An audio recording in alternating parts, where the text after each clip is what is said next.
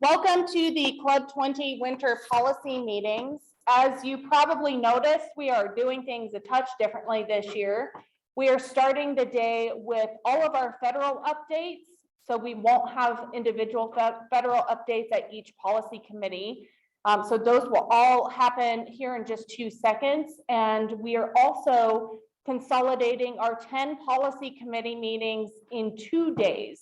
So it's fast and furious.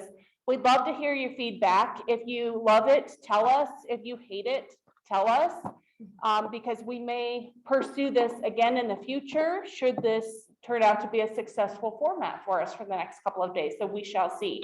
So with that, I want to go ahead and start with Senator Hickenlooper's office. Sarah McCarthy is here to give us a quick update from his office. So please welcome Sarah. You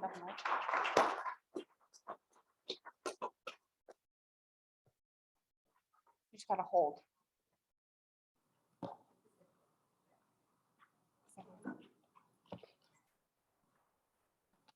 Good morning, everyone. Great to see you all. For those of you who haven't met yet, I'm Western Colorado Regional Director. I'm based here in Grand Junction. Well, I know most of you, but if we haven't met, thanks so much. Yeah. It'd be great to get to know you all in person. So I've got a couple of updates today, both from general federal happenings and also some things that our office is doing specifically as far as bill introductions, etc. First note I'll make is on congressional directed spending requests. We saw a lot of requests last year come down from Western Slope regions, and which is really exciting. They're currently in the appropriations process. I get a lot of outreach from folks in the counties all across Western Slope asking where are we at with these project processes. Right now, they are held up in the federal budget approval process. So I know that is frustrating to many people who are kind of hinging on their projects being funded through this, but we are, it's frustrating that we're not having the federal budget funded generally, which I think we all share. But yeah, I just want to quickly say that our offices will reach out to you as soon as we have any information on those project requests. So just wanted to make that quick note. Another big thing that I'm sure you all are very aware of is the infrastructure bill that passed in November. Our state is going to be seeing a lot of money come down from this infrastructure package. We're already seeing a lot of money come down. And I think that's really relevant to our transportation conversation today, our broadband conversation, which I know we're going to dig deeper into those. But from the federal process, we're going to see our 9 highway formula funded programs funded at about a little over $270 billion over the next 5 years. And then on top of that, that's going to go through CDOT, of course. And then on top of that, we're going to see a lot of competitive grant opportunities that localities are going to be eligible for. So our office is trying to get out that information. So I think it's more that the local governments and local entities can really learn about those grant opportunities. The better position will be on the Western Slope to really get that money going to projects. You know, we're going to see familiar grants like the RAISE grants and Protect grants, and then we're going to see some newer grants like a wildlife corridor protection program and electric vehicle charging, multimodal money. So we are working really closely with CDOT to make sure that the feds and the state and the localities are all coordinated. I'm sure Michael will talk more about that, so I won't steal any of his thunder, but really making sure that the localities are going through that PR process with CDOT to prioritize grants and make sure that your plan is going to prioritize. I can't work. Another note on transportation, we've been really closely following the Glenwood Canyon disaster cleanup. It's getting close to done. We've been coordinating a lot with people and our field counties to MCDOT to really make sure that an alternative route is developed so that we don't see the economic disruption that we saw with the disaster like this last year. So our office is tracking that closely, and as are many entities on the Western Slope. I think that we all know how that mudslide impacted us last year. On to broadband. So Senator Hickenlooper, he was a part of a group of 20 bipartisan senators who really had a hand in figuring out how to write a bill that was going to pass. He had a pretty heavy hand in the broadband piece of the infrastructure bill specifically. It was really a continuation of the work he did as governor.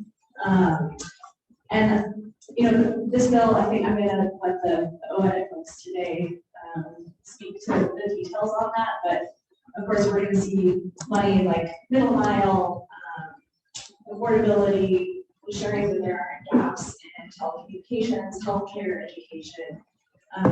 This bill really focuses, this money is really focused on ensuring that we have broadband access in areas where we typically have it.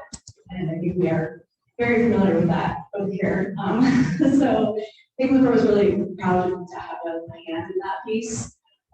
Last week, he worked with that group of senators to encourage the FCC to make sure that localities have a voice in the process of mapping, getting reliable data. We're not going to know where to build broadband out if we don't have the data. Can you not hear me? Okay. That's so good. Yes, yeah. And so each state is going to get off the bat $100 million and that money can be used to build out local capacity and really build out coordination between the state and localities, which I think is going to be really key for rural areas in Colorado. Let's see. Senator Hickenlooper is introducing a bill called the Network Equipment Transparency Act. This bill is addressing supply chain issues that we are seeing impact broadband projects. So all of this money coming down from this infrastructure bill, the projects depend on material goods and goods like semiconductors, routers, fiber cables. It depends on the supply chain working for these projects to be completed. So this bill is going to require the FCC to dig into any supply chain issues that are existing and report to Congress on those supply chain issues. So the Congress can be aware and take action if we're seeing huge hiccups. Because we've been seeing these hiccups throughout the pandemic, and we need some pretty streamlined coordination for these projects to be completed. That's the Network Equipment Transparency Act. So moving into the business world, I'm trying to be cognizant of time here, so I'll be kind of quick, but Senator Hickenlooper, both Senator Hickenlooper and Senator Bennett, or maybe I've been in here, but I don't want to steal all my thunder. But both senators joined a bipartisan group of senators who are pushing Department of Labor and Homeland Security to release the maximum amount of H-2B visas. So if this were to happen due to the pressure of the senators, it would release an additional 44,000 H-2B visas. And this, of course, would address labor shortages and issues that small businesses are having with labor throughout the spring and summer in Colorado. And so fingers crossed that we see that happen.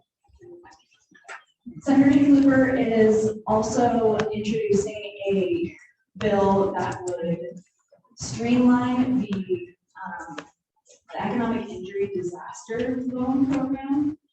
So this program basically provides capital to small businesses who are suffering from disasters and of course this was a huge lifeline for the pandemic. We have heard over and over again from small businesses in Colorado and businesses in general, not just small businesses, that there are barriers with receiving this money, the application process.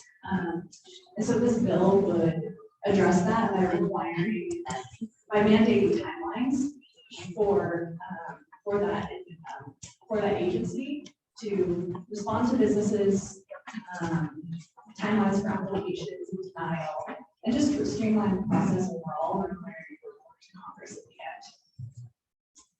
And finally, on the my last update is the senator is right now working on a bill that would support businesses in the ability to provide retirement programs to their staff.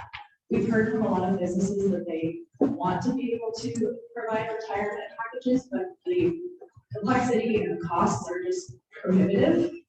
So this bill would create a tax incentive over a number of years for taxes spent on getting the program started, and also matching contributions for employees. So that's going to really help those employers be able to move through that barrier and hopefully provide that benefit to employees. And I think with our job market right now, that's something that is really going to be easier for the businesses to be able to gain employees and be attractive. Can you please use a microphone? Sorry, it's my first time at one of these meetings. I really lost my mind briefly. Would this be something that businesses either include the size of the business, or does it matter the size of the number of employees, and also if they're currently already offering those kind of benefits? Would this be something that they would still be available for if they are?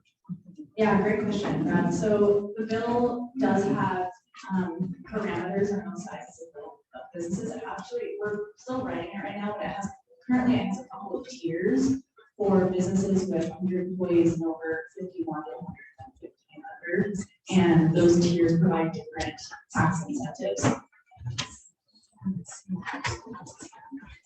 Any other questions? I know we've got two other congressional updates on these. We'll be talking some time, but happy to answer any questions now or at lunch if you have any. Okay, well, thank you so much, Christian and the policy commissioners for having our office here today. Great to see you all. Thank you, sir. Next, we have John Whitney with Senator Michael Bennett's office joining us virtually by Zoom. Hi, everybody. Good morning. Great to see everybody. Can you guys hear me okay? We doing all right on the audio? Yes. Great. Sounds good. Well, thanks. I'll try and just touch on some relevant issues for the committee's meeting today. Unfortunately, we can't be there in person. We have had some staffers not feeling well, so just remoting in for this one. But just want to touch on some of the highlights happening out of DC with Senator Bennett's work of, as Sarah mentioned, of course, first and foremost is the infrastructure bill, the largest investment in our infrastructure since Eisenhower was president. Colorado expects to receive well over $6 billion just in formula funding. And of course, we'll be able to go out and compete for countless other grant opportunities. One real highlight of the bill, of course, is broadband. One of the things I think both Colorado senators are most excited about. We expect that Colorado will receive at least $100 million, likely much more. I've heard estimates of anywhere from $400 to $900 million. And a lot of the holdup on that is the mapping work is still really being done to, figure out where we have broadband, where we don't. As you guys know, we've been working on that for years. Senator Bennett did a bill on that to try and fix that mapping issue years ago. Unfortunately, it wasn't done at the front end, so now we kind of have to do it on the back end, and that's going to hold up the implementation of where this money goes. And on this broadband funding, this funding is really based off of Senator Bennett's Bridge Act, which was written, right here in Colorado, particularly a lot on the western slope.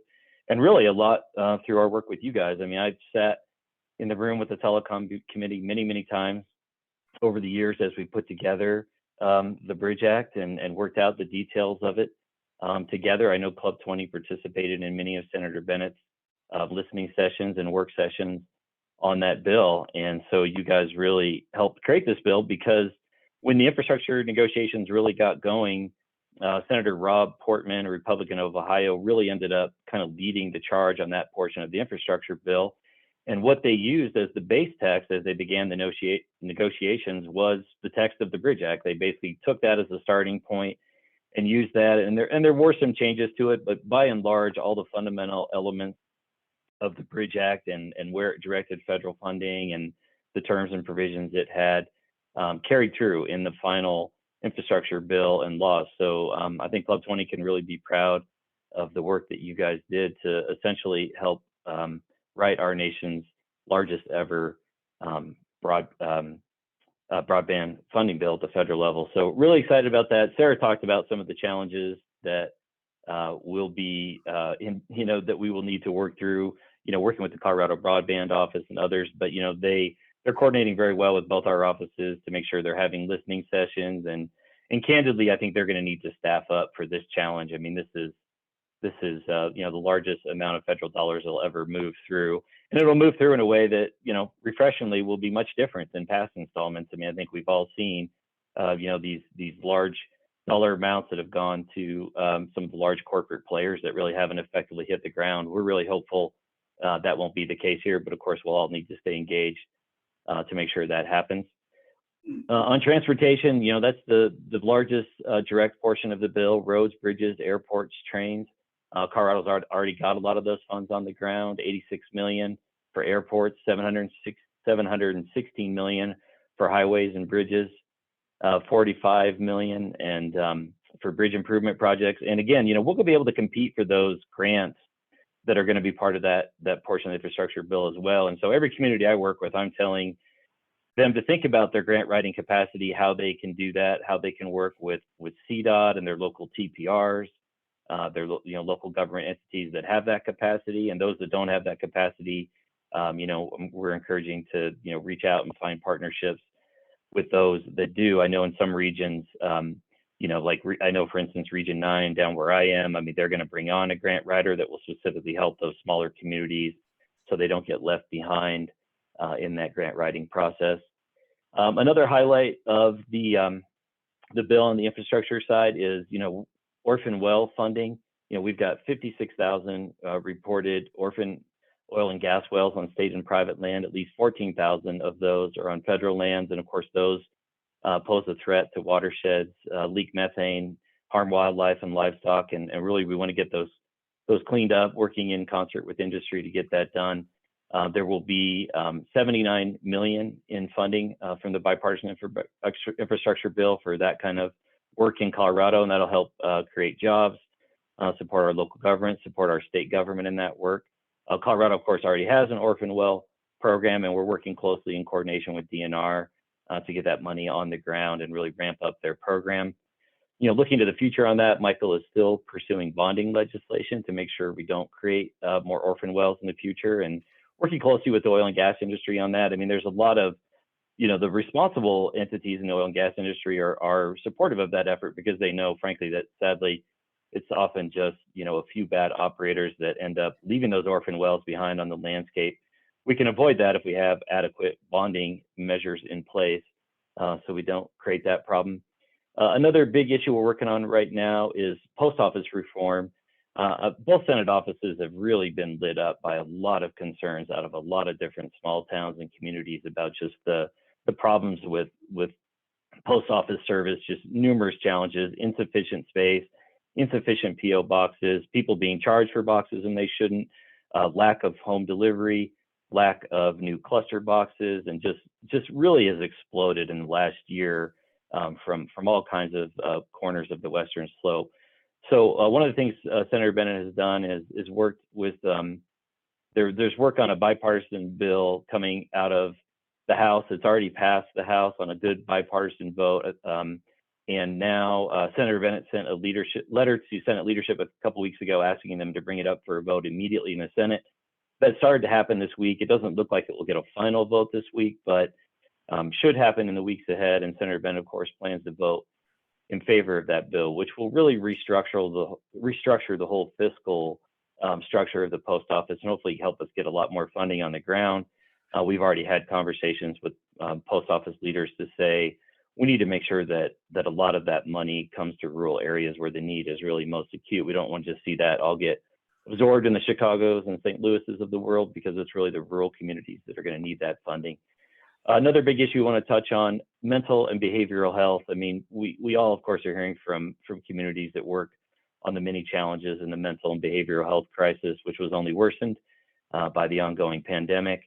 So the last couple of years, our team, Senator Bennett's team, has been working to look deeper in the crisis and see what we can do. Senator Bennett has teamed up with Senator John Cornyn, Republican of Texas, to release a bipartisan white paper called A Bold Vision for America's Mental Well-Being, which outlines our vision and how we can work on fixing these longstanding parity issues, particularly in our rural areas that do not get the mental health services they need. So we're happy to share that white paper with anyone who's interested, and of course, would love to hear any feedback from Club 20 or anyone else that is interested. We hope it will be a more comprehensive approach to our mental health crisis. On small business, I'll just note real quickly that the legislature is really going to have their work cut out for them for figuring out how to implement the American Rescue Plan funds at the state level, working on workforce development, education, and economic recovery. And of course, local governments have a lot of money now that they can spend. The Treasury Department has issued their final rule. It'll go in effect here in April.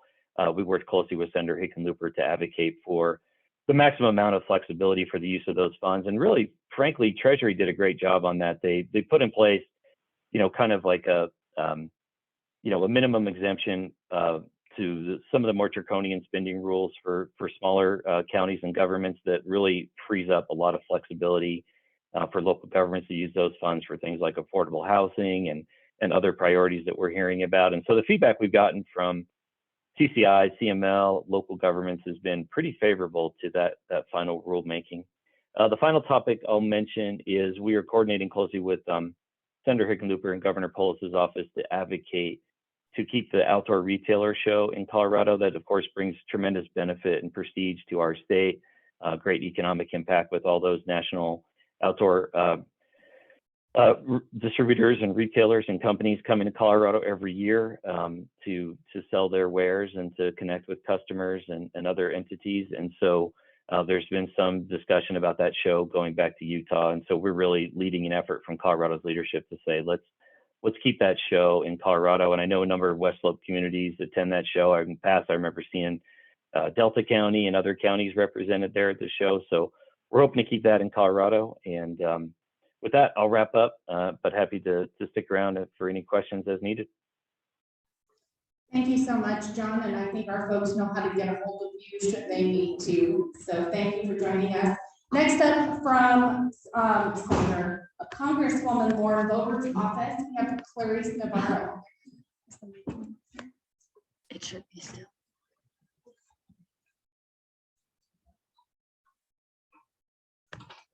Oh, did it turn off?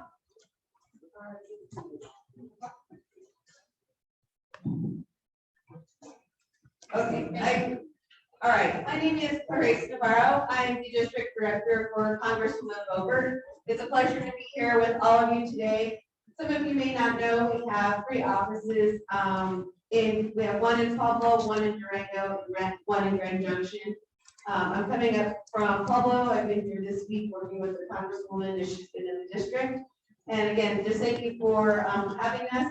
I'm going to give you a brief update on the topics that will be discussed today, and I'll keep it very brief. I know that we are running over. And McKenna will be joining us tomorrow. She is in our Grand Junction office, and she's our field representative for this area. Just piggybacking off of the I-70, Congresswoman was very pleased to lead the delegation to get out here and look at the months like mess and securing energy resources and assistance for that. I wanted just to touch, she has worked on with the San Luis Valley. They had a $1.8 million project with their radar, and they were having issues with the National Weather Service accepting that information from those towers being shared. So we were able to secure that gap and get that important weather information out with the National Weather Service. She has worked with Governor Polis and Senator Hickenlooper and Bennett to get the Bureau of Land Management secure those 36 jobs to keep them here at Main Grand Junction.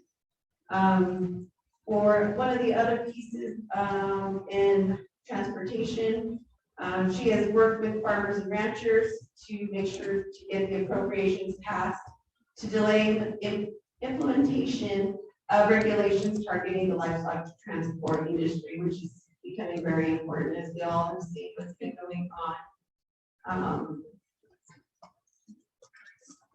She has introduced 2 bills that are related to the topics today. One, the first is protecting our American Energy Jobs Act, and that is to ensure reliable and affordable energy supplies and to foster the economic growth and keep job creation in rural communities. The other one is America's infrastructure to modernize, America's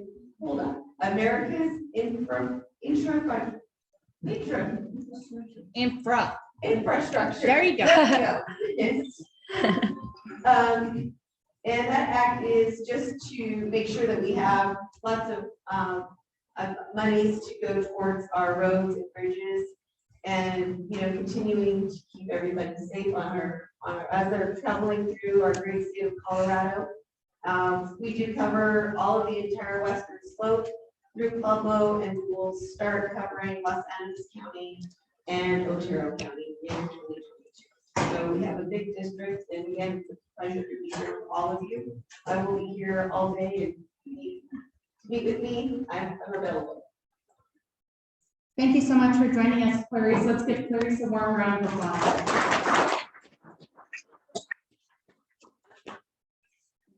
We'll now turn it over to our Transportation Committee Chairs, Ray Beck and Terry Binder. I do want to remind everybody, we have folks joining us by Zoom. So for those in the back of the room, if you have a question or you want to say something, please just come up to the table and grab a microphone so that everybody can hear you. And for those at the table, speak loud and proud, my friends, so that everybody can hear what you have to say.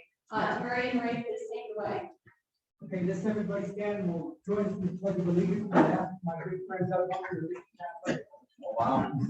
I pledge allegiance to the flag of the United States of America and to the republic for which it stands, one nation, under God, indivisible, with liberty and justice for all.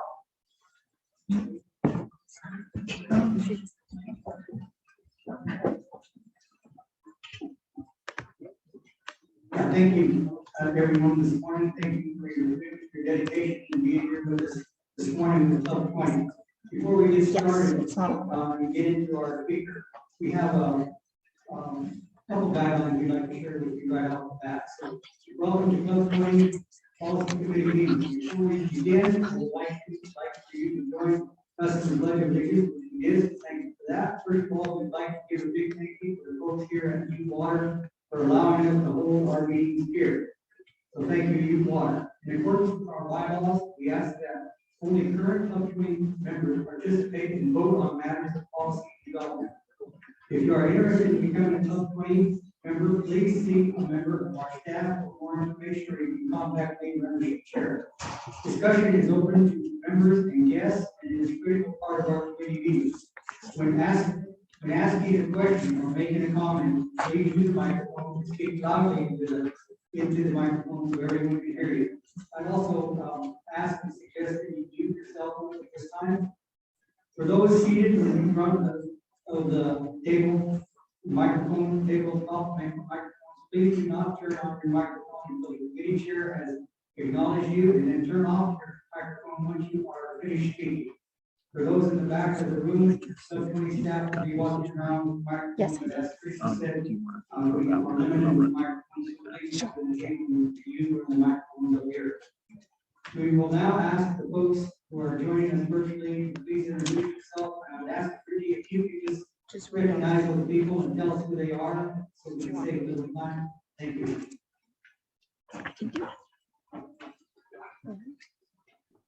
We have Nancy Fishering, Carl Stevens, Hillary Henry, Jolene, Kelly Hebert, Perry Will, and Tracy Sakaguchi. Okay, thank you. Thank you for those on Zoom. Now we will ask our folks in the back of the room to start introducing yourself. And all I'll ask is for a name and title. That's it. So we'll start from the back, and we'll start from my right. Start right here, and then we go. Good morning, I'm Riley Scott, Chairman of County, like our next Visit Washington County. Sherman Ray Scott. Kathy Thacker from Durango. Derek Elder with Grand Valley Power. Liz Smith, Edison County Commissioner. Sarah McCarthy, Western Director of the Senator People's Office. Eric Brulis, Mason County, Code 20. Chris Lopez, Colorado Housing Finance Authority in Durango.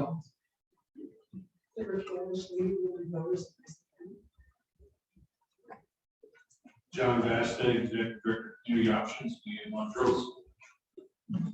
Jeff Lukens from Stevens Press. Tammy Thompson, Valor Hospitality Partners. Anne McCoy Harold, Emeritus Member. Betsy Bear, Code 20, Gretchen Stowe. Newest member of the team. Greg Williams, Water. Mayor Mickey, Grand County Commissioner, Code 20 Chair.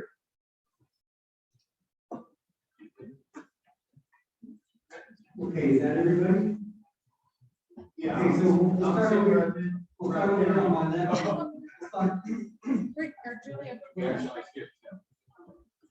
Okay. Hi, I am Tim Redmond, Brown County Commissioner. Thank you. Then we'll start over with Matt. Go around the table. Matt Schuler, Jackson County, Code 20. Cindy Josher, Immediate Past Board Chair, Code 20. James.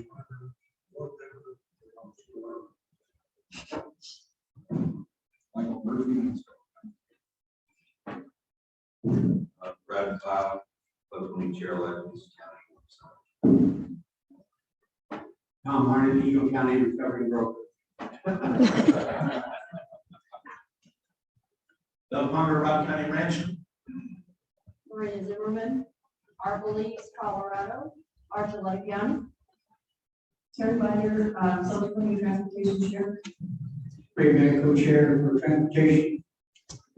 Mike Wilson, Region 3 Director for Scott. Wendell Coates, Delaware County Commissioner. Arlene Director for Finance.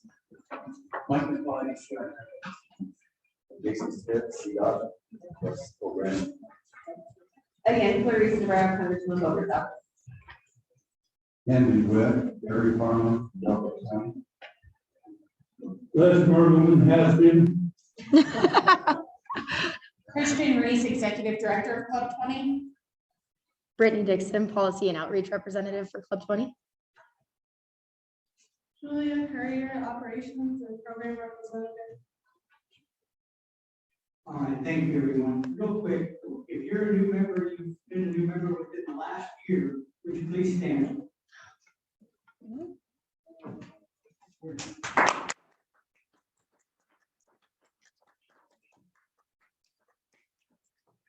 Thank you. And welcome to Club 20. I think we're going to turn this over to Terry, so we can have her start.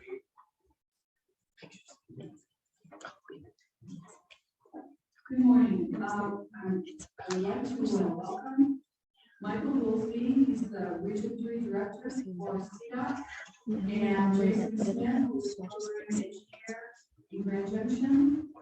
Region 3 is a very large region that includes Loma Canyon and Blue Blue, so we have a lot of this fun. And so we'd like to welcome him and everything else. Thank you. Good morning, all. It's been a while since we've been to visit all of you. Thanks for having us. What I provided to you this morning is the 10-year plan update that was provided by the Transportation Commission as of yesterday. So we'll run through that, but I think the one thing that's on everybody's mind for the day is probably Canadian and where we're at with that. So making great progress. The contractors that are working on reclosing the river itself, they're losing about 4,100 tons of material a day right now. Two of the biggest areas, the Double Hole and the Blue Gulch area, are pretty much done. We have meetings set up with the Forest Service starting, I believe, next week. We have a final grading plan in the river. So we're making really good progress. There's two other spots that we're working in conjunction with the railroad to try to get some equipment in, to be able to get those spots cleaned up, but barring spring and what we do runoff, I think we're in pretty good shape. As far as the roadway itself, all of the repairs are done there. We still have some ITS devices and other things that we need to fix. And then they're working on the bike path currently. The rec path has quite a few spots of railings that need to be fixed, and then we still have a little bit of guardrails. Ongoing right now, we have a couple of rockfall projects, and what those are doing is basically cleaning out the current rockfall fences and extending a few of those to address it in the areas.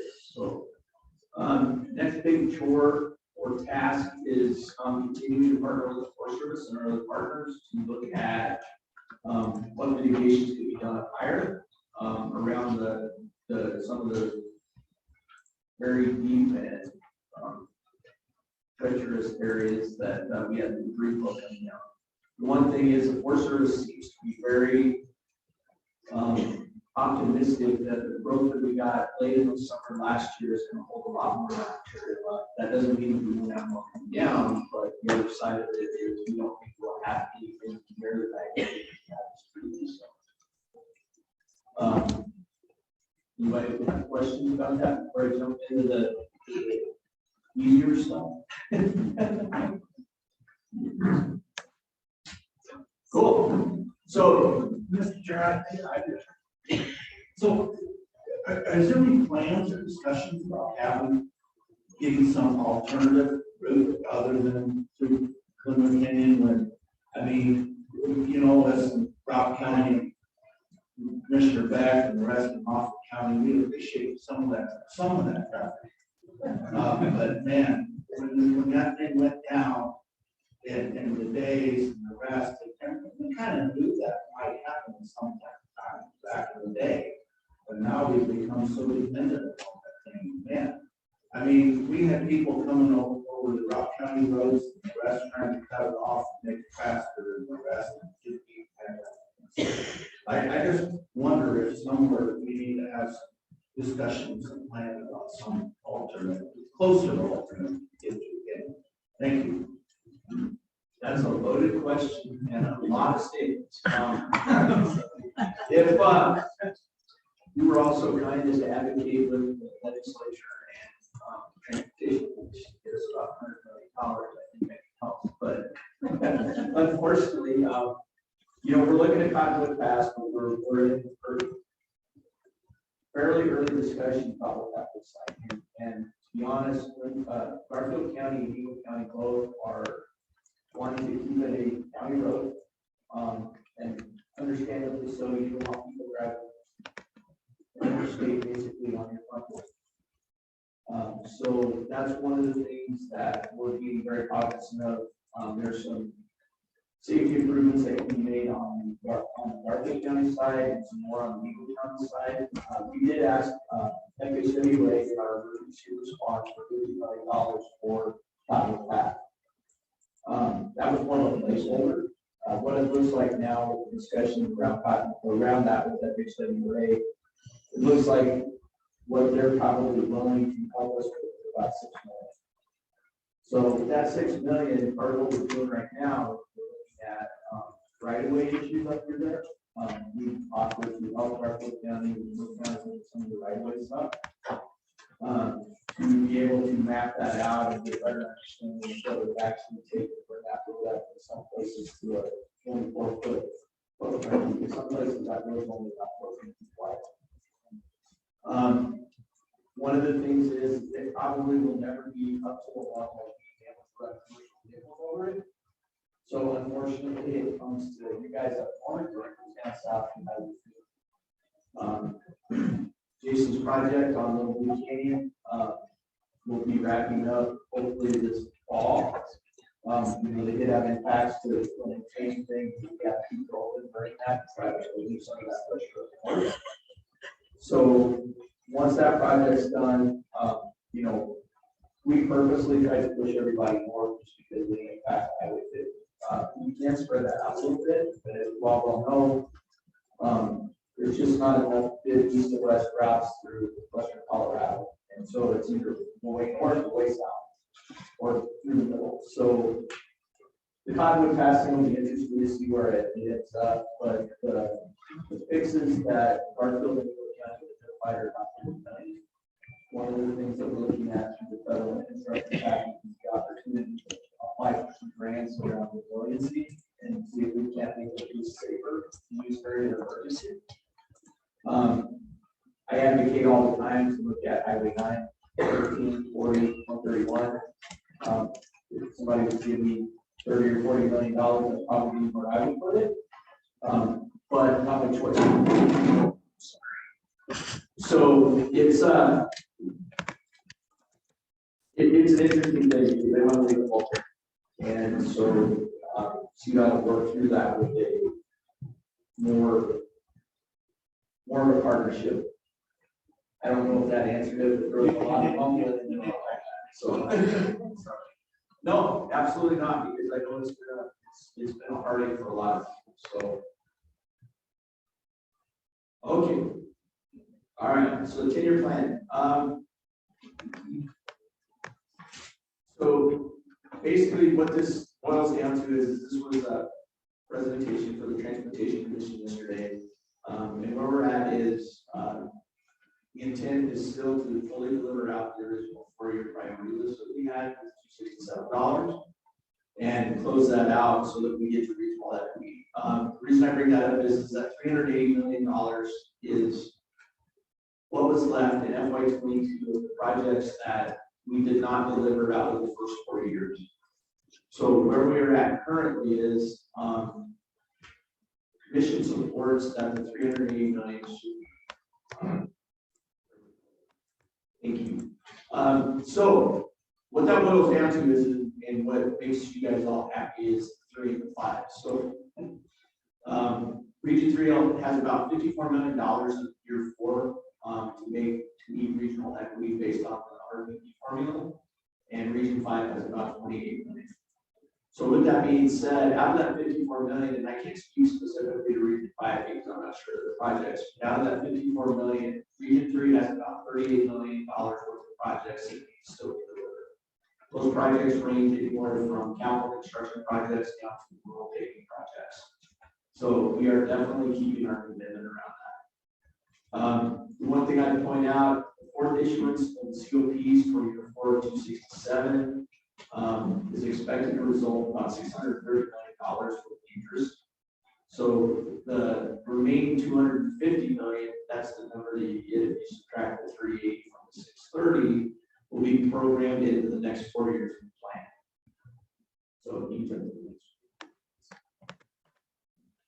So one of the things that's been discussed heavily with STAC and TC is retaining the minimum transit funding target of 2%.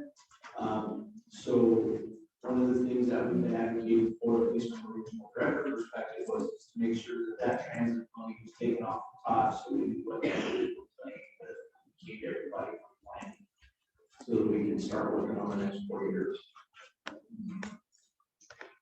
One of the things that's been highly discussed lately between STAC and TC is the equity breakdown of the transit funds or the MLF funds and how that would look.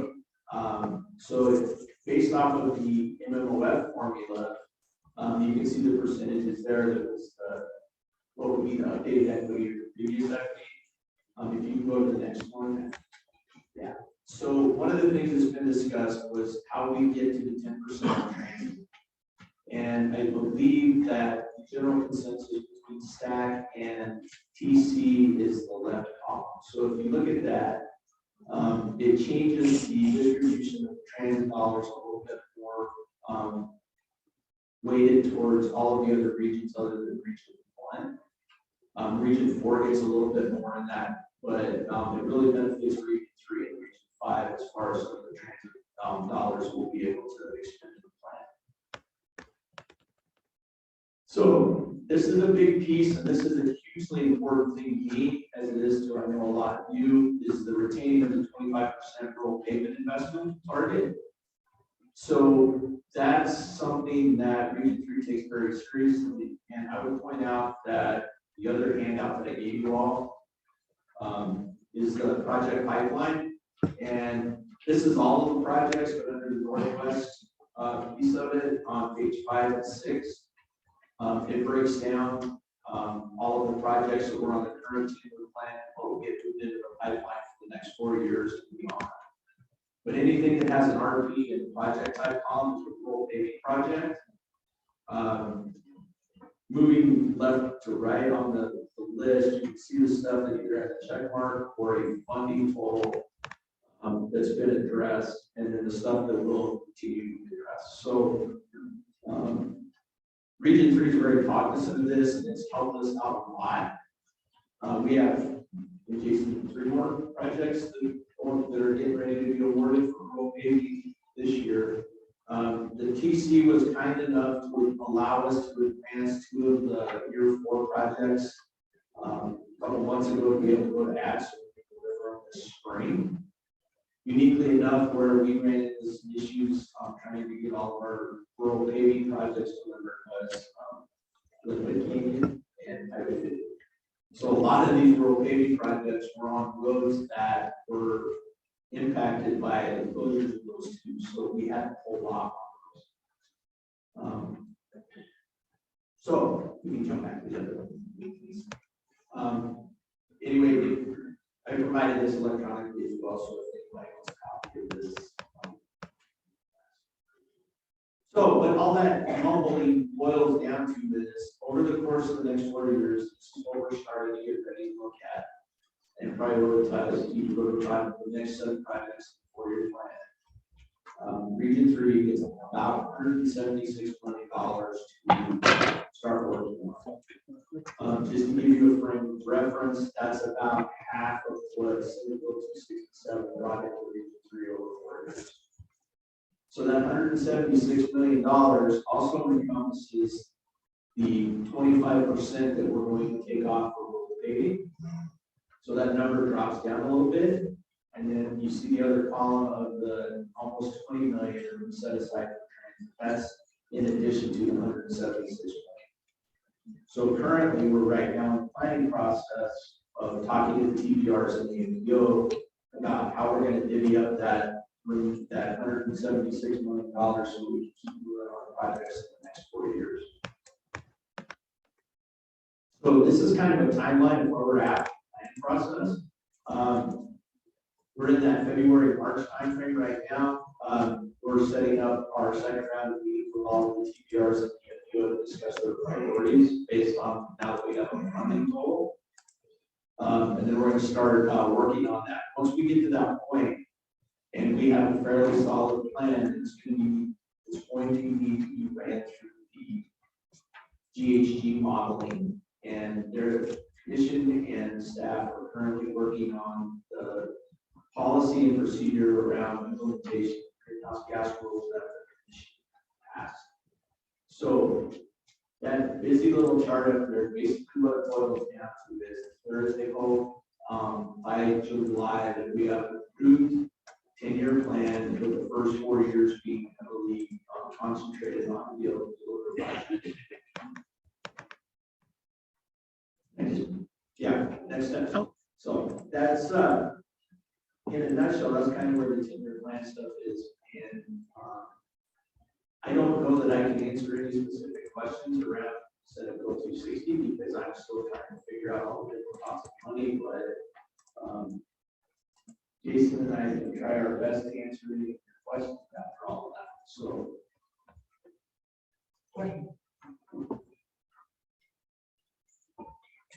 I have. So I was looking on your list here. And I see that you have scheduled for this year of the outer improvements to Steeple Spring, Milner, Hagen, and Craig. I also see you have paving, passing lane between Craig and Steeple Spring. I was under the impression that was told that you were going to Mill Highway 21 to Craig, and Craig, is that happening? So the projects, Chair, that are on that list are the ones that are outside of our normal delivery of projects. So the Craig project is actually a stream project of our base program. These are the program or projects that were identified outside of that base program, whether it's fashion safety or it's treatment or it's. So the Highway 40 project in Craig is a treatment project, so that it doesn't fit within the realm of the 267. So bottom line is it going to happen? I believe it's ready to go. That'd be awesome. Yes, thank you, for being here in the presentation, and sorry I was a little late, I had my cup of sleeping last night. I'm from the Aspen County area, and we had received a flat Forest Service access grant to improve our street parking right lot. And that was supposed to happen this summer. The bids came in 2 to 3 times, probably 3 times the engineer's estimates. And so that project's been canceled. We're going to try to rebid it this fall. But I'm quite concerned that with all the infrastructure money that's flooding out there, are we going to see some competition for those road dollars that these projects are going to come in much higher than you've estimated so far? So that's one question. And the second is I'm really wondering what's happening with the fees on gasoline to improve your budget that were passed last year. And I've heard that Governor Poole is said he'd like to delay that implementation. And I'm really concerned about that because, you know, we're finally paying for ourselves for Colorado roads. We get some free federal money. So we say, hey, that's okay. We don't really have to pay for our own roads anymore. But I'm really worried it will never be implemented. And it will be something that's easy enough to pass along each year because it's too costly. And so how will that impact cutting back what you had perceived you were going to do between the bidding processes and then the state pulled back what was going to be significant dollars? Potentially, I don't think that's final. Yeah, and I think first the inflationary piece of it, that's one piece of it that we're pretty concerned with. The other piece of it is only getting one, sometimes 2 bidders on projects. We've seen that quite a few times recently where we'll get 1 bidder. So that's made it difficult. The inflationary stuff, it's already impacted us, you know, from a maintenance perspective, you know, just fuel and materials, snow removal, some of that stuff. We've seen some of our projects, we've been fortunate with the projects that we've had, we've not had and awarded. They've been pretty close. We did see a couple of them in the 25% range of our engineer estimate. And then we had a bridge replacement project that was like 167% of the estimate, but there was other things that drove that. As far as the funding piece, with 267 and where we're at with 267 and the influx of funds that we received from that, our base program is basically staying the same right now with currently what we have. The passage of 260 basically doesn't really start ramping up to a point that you have to do something with it until like 2025. So I don't know exactly, and we're looking at that, what that impact would be, but with the slide I showed previously with the additional funds that are coming out here for 267 that we can roll forward, our construction and engineering staff are busy. And so this plan, and that's one of the things we're working on right now, is we're gonna have to go back in and we're gonna have to look at the estimates and the numbers we plugged in 3 years ago and see where we're at. So stuff that we thought we would be able to deliver in 4 to 5 years, it may take us 6 or 7 or even 8. So yeah, we're very cognizant of that. Okay, Mayor, the question is, thank you, Mr. Chair. Thank you, Mike, for being here. I have 3 things. One of which is the partial solution to the government pass problem. And the other 2 I just need to bring to your attention. So I'm there. The first one is County Road 1, which is a cutoff between Crane and it goes out at State Bridge. When the tunnel closes, there's an incredible amount of traffic that gets on that road. And I know that it used to, historically, it was a state road, but it doesn't handle semis and 2-lane traffic on the gravel roads and sharp corners. So I don't know if there's any additional funding, just bring it to your attention when the tunnel closes, I-Star tunnel closes, there's an amazing amount of bypass traffic goes that road, which doesn't handle it. I'm sure you've all heard this before. So the second one is and I actually want to thank you for this one, is that Highway 125 between Granby and Walton. We did experience the same kind of slides that happened in Lincoln County, because you have fire there. And I really appreciate how you guys stepped up and staged equipment there. And we only experienced maybe 2 and 3 days at a time closures last summer. We expect this to continue because there's a lot of snow on through this year, so we really appreciate that. And keep that on the radar too, to make sure we keep that thing open. Doesn't have the traffic, doesn't have the critical mass of people going up and down the road. It is very important.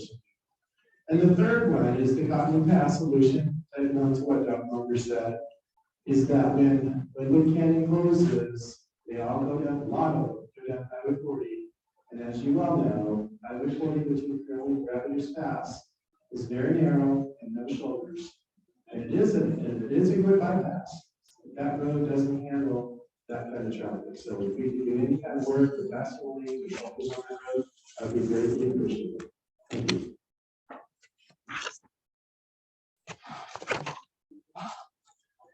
I agree. Okay, I honestly, in the 10-year plan, there's some stuff on the US 40 that was more fun. And again, it goes back to if you guys can all get about $100 million off this Highway 9, Highway 40, and finish out 13. But I don't know that I'm going to get 100 million. So I just have a general question. Are you all experiencing staffing difficulties and supply chain interruptions like so many folks are? Thank you for bringing that up. I appreciate that. So our staff in Region 3 is anywhere between 560 to 580 employees. Between engineering and maintenance right now, we're at about 385 to 390 given the day. And out of that, about 100 and change of those are maintenance employees. During the Christmas holidays, hopefully all of you noticed that we're fully going back to for travel. During the Christmas holiday, our maintenance staff, between the folks that had COVID and were off and the vacancies, we had over 145 people out of a staff of 260 plus maintenance employees that were out or not working for us. So we've been shifting folks from as far away as Crawford, Montrose, to Lake City. We only have one person in the city right now. I think we actually have 2 now, but we've had 1 or 2 people in Aspen most of the time. It's been we've shifted folks. Jason has people on his engineering staff that have gone out and gotten their CDLs and are helping us. It hasn't gotten bad enough that they call me on the cloud. I think that's by design. I think I could have had help a couple times, but they're not willing to get back in the truck. So it's been very impactful. Our folks are getting really tired, but they trudge on. And when you have a COVID outbreak in one of the facilities and you got 1 or 2 people, you have to make do and ship mechanics and whoever else has it. Yeah, so we're feeling it. Supply chain stuff, we've been impacted a little bit on some engineering projects, but what we do right now, not really, because we buy local for materials for storm removal, the fuel thing. So for the most part, we've done pretty well that way. Okay, comment here. Mike, thank you very much for being here. I got here this morning, but we can't. And I want to congratulate you and thank you for Mark, for the job. You did accomplish there. All the things we're here, you know, we all know it's true. And I'm glad we had a chance to work together. The question I have, and maybe I missed it, but the highly touted federal funding for infrastructure. Kind of have a what does it mean to Colorado? And more importantly, for us, what does it mean to Western Colorado and actual dollars? So that number I showed all of you is inclusive of the projections of what we believe they're going to receive from the federal infrastructure bill. So with that, there's also a whole lot of grant opportunities that are built into that. Those are slowly trickling out as far as the criteria around what we can do to apply for those. So there's a fairly large pot of money that's going to be around grants, but the overall number that you see that I told you, the 176 million, that number has the different pots of money from the federal government baked into that, in addition to Senate Bill 260. So what it means is we can continue our program kind of at the level that we did with Senate Bill 267. But I don't know what that means actually wise until we figure out how to get the grants you guys to Colorado. It's a hard one to answer right now because some of those things haven't been defined. The one thing I will point out that's really exciting, really important to me is there's a wildlife grant opportunity within the new federal bill. And that's something that we are advocating largely for Western Colorado, the wildlife prioritization study that we did with Region 5 and Region 3. We can spend that money every year on wildlife projects.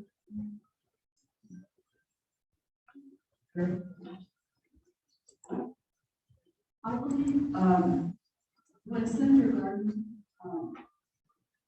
he got us some money for LMAS, he's found the LMAS. Where's that money? Is that money included in this, or is that? No, that's separate. That's part of the utilized portion of your 2 of 267, the next grant. That's already in that it's already moving. So, yeah. So when is that? It started. There's 5 actual different projects that are included in that. And the first project we're going to do the bill that'll pass in the last 3 or 4 months. You see the whole runway truck grant. It's got straight gravel and through, so it's safer for commercial vehicles to utilize it when we need to. That was the first step. This summer, they're going to pick up the implication of the 4 mile bike path. That's the next piece of it. The following summer, next summer, is the replacement of the westbound bridge at the 185, which is the other set of 4 bridges when you want to decide to pass. The following summer, there will be a separate project get out to replace the eastbound bridge there. Once those bridges are replaced, then the climbing lane from approximately the 185 up to the 190 will be completed. So it will be done hopefully by 2026. Yep.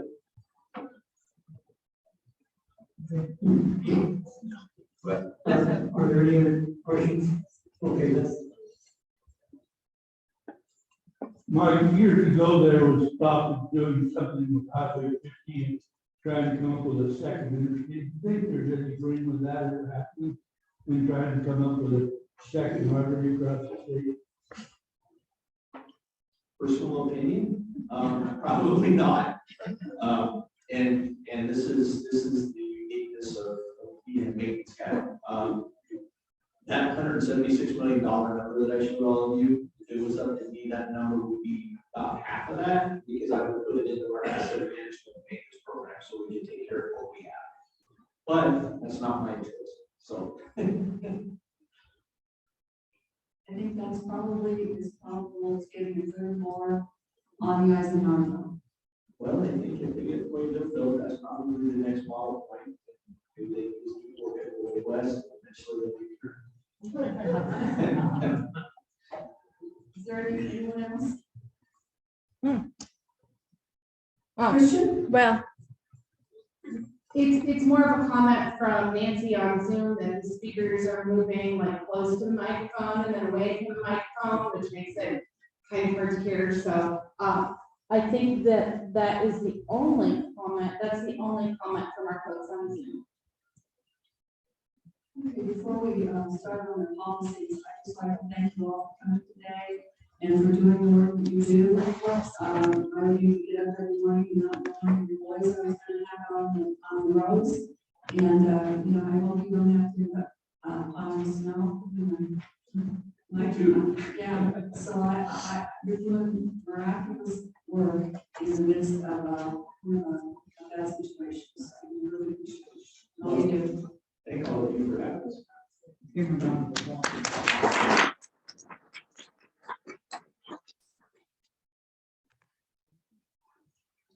Well, Michael, I can't imagine taking care of the whole state of Colorado.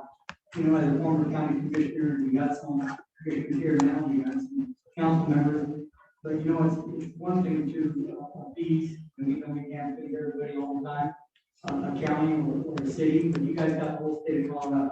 Thank you for all you do. Okay, we're going to, as they say, it's a long way to go to Della, and we go back and get, so we're gonna see if we can get a few resolutions, so I can hand this off to our next committee chair. When we have up for review is a TR 18-1, which is Federal Motor Carrier Safety Administration and Electronic Logging Devices. And Brittany has it pulled up on the screen. This is up for deletion, is that correct? Is there anything, Brittany, or Christian, you guys would like to say on behalf of this resolution before we go into it? So I spoke with Joe with Colorado Motor Carriers Association, and she said that this issue is no longer pertinent and that they have fixed it, so it is good to be deleted. Okay. And she's also online if she wants to speak to anything else about it. So the chair will entertain a motion and we can ask the discussion. So moved, delete. Okay, we have a motion to delete. Do we have a second? We have a second. All right, open for discussion.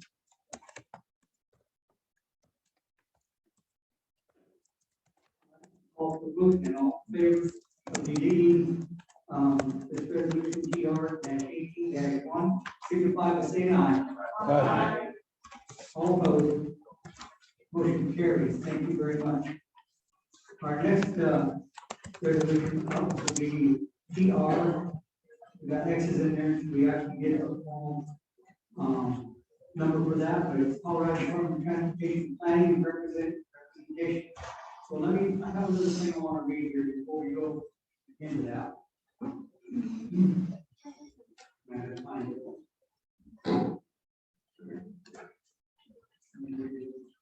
So just bear with me here, a little background. So as you all know, we adopted policy several years ago, that all resolutions would be reviewed and updated every 5 years. As chairs and co-chairs of our policy committee, we have been asked to lead, combine, and amend those resolutions, working through our advisory panels, committees, and bring recommendations to the policy committees, and ultimately to the full board for approval. Terry Binder and I are the co-chairs of the Transportation Policy Committee. We want all of you to know that with the help of the sub-committee staff and our advisory committee, which has met several times over the last couple of years, has helped us accomplish the task at hand and bring these or those resolutions and recommendations before you.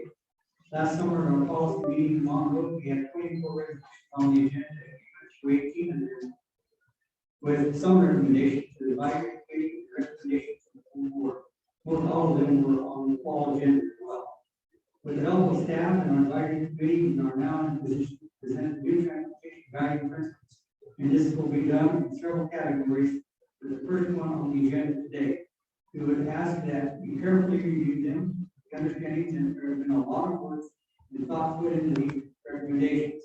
So I want to thank you all for your time and thoughtful consideration of these resolutions presented to you today. Then I would ask Brittany, maybe you can give a little more background, if so desire.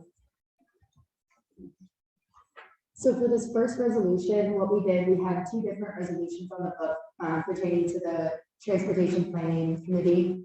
And we figured that they are easy enough to put together, and instead of having two resolutions on the book to talking to the same topic, we can just put it in one resolution together. So that's what we did here. And then if you look, I'll pull up what we did down below here, but we didn't delete anything out of the other two resolutions. We just combined them in a way that made sense for these two, or for this resolution. So it's all right with the members, I look this up to a motion and we can have discussion. Okay, we have a motion on the floor, do we have a second? Second. Okay, Rachel seconded. All right, so I think we can possibly do this all in one, and if we can't stand corrected, we could adopt this, and that means as so, then we do delete the other resolution to reference, it would be TR 91-4 and TR 93-. Who was the second on that? Rachel. Who was the motion? Oh, Les, okay. Darwin. Oh. Darwin. So is there any discussion?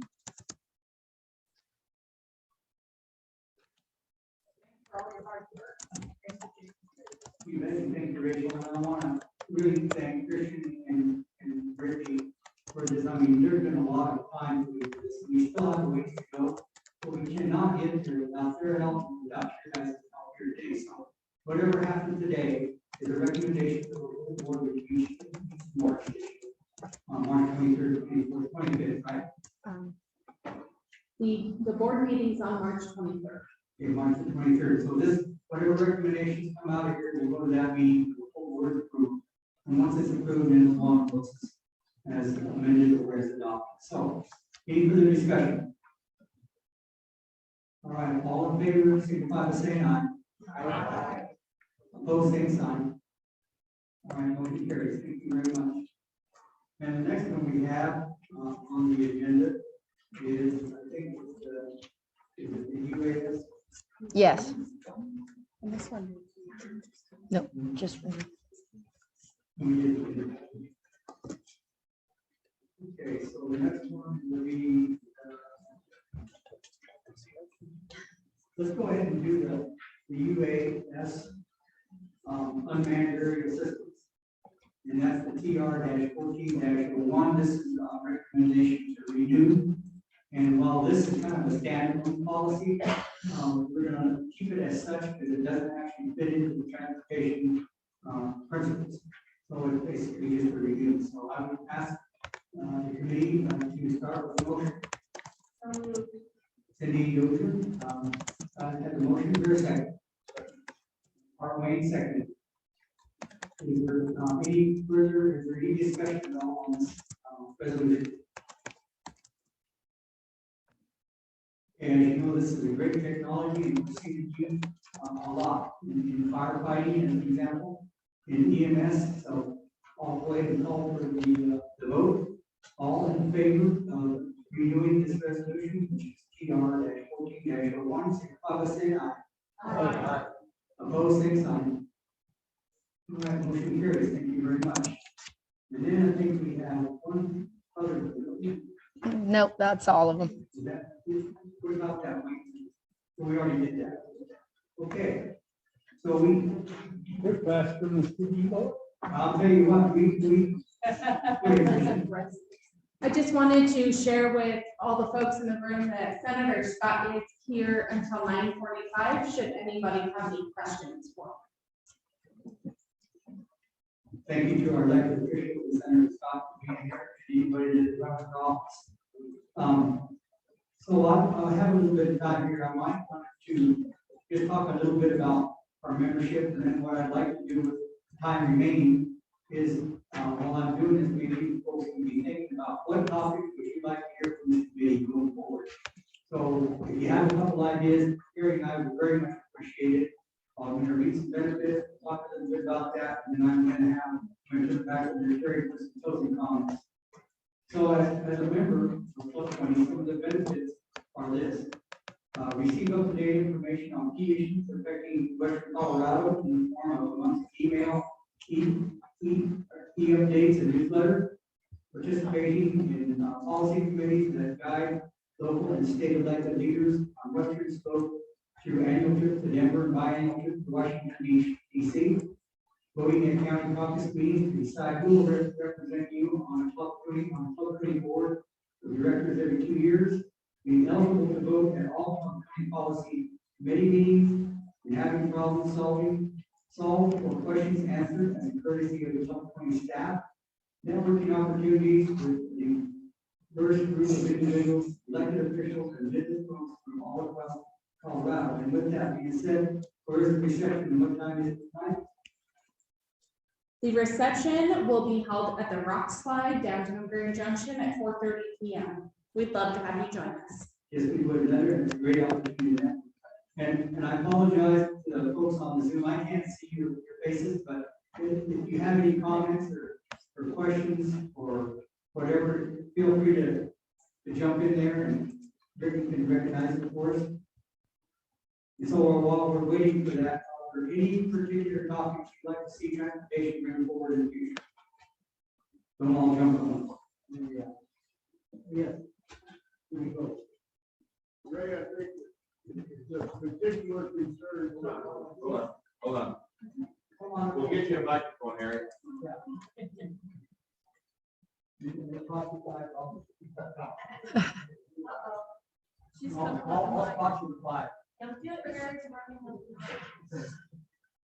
Okay, you got it? All right. It's a particular concern to Club 20 because it's the Western School. But one of the things that I think we should discuss, never really got a good answer. Yeah, we can't. But we can't have the voice that we do with Glenwood Canyon and go in that direction with snow closures. We have another issue here, and it's the Beck Canyon. And the commerce that Grand Junction suffers when there's an accident or closures at the Beck Canyon.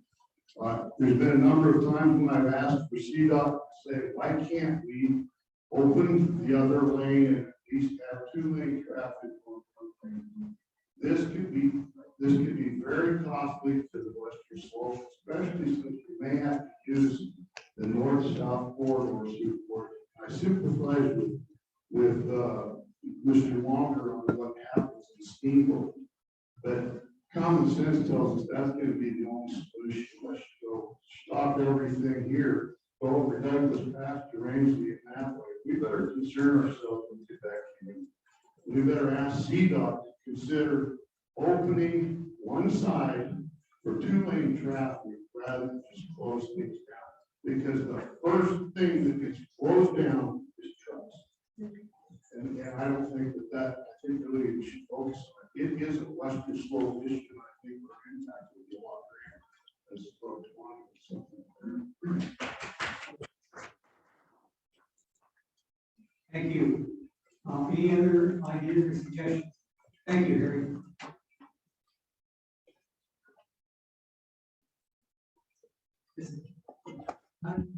This is not like an option, going once, going twice.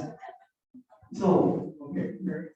Okay, today, we have Senator Race back here, and, if you would like to give us 5 minutes of his time, you know.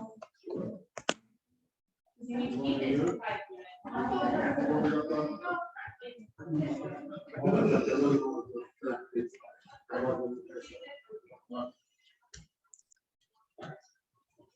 Well, thank you. I was singing a song on my way up and sing. That's true. That's true.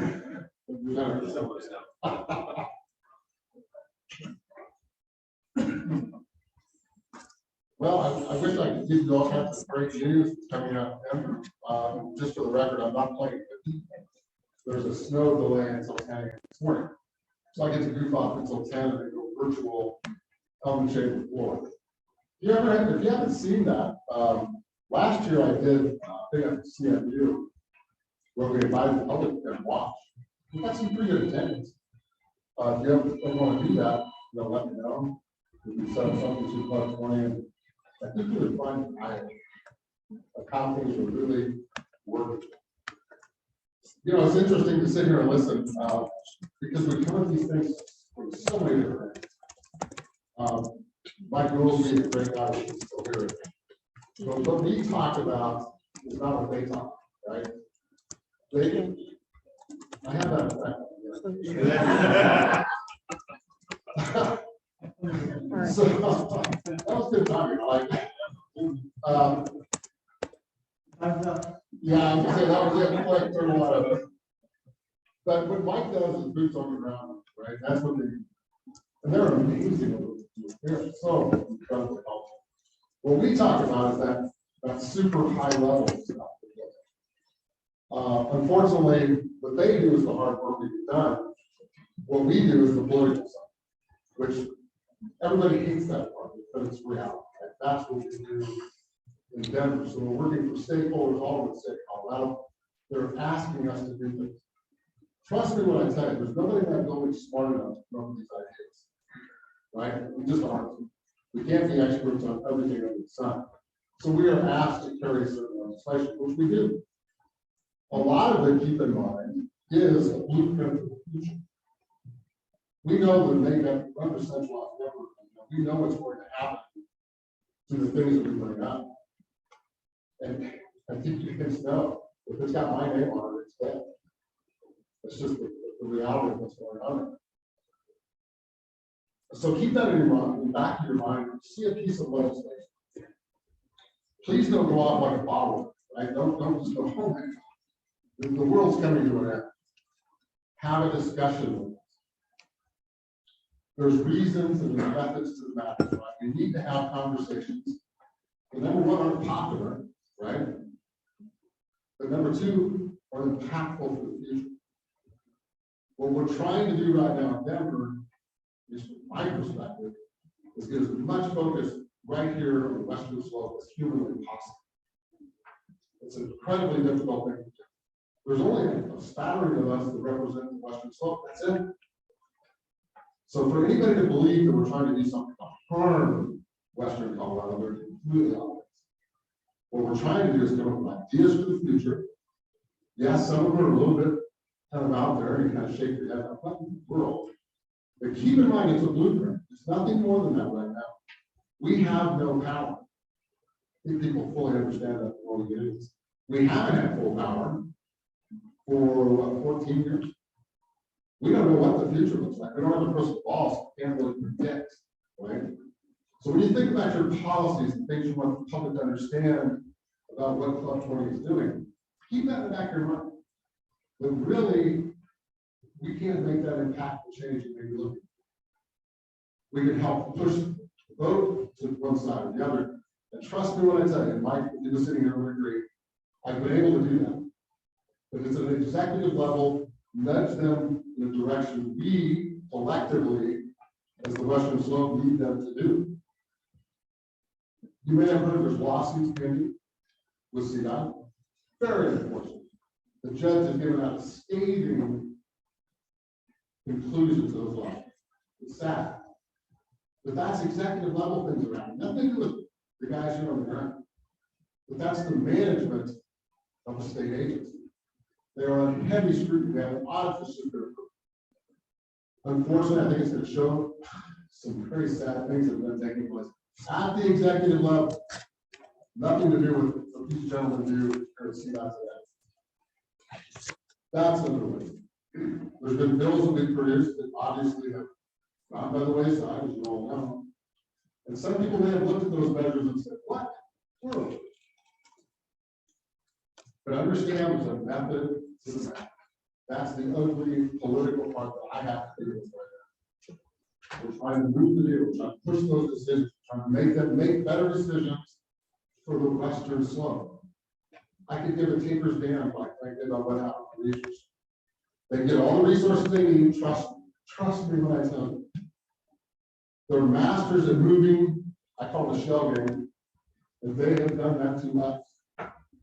They've done it. And it's gonna continue on. So the next time you see a measure or something you want to discuss, let's have a discussion. Let's talk about what the full impact that means 20 years from now.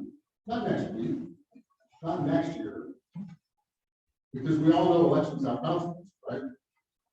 Something may change in November. I don't know. I don't have a crystal ball, but I can tell you this. We need a balanced government agenda. Right now, we don't have one. It's a one-way street. So keep those things in the back of your mind as we kind of go forward. We're here to help the best we can. Your ideas of what our bills are made. It's not us. We do a lot of background work, of course we do. But trust me when I tell you, there's thousands and thousands of stakeholders out there beyond us that want to have a different discussion than maybe one of us in this room believe.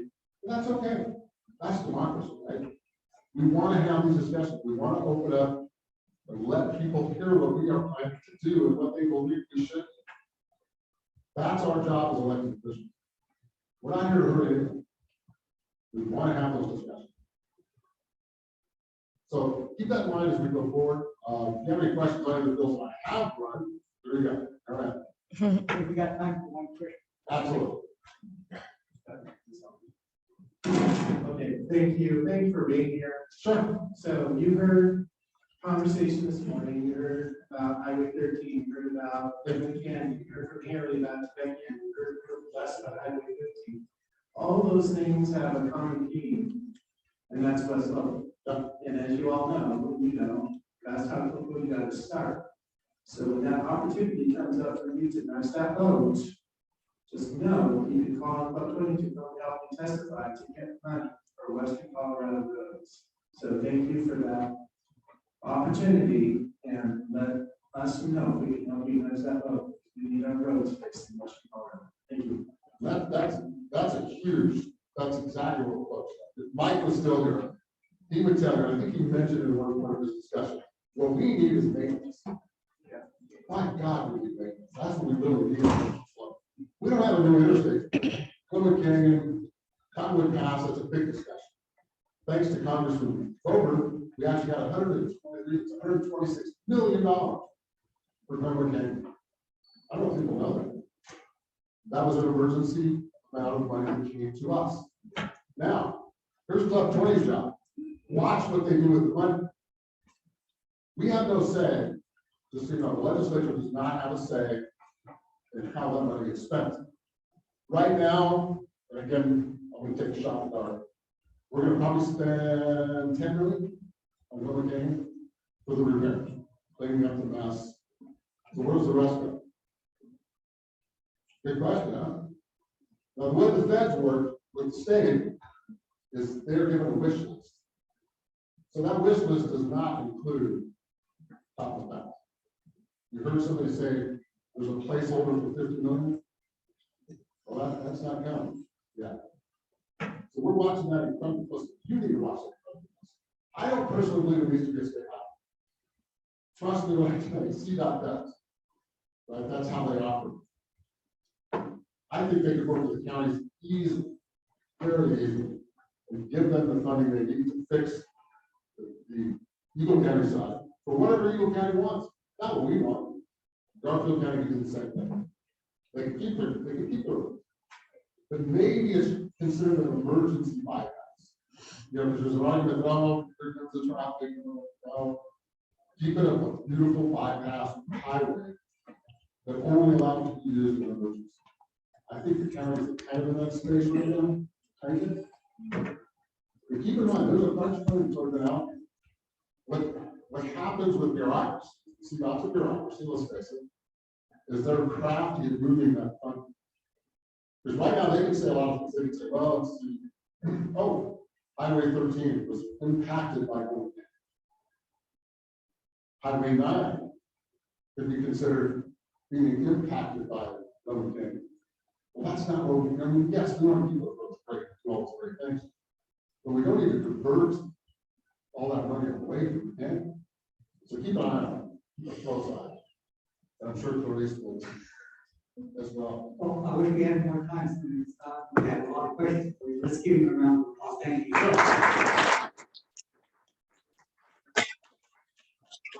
have this room left, and I have chairs up here, have a couple of comments. I want to turn this over to Terry Binder. One time, here you go, Terry. One thing I wanted to mention is, the planning process is, from a local level. And so, in some parts, like in, Craig, we have PPR, and here in Graduation, we have, metropolitan planning organizations, and they meet monthly.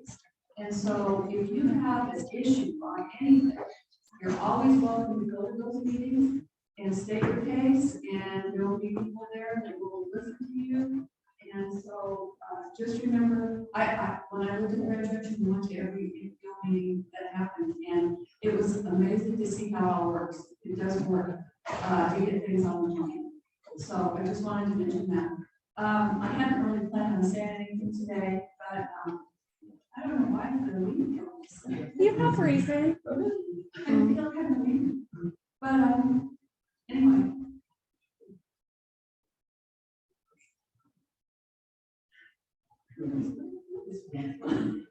Anyway, so I wasn't prepared for this, but I just wanted to tell all that I am very proud to be the transportation chair for, I don't know, I guess maybe 15 or so years. I've served under 3 executive directors, at least 8 or 9 chairs. And I think it's time for me to turn it over to someone else. And Ray has been a great help to me in the last 3 years. And so anyway, I just wanted to tell everybody thank you for all the support and give me. And I'm going to remain a member of Club 20. I love Club 20. I think it's a great organization. And even though I'm a member now, I'm a big supporter. Not Denver so much, but and my heart will always be over here. And if Ray wants me, I'll be on the advisory committee. So anyway, I just want to thank everybody. This is my last meeting, so Let's thank Terry.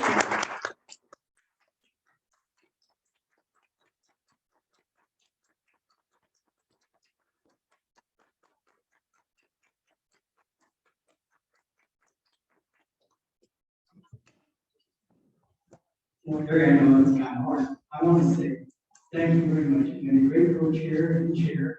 And like I said, it probably goes back to, I don't know, 90s, 80s, but you've been a member since when? 1999. So again, thank you for what you've done for Club 20. You know that you're going to be part of Club 20. So you're going to be continuing to be a member. And yes, we want everybody.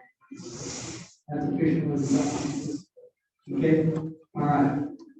The only other thing that I have, just got a couple minutes remaining, I just want to draw your attention to some of the bills that come out to the legislature. Just a couple I was going to mention for talking points that we're probably combining those, put them up there on the screen, takeaways, if you will. Is a study bill, which is a steady state and interstate highway vehicle weight bill. That's HJR 22-1002. So if you have an opportunity, you want to read into that one, and then there's another one, which is Senate Bill 22-448, CDOT Colorado Department of Transportation Dispute Review. In fact, I think we have somebody in the room that might be able to address that one-on-one, Senator Scott. And I thought there was one more that would be pertinent to Western Colorado. Can you think of any there? Not off the, I mean, I'm sure Senator Scott can. I have read 300 bills in the last couple of weeks, as I know this good senator has, but lots of transportation bills that have moved through the process. Some of them have not advanced, but I anticipate more to be introduced as the session continues. Okay, I think, Bree, do you have anything? Sign off? Nope. Okay, so those are the takeaways and the sheet. So Terry, you can take someone else or maybe send these out in email. All right. No last comments? This is already set up for you. Yeah, okay, 48 is, unless it comes back amended or some other form. It will. With that being said, Christian, do you have? I was just gonna say, we have a few minutes before the telecom committee starts. It starts at 9:45. There are snacks in the back of the room. There's coffee and pastries over to this side of the room. Restrooms are out these doors and to your left. And there is a machine in the back with Coke products, thanks to Squire Coca-Cola. So please help yourself to those. And we will see you at the telecom. Tom Harnett. Just a quick aside, well, I saw some of the new reports, I don't know if I really enjoyed it, but one of our own, Rachel Richards, had her recommendation, the city of Aston made a very nice donation with fire. Folks that got damaged so horribly on the front range, and that's as close as I've seen from William. And then folks do take time. Thank you, Rachel. With that, Transportation Policy Committee is adjourned, and turn it over to my friend, at 9:45.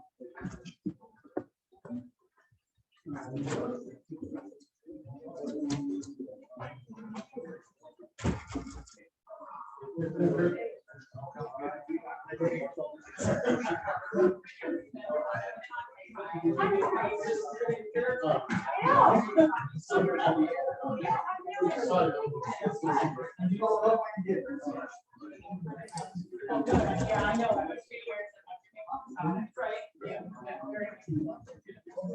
Morning, boss.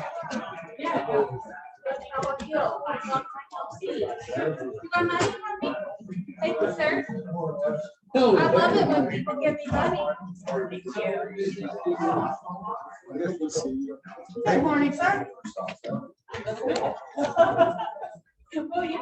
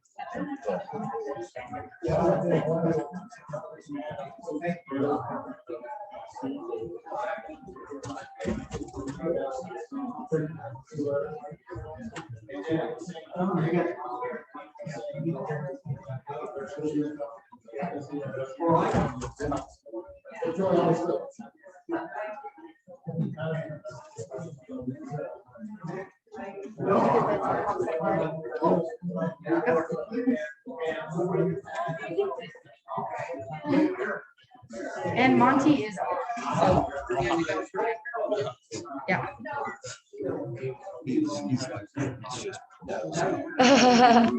Well, we love that here.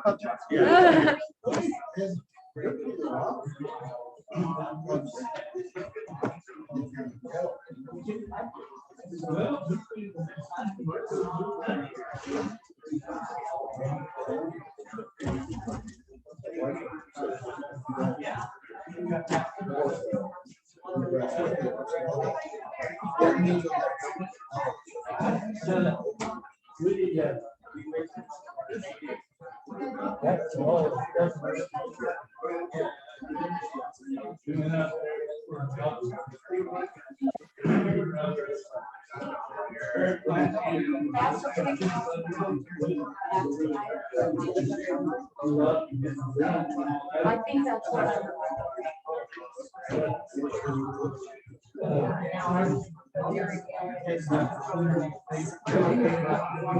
They did do a lot of Let's dance. If everybody could please take your seats, the telecom committee will begin in just a moment. Please take your seats.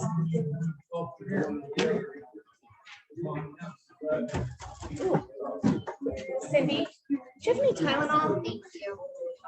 Ibuprofen, Aleve, narcotics.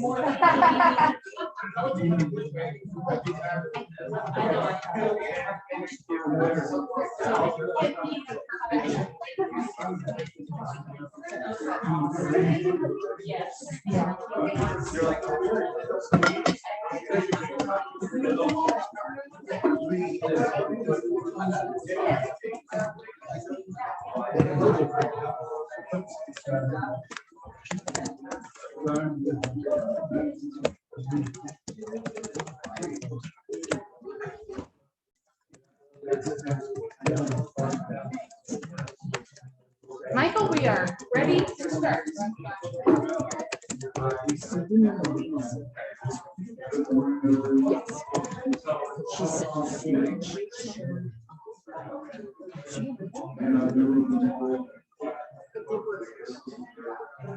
Good morning, everybody.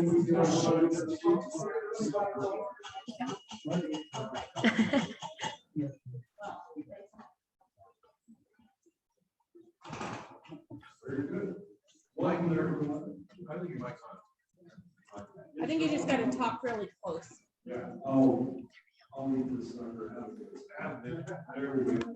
Good morning, everyone. Welcome to the Telecom committee meeting. I'm Michael Murphy. Let's start with welcome to the Club 20 committee. In accordance with our bylaws, we ask that only Club 20 members participate in vote on matters of policy. Fortunately, telecommunications committee only has 4 policies. They are: we need broadband, we need. You need to listen in case they ask a question. I can't help it. That's really in a nutshell. If you're interested in becoming a Club 20 member, please see Ray back. Sit here to my left or anybody on the staff for more information. Discussion is open to members and guests. It's a critical part of our committee meeting. When asking a question or making a comment, please use the microphone and speak loudly so everyone can hear you. For those seated in front of the tabletop microphone, please do not turn on your microphone until the committee chair has acknowledged you, and then turn it off once you're finished speaking. For those in the back of the room, Club 20 staff will be walking around with microphones for you. We will now ask the folks that are joining us first to please introduce themselves. Brittany, is there anybody new that has joined us since we gave the introductions this morning? Janet Farmer, Carrie Baird, Carl Stevens, John Lee, Kelly Hubbard, Monty Giles, and Nancy Fishering are all joining us virtually by Zoom. Wonderful. Thank you all for being here, being a part of Club 20 telecommunications. Those of you that are joining virtually, the dread that you're on mute, that's a good thing in this scenario. Please mute yourself if you have a question during the meeting, unmute and proceed with the question. Next, we'll ask anyone in the room that has shown up since the last introductions, please introduce themselves.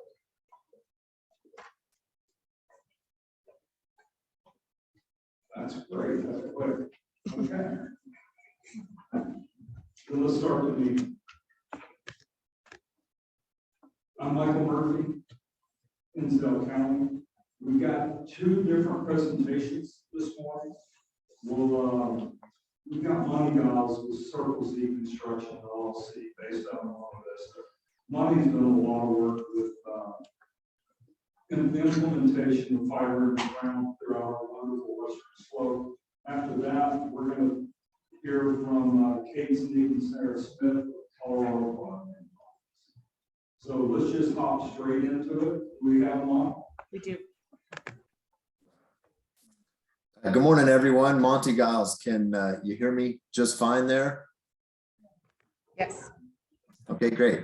I know that Michael has asked me to do a few minutes and explain what it takes to actually put fiber in the ground for the different counties. So I'm going to give you a quick overview. Circle Z Construction has been putting fiber in the ground for years now, especially on the Western Slope. We have worked for many of the counties on Western Slope. We're located in Montezuma County, but we've worked La Plata and Archuleta and Montrose and as far up as Eagle and so forth. Many times we don't necessarily work directly for the county. We're a contractor for the internet service provider. And we have worked, and I see Kelly's here from Fast Track. We've done work with Fast Track. We've done work with CenturyLink. We've done work for Pauly, Emerytel, Brainstorm, which is now a different company called Vero. But essentially the internet service provider or the comm company itself is who we contract to, but we have contracted directly with the county entities as well. We did a city-county cooperative contract last year for Montezuma County and the city of Cortez. We've worked directly for La Plata County in different applications as well as all the cities around us. So once we're contracted, we come in and honestly, we're an old oil field pipeline company. We use the same technology, we use the same men and most of the same equipment, except instead of putting pipeline in the ground for the transmission of oil and gas, we're putting conduit in the ground for the transmission of light. This is something that through the years has become the majority of our work. I would say that now we are an 80-20 company where we're in the comm business 80% and we're in the O&G and general construction the other 20%. But with the technology and COVID coming along and everybody wants more bandwidth, people are working from home, it has become more and more desirable to increase the bandwidth throughout the whole nation. And the Western Slope obviously is where we live, so that's where we concentrate. The deployment of fiber itself is really, really pretty simple. The usage is determined by the engineers as to what they want in the ground, whether it's a 24 fiber or 1,000 count fiber. And that is essentially what we put in 1088, I believe, for Montezuma County and the city of Cortez. But ultimately, that particular backbone is going to support the whole city of Cortez and then the county as well. So, or at least a good portion of the county. I'll happily answer any questions that you may have. It's pretty straightforward. We do most of our own permitting. We'll go to the county levels for county permits. We work very closely with CDOT, which I know everyone understands that anytime you're on a highway, you have a CDOT permit. Anytime you're in the county, you have a county permit, and so on and so forth down to the city level. We work very closely with the cities around us and the counties around us and have a good working relationship with most of them. The contracts, again, are placed depending on the engineering that's put in there. And, it's a pretty simple process. So I'll kind of open it up to any questions you may have, but putting conduit in the ground, it's very simple. You dig a ditch, you place the conduit, you run the fiber inside the conduit. There's a backbone that gets placed in down the highways and through the communities. And then there's to the house and then it branches off from there and goes ultimately to the business and to the house. It's very much like a river with tributaries coming off of it and going into it. If you want to look at it that way is a good way to look at it. So Michael, I will open it up for any questions you may have with regard to this, and hopefully I can answer them. And if not, in the background, I have Jerry Ayers, who's my business development guy. And because I get in over my head quite often and I need to get bailed out. So I'll open it for questions. Anybody have any questions for Lonnie? And I've got a couple, but is there anybody in the room that has any questions? Mayor? So, I'm Mayor Lee, I'm Chair Grant. My question is, maybe it's the last time to go out, but it seems like there is a lot of life already, but it doesn't always end up getting to that last connection. How does that happen? What can we do to make that happen? There's a lot of people that are connected, so you're going to spend a lot of fiber here, but there's a lot that don't have service. Tell me about that.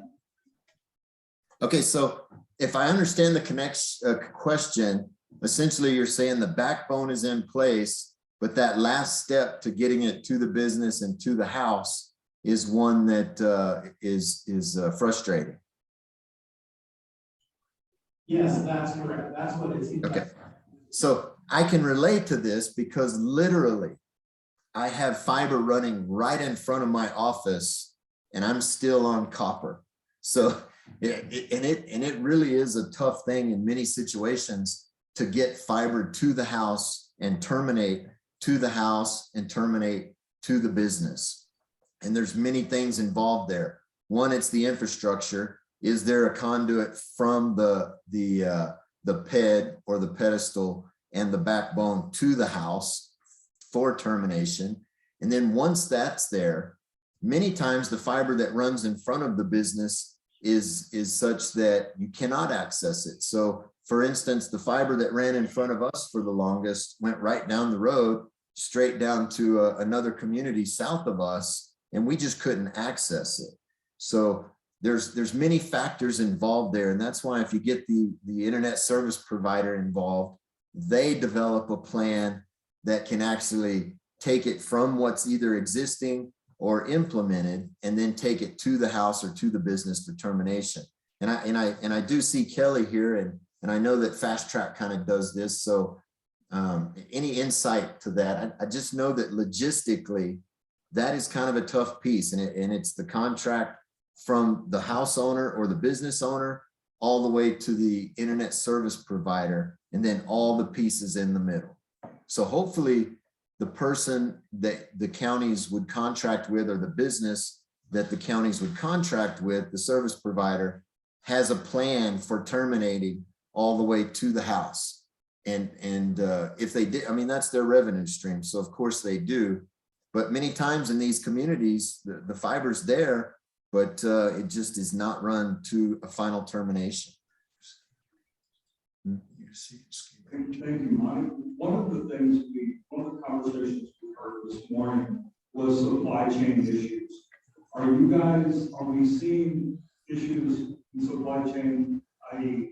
with conduit, with fiber, handholds, et cetera? So yeah, roger that. So it has been an impact, but what I will say is that with the right planning, usually these things have enough forethought to where you can get in there and order what you need. So if you need something tomorrow, then yes, you're going to be jammed up for it. But if you know that 3 months down the road, you're going to be installing 2-inch conduit and you need 96 count fiber, and you plan accordingly, then the supply chain issues have not been devastating for us because we try to plan through those things. Now, if today I picked up the phone and said, hey, I need some 96 fiber for tomorrow, then I would be in a jam. There's no doubt about that. Or 2-inch conduit. That's a very good example, because 2-inch conduit, at this point, I think last time we ordered it, was it 6 or 8 weeks? It was 8 weeks out. But what we do is we forecast and we plan for it and order it accordingly.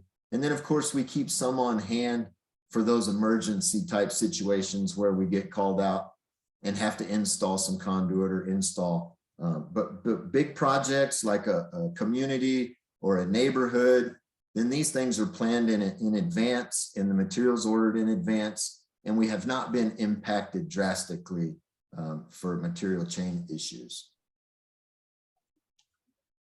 Is anybody else in here? Doug? Yeah, so Doug Munger, Rock County. I guess I'm curious to the pricing. Are you getting hit by the pricing on on products. I mean, you know, that the water piping and things that are used for water projects have more than tripled. And so I'm curious whether that's a similar thing, you're laying fiber and conduit the rest. Yes, I think that inflation, the combination of supply chain issues, COVID, inflation, all of these things have impacted the price of everything. I mean, so we're seeing increases on our conduit. We're seeing increases on the cost of fiber, heck, even fuel, because oddly enough, it takes a lot of diesel to put that conduit in the ground. So the cost impacts over the last year and a half or 2 years have been substantial. Thank you, Monty. Brittany, is there anyone online that may have a question? Nancy Fisherine wrote in the chat, to get broadband out to farms, it requires a great deal of trenching and laying conduit. Isn't this costly and frustrating? Are there funds to help subsidize farm access? So that's a good question for maybe the Club 20 people. So we do quite a lot of work on grants. So a lot of the service providers that we work for, they go out and they get these grants to install fiber to the house in different communities, in different neighborhoods. And then we work off that grant. So I think the answer is yes, there's money out there for it, but it takes someone actively writing these grants and going out and developing the whole business. And that's usually the service providers. I mean, they make their living by increasing their enrollment essentially. And they do that by putting in the infrastructure required to get fiber to the house. And then, so yes, there are grants out there, but then it takes a service provider to go out, find the neighborhood or find the community, write the grant, establish the need. And so that's many times how we are getting fiber to the house currently. Brittany, are there any others? All right here. Bonnie, this is Wendell Coast, Delta County. What is the service life on this fiber? When should we start thinking about replacement? Is it 10 years? Is it 50 years? What do you know? What is the service life? Are you saying how long will the product itself last? Correct. Okay, so I think, you know, and again, I can't speak to that. Everything has its warranties, but it's decades. But I think technology will come along and take the place long before the deterioration of the product itself. So, you know, we're replacing copper with fiber, not because the copper has gone away, but because the technology has outgrown it. And I suspect that'll be the case. All right, any other questions for Monica with Circle Z? Hey, Monica, we want to take a moment, really appreciate you coming on and going into a little bit on fiber. One of the comments you made a second ago was, well, you compared it to a river system. You know, you've got the Colorado, you've got all the tributaries for the lakes, et cetera, coming in. And basically, that's the same.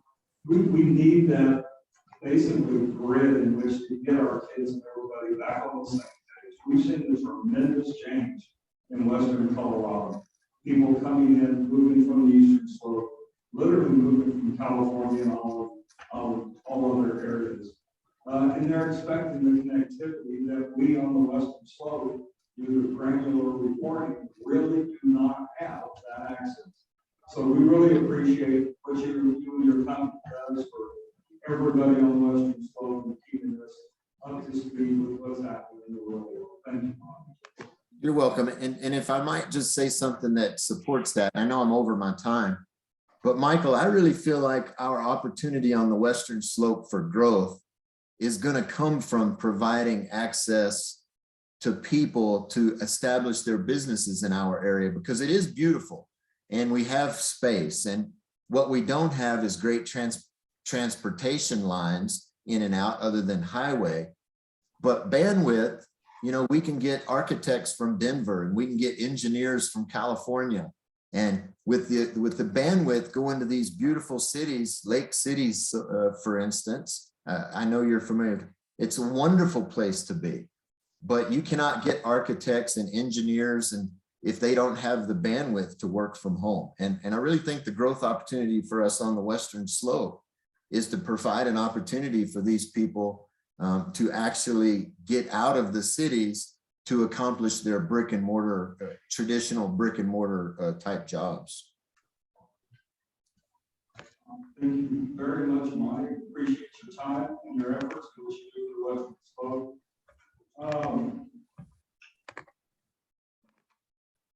And thank you for having me. Mr. Rick Beck would like to make one last comment. Are you still on there, Monty? Yes, I'm still here. You get that membership chair Club 20. We just had a conversation with our executive director, Commissioner Reese, and I know you weren't expecting this question, but just got to throw it out there. If you consider being a small business member for Club 20, we need people like Well, you know, thank you for that. And I am considering, I know that Michael has talked to me at depth. Okay. So you want to add to that? Perfect. So are we going to do the C? Monty, we are happy to have you as a Club 20 member. I'll follow up with you offline. This is Christian, the executive director.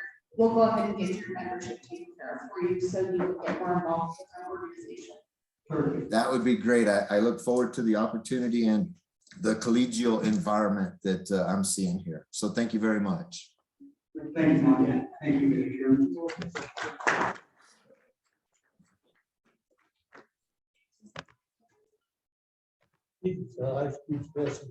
So we all understand that we need the connectivity for Western Slope to become part of the world statewide economy.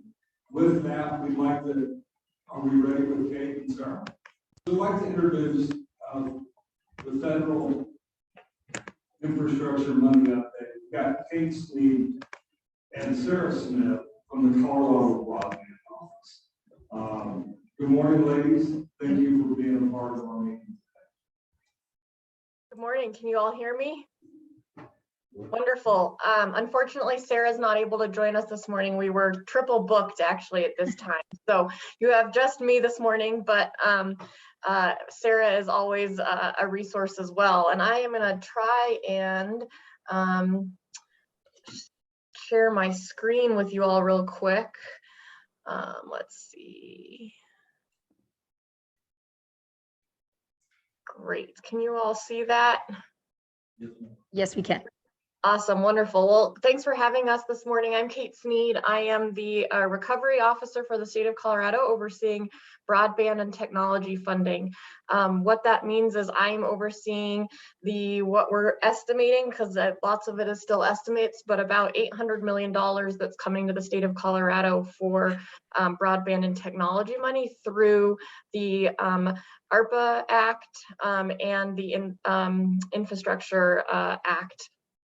And so the governor has created roles throughout the state to oversee funding in very specific categories to ensure that we are using the money effectively and meeting the goals that he has laid out for the state. So I am here to kind of give a quick overview. I know I don't have a ton of time and I have a lot of information, so I will send this slide and PowerPoints to Brittany to send to all of you. There's lots of hyperlinks in this and ways to get more involved as well. I am technically housed in the Office of Economic Development and International Trade. However, I work directly with the Colorado Broadband Office, which is housed in the Office of Information Technology. And before I forget, I want to, because I'm afraid I'll forget, and it just came up. I know the governor is in Grand Junction today at 2:30 in front of the Chamber of Commerce.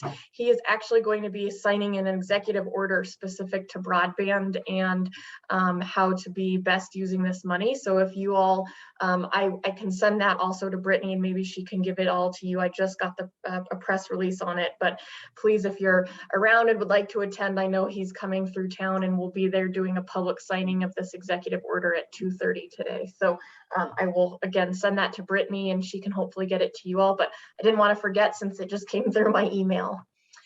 So really quickly, I'm just going to kind of go over some of the funding streams and then go into a little bit more detail on some of the funding streams. Again, I know we don't have a ton of time and I want to let you ask questions as well. So I'm going to go through this relatively quickly. However, please feel free to schedule follow-up time with me or send email or anything with questions, schedule a phone call, whatever works best for you. So through all this incoming funding in the last year, there's quite a few buckets of money. So ARPA, the American Rescue Plan Act, provided some direct funding to the state of Colorado and directly to the Colorado Broadband Office and broadband. So they received $75 million through what's considered the state and local fiscal recovery funds. That's the large pot of money that the state is getting, $3.8 billion. Broadband got $75 million of that at this point. The next bucket is $171 million that's coming directly to our office. It doesn't go to the governor and then have to be legislated. It's literally coming direct to our office. We're hoping to get about $8 million of that actually deposited here this week. That I refer to, and you'll see in future slides, as the capital project funds. This is solely for really around infrastructure. There's a couple other categories, but the state is looking at using most of it for infrastructure. And then the Investment Act, the IIJA, is also bringing, there's lots of different kind of buckets of money in it, but there's direct money to the state of Colorado, to the broadband office in a program called BEAD, the Broadband Equity Access and Deployment Program.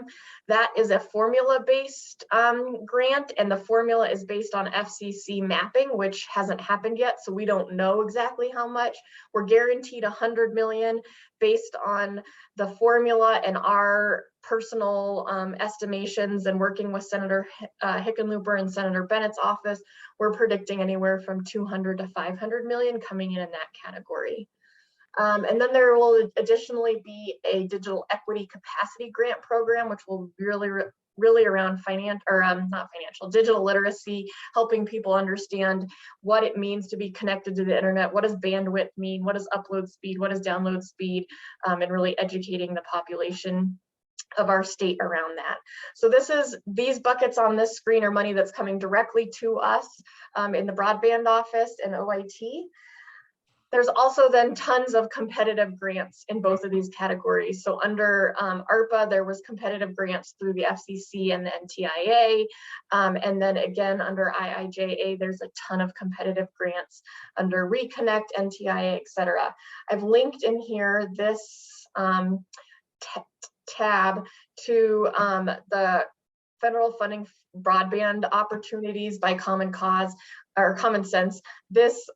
We've tried to create many of our own tables, and they are nowhere near as attractive and easy to read as this one. So the link is in here. The top, this yellow part is all the IIJA funding, who's eligible, resources on it. The green is the ARPA money, and actually the blue is from the CARES Act and from before that. So just a resource in there for you all to learn more in detail. Again, happy to answer in-depth questions or have conversations on it, just keeping it high level for right now. So one other thing is that the U.S. Treasury, for all the ARPA funding, so the categories in this on the left, the capital project funds and the state, local, or fiscal recovery funds are all under the U.S. Treasury. So there's final ruling that has come out for this, and it's very different, I guess I should say, than historically the funding that has come out. We've heard a lot from U.S. Treasury. We're not going to redo ARA and what we did during the last recession around broadband and things like that. So some of again, I'm not going to spend too much time on this. This links directly to the U.S. final Treasury rules. Some of our interpretation of it, but these are the things that I really want to point out as key and being different. It's really about prioritizations of what do the communities need and how can we meet the communities. So it's really about providing service to locations not currently served by a wireline connection that reliably delivers at least 100 megabytes up or download speed and 20 upload speed. and it needs to be scalable. It's encouraging investment in fiber optic infrastructure. It's very similar to what Monty was saying in his, I caught at the end of his presentation. It's not so much the copper's bad, it's that all of this money is being required to be scalable and adjust to technology over the next 10 years, and investments in fiber optic is the best way at this point that the US Treasury is identifying that. Really unique, or not unique, but is different than it has been historically, is this money is really about receiving last mile connections. So the question, and I apologize, I can't see who everyone is in the room, but I heard a question about, you know, getting the connection out to the different farmlands. This is what this money is really all about, is getting everyone connected no matter where you are. It's about last mile connections. It's not going to be about putting dark fiber in the ground and letting it sit there and hopefully, you know, if we build it, they will come kind of concept. It's really about, we're going to come out to you, we're going to find out what you need, and then we're going to make sure that someone else comes and provides you that service. And there's a ton of support for local networks that are owned and operated or affiliated with local governments, nonprofits, cooperatives. It's really kind of, I would say, more grassroots and like from the ground up, instead of, hey, we're going to give the money all up here and then hope it gets down to you. So I'm going to talk a little bit about that here in just a second, but it's definitely a little bit of a different take than I think historically we've seen money coming into around these areas in the last 10 years for sure. Couple updates now on just kind of where we are in the grant process at the state. So all this money is coming to the state, and then we're going to have to grant it out to entities. So the 75 million that we received in legislation last year, this is where it was broken into, and where we are in the process. So the tribal nations each got 10 million. We're working closely with them. They also got additional funding directly to them, but we as a state chose to give some of our state money directly to them as well. So we're working with both tribal nations. They both have projects already in the works that have started. We're just trying to get executed contracts to them. Coming in April, we'll have a rural telehealth grant. This is specific to providing rural clinics, hospitals, medical facilities with increased equipment within their building to increase their capacity. So we've heard from a lot of rural health clinics that they can only provide telehealth service if they actually are in their office plugged into the wall, because there's no Wi-Fi in their building. So then that means that they're taking up a room that could potentially be used for other medical needs. And so giving them some funding to work with the providers that are providing internet already to their buildings to then increase Wi-Fi, maybe increase routers, things like that. It'll also be some of the money will also be available to provide devices directly to clients. So if you have, for instance, in the Western Slope and then in your area, if there's someone who lives out in 30 miles from the nearest town, currently they don't have Wi-Fi capacity or broadband capacity. Could they get a hotspot or some kind of way to get internet at their home in order to do some telehealth appointments? Or maybe they have the capacity, but they don't have a device that they can get on, those kinds of things. So really trying to bolster up our rural telehealth stuff in that area. We're working really closely with OEHI, the Office of eHealth Innovation, that has a pretty robust telehealth program, and we're really hoping to hit the rural areas on the Western Slope and the Eastern Plains, where there are a lot of farms and individuals who are pretty far from a nearest health facility, so that we can get them some medical attention. There's a $5 million for a stipend program to help people pay for their satellite and or internet. This one we're actually receiving legal guidance on right now because it overlaps directly with the federal program, and we're trying to make sure we don't make people ineligible unintentionally. Historically, the area that most people are most familiar with is the Broadband Fund or the Broadband Deployment Board. That has been the only granting entity in Colorado pretty much up until now. They just completed their winter grant cycle. There are going to be some legislative changes to House Bill 21-1289 because it does not, there's some conflicts or contrast between what the bill says and what the federal legislation says, how we can use the money. I've included here, there's a link on February 25th at 11 a.m. Senator Bridges and Representative Titone, who are looking to run this piece of legislation and do this fix, are hosting a stakeholder meeting about that at 11. So I've included the link here. And then lastly, DOLA received $5 million to do some more of their middle mile work. We are reviewing applications, and this one's gotten a little tricky because strictly middle mile is not an allowable use for this federal funding. It has to provide last mile service. And so we're having to work with DOLA to make sure we can kind of tweak some of their applications a little bit. Next, I just want to talk about the capital project funds. So again, this is 171 million that's coming directly to Office of Information Technology. It's not a competitive grant program. We're literally just getting that money. It was a formula, percent of population is how that money was determined. It's quite a process. We started way back in October. We just as of yesterday finally received our signed grant agreement from the federal government, which is amazing. So we're now stepping into grant planning. Sarah, who is not able to join us, is really in charge of working on this. So the U.S. Treasury is requiring that we submit very specific grant plans around how we are planning on using this 170 million. They will then review those and decide if they are applicable and then release the money to us. It's kind of a laborious process in a way.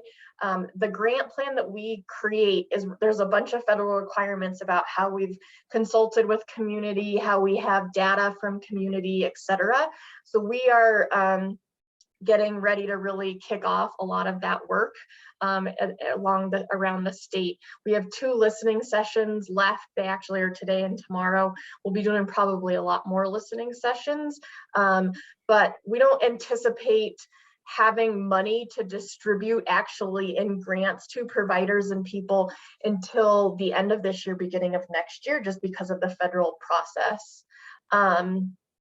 And this is again the last 2 listening sessions. You can link to, there's a link here to register there to this afternoon and tomorrow. They're really intended on really hearing from community. We've already done our one in the Western Slope, but you are welcome to attend any of the other ones and provide insight as well. I have a link here to the Colorado Broadband Office. We're working on a whole entire new page that will have all this funding update stuff and be a resource. And then you can also sign up for stakeholder updates. So I send out emails and things like that, and there's a link here to sign up. Really quickly, IIJA, the infrastructure bill, again, the BEAD, we submitted comments to the federal government, to NTIA. They've published all of their comments. They've received over 500 and something comments across the country. They are using those to develop their process. Again, based on the current mapping and state share and formula, we are estimating between 200 and 500 million will come directly to our office. This is the little bit of the timeline for this. You have to spend within 4 years of receiving the funding. We don't anticipate receiving funding that we'll actually be able to grant out to you all until, I'm going to say 2023. They're saying here, that it'll be the end of 2024 for initial proposals. This is all dependent on the FCC mapping, and they are very behind. So I am not going to say that I feel like this is accurate. I think it's a little far off. However, we have work to be doing, and we have some money to spend in the short term. So we feel like if we can get the capital project fund going, then we'll be in a really good place for when IIJA comes in. I'm going to glance over this, but here's kind of a breakdown of some of the specific eligible uses of things within IIJA. This is really where I want to focus my time, and then I know I'm almost out of time and give you time for questions. But what we are really the message we are trying to get across, and is so important for you all to know and to be working in the community, is really this kind of from the ground up approach. So we're thinking is this, the grant application process hasn't been developed. We don't know exactly what that's going to look like. However, from the initial conversations we've had with US Treasury, from initial conversations throughout the state, we really want this to be a collaborative approach, so that communities, people in the community like yourself, like Club 20, comes forward and says, these are all the places in our area that are not being served. These are the needs in our community, and we want somebody to do something about it.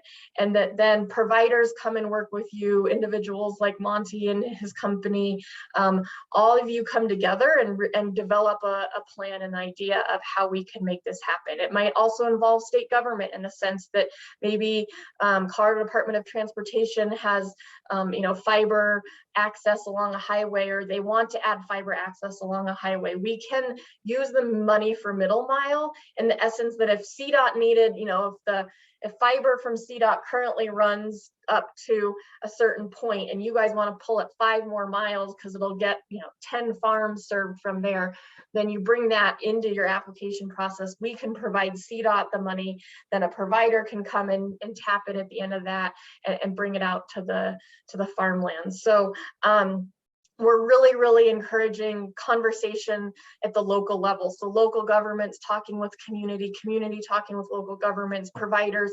I've affectionately started calling myself the match.com for broadband. So if you don't know, who the interested parties are in your area, or you want to get introduced to potentially some new providers, let us know. We've got, people knocking on the door all the time wanting to know how they can help, how they can get involved. Through some of the federal funding administrative dollars that we get at the state, we're hoping to hire some technical experts, some granting experts, et cetera, to also provide you all resources to apply for these funds, so that if you don't have, you guys are, Club 20 is a great example of kind of a group that can come together with lots of different resources and expertise and work together. But if we've got communities where they don't have necessarily the FTE or the individuals or the organizations, but they kind of are able to come together, but they need some technical assistance, that they can reach out and they can use us as a state. So really in the next 3 to 4 months, there's going to be a lot happening at the state level in terms of hiring staff, rolling that staff out into the community, working with you. We're looking to hire a consulting firm to do some needs assessment and stuff throughout the state. One of the really interesting things about this funding from the US Treasury is that it's not dependent on just the FCC maps or just the definition of served and unserved being 25/3, et cetera. There's a ton of flexibility in how we as a state determine need in an area, and it can be surveys from the community, it can be needs assessments. If the map for the Colorado broadband map on our website, maybe we feel in certain areas isn't that accurate and we need to get more accurate information, we can go out and do door to door. We can say, do you have internet? No. Have you tried to get it?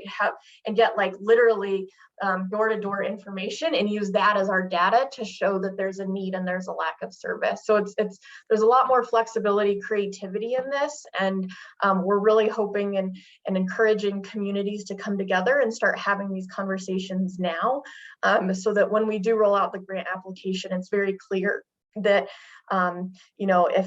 that there's partnership involved and that you come forward as a collaborative and not just individual entities.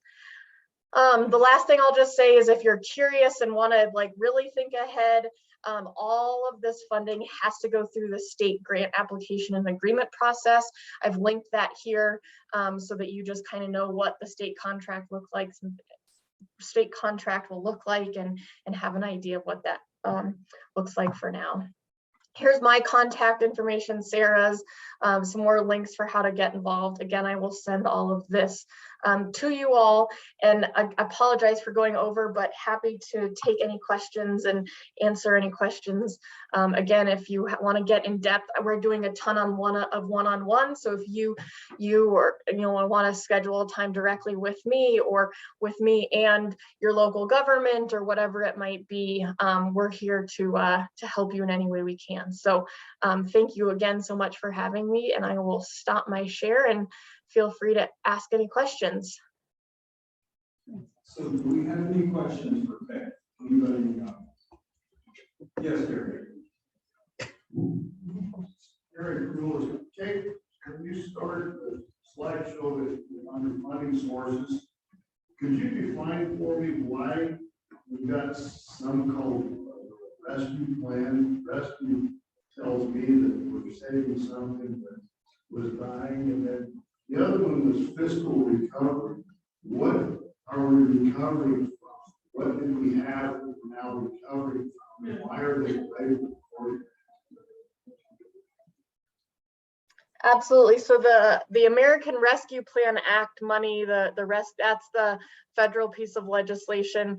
You know, the rescue, I think, you know, I can't directly speak to it because it's all from the federal level, but I would just say that, you know, that was a response to COVID and how we can the things that we are much more aware of now, thanks to the pandemic and the needs in our community. And as we've been saying in Colorado in our office, we didn't need a pandemic to tell us that this was a need. We already knew that this was a huge need in our community, but we're grateful that there's now some funding that will help us out. And I apologize, I couldn't hear the end of your second question.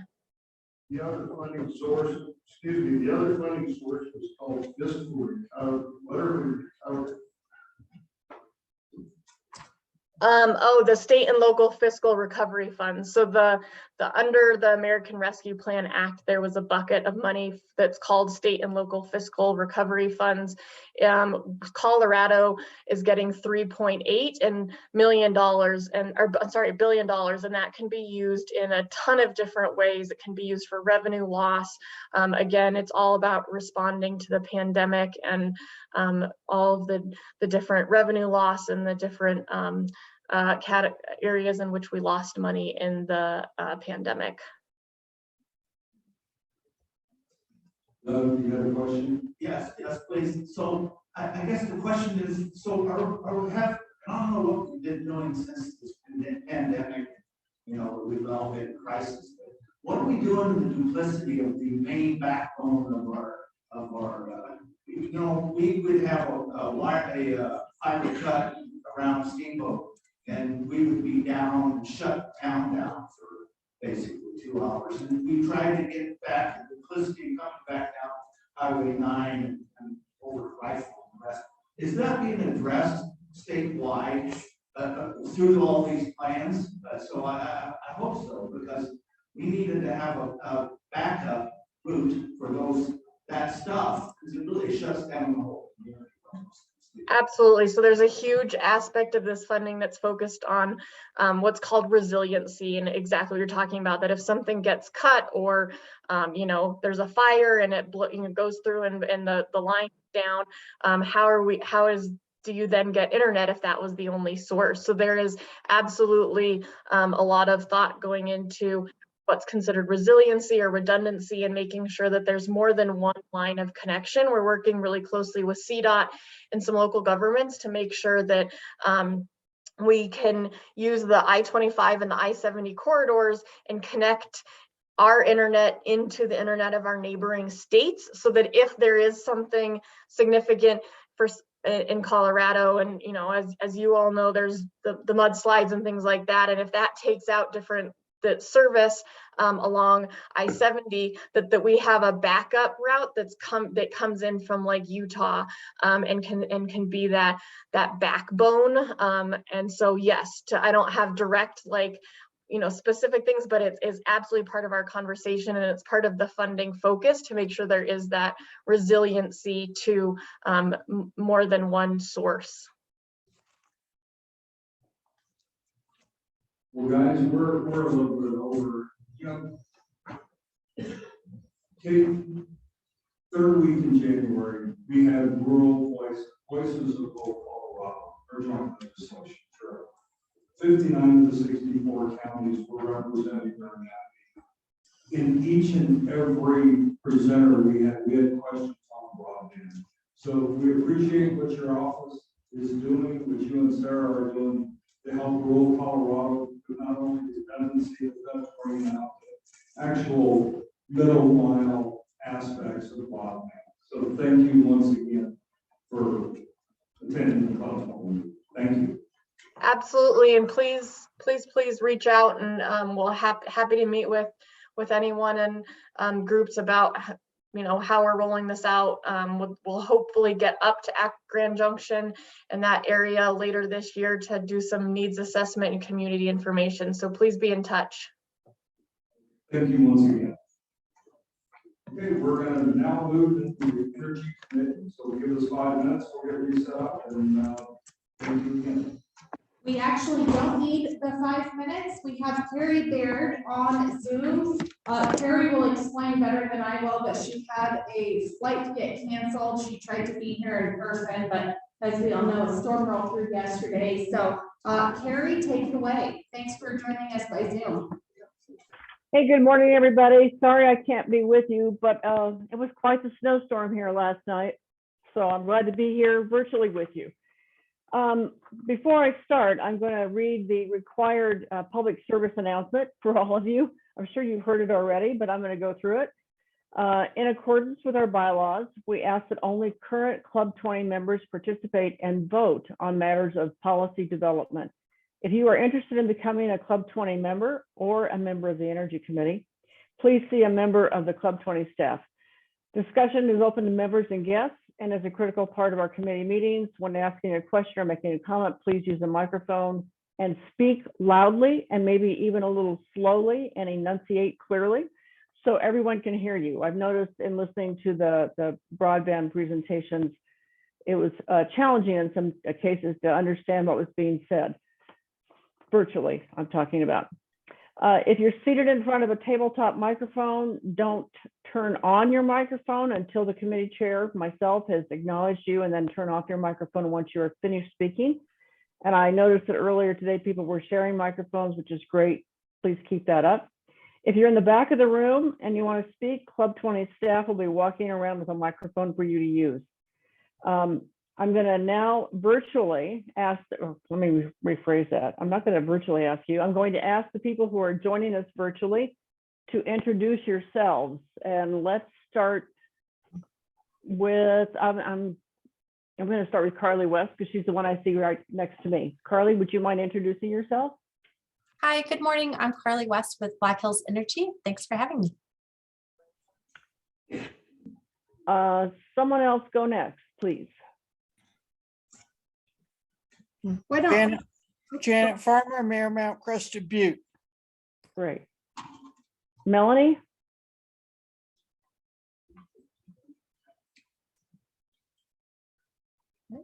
Melanie, if you're trying to talk, you're muted. Or maybe you're not there. Oh, here we are. I'm sorry. I'm Melanie Leverton, the craft champion up in Jackson County. And I'm also the secretary of the Chamber of Commerce. Excellent. And a Club Thank 20 you. member. Great, thank you. I see someone named Jay Comstock's iPhone. Would you introduce yourself, please? Hey guys, this is Jeff Comstock. Sorry I can't be there in person with you. I'm a Moffat County representative. Great, thank you, Jeff. Paula. Hi, how you doing? I'm Paula Stepp. I am with the Middle Colorado Watershed Council and with the Glenwood Springs City Council.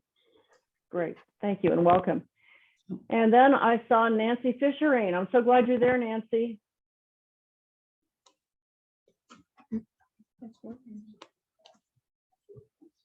Nancy, I think you might be muted if you are around.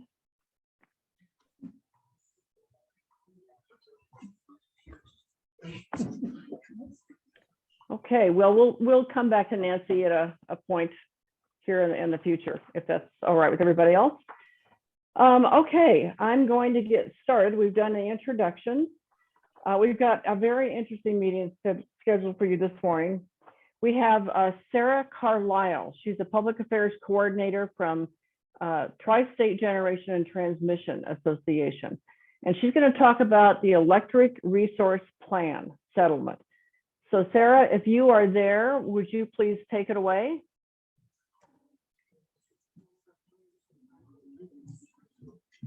Hi, everybody. Well, you're not going to use yours. Yeah. So I'm getting out of breath already. There you are.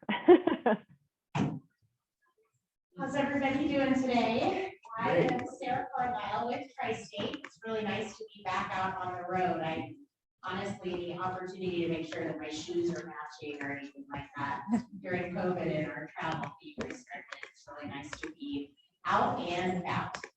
I had the opportunity to meet some of you at the summer meeting that we had here at Grand Junction when I was with my colleague Drew Kramer. And Drew Kramer has taken on a new position at Tri-State. It's newly created as well. And I'll tell you a little bit about what he's up to. He is the now Economic Development Program Manager. And the purpose of this position is for Drew to work with economic developers as well as our member co-ops to attract, create, and place new businesses within our service territory. And I'm really excited about this opportunity that Drew has and anxious to see how he is able to attract new businesses to our rural territory. I think it's going to be a really great opportunity for him to showcase what opportunities we have that exist in our rural service territory. And then it also has the added benefit of hopefully creating new load for our members and also for Tri-State. I'll tell you a little bit about myself since I'm your new rep for Tri-State. I live in Netherlands. I know Stoplight Town, which I really like.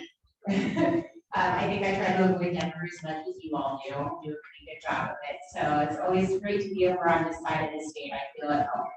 I live with my boyfriend and we have 3 giant dogs. One of the things I do like about traveling is that there's actually no dog hair in my hotel room and it's a welcome break. It's kind of nice.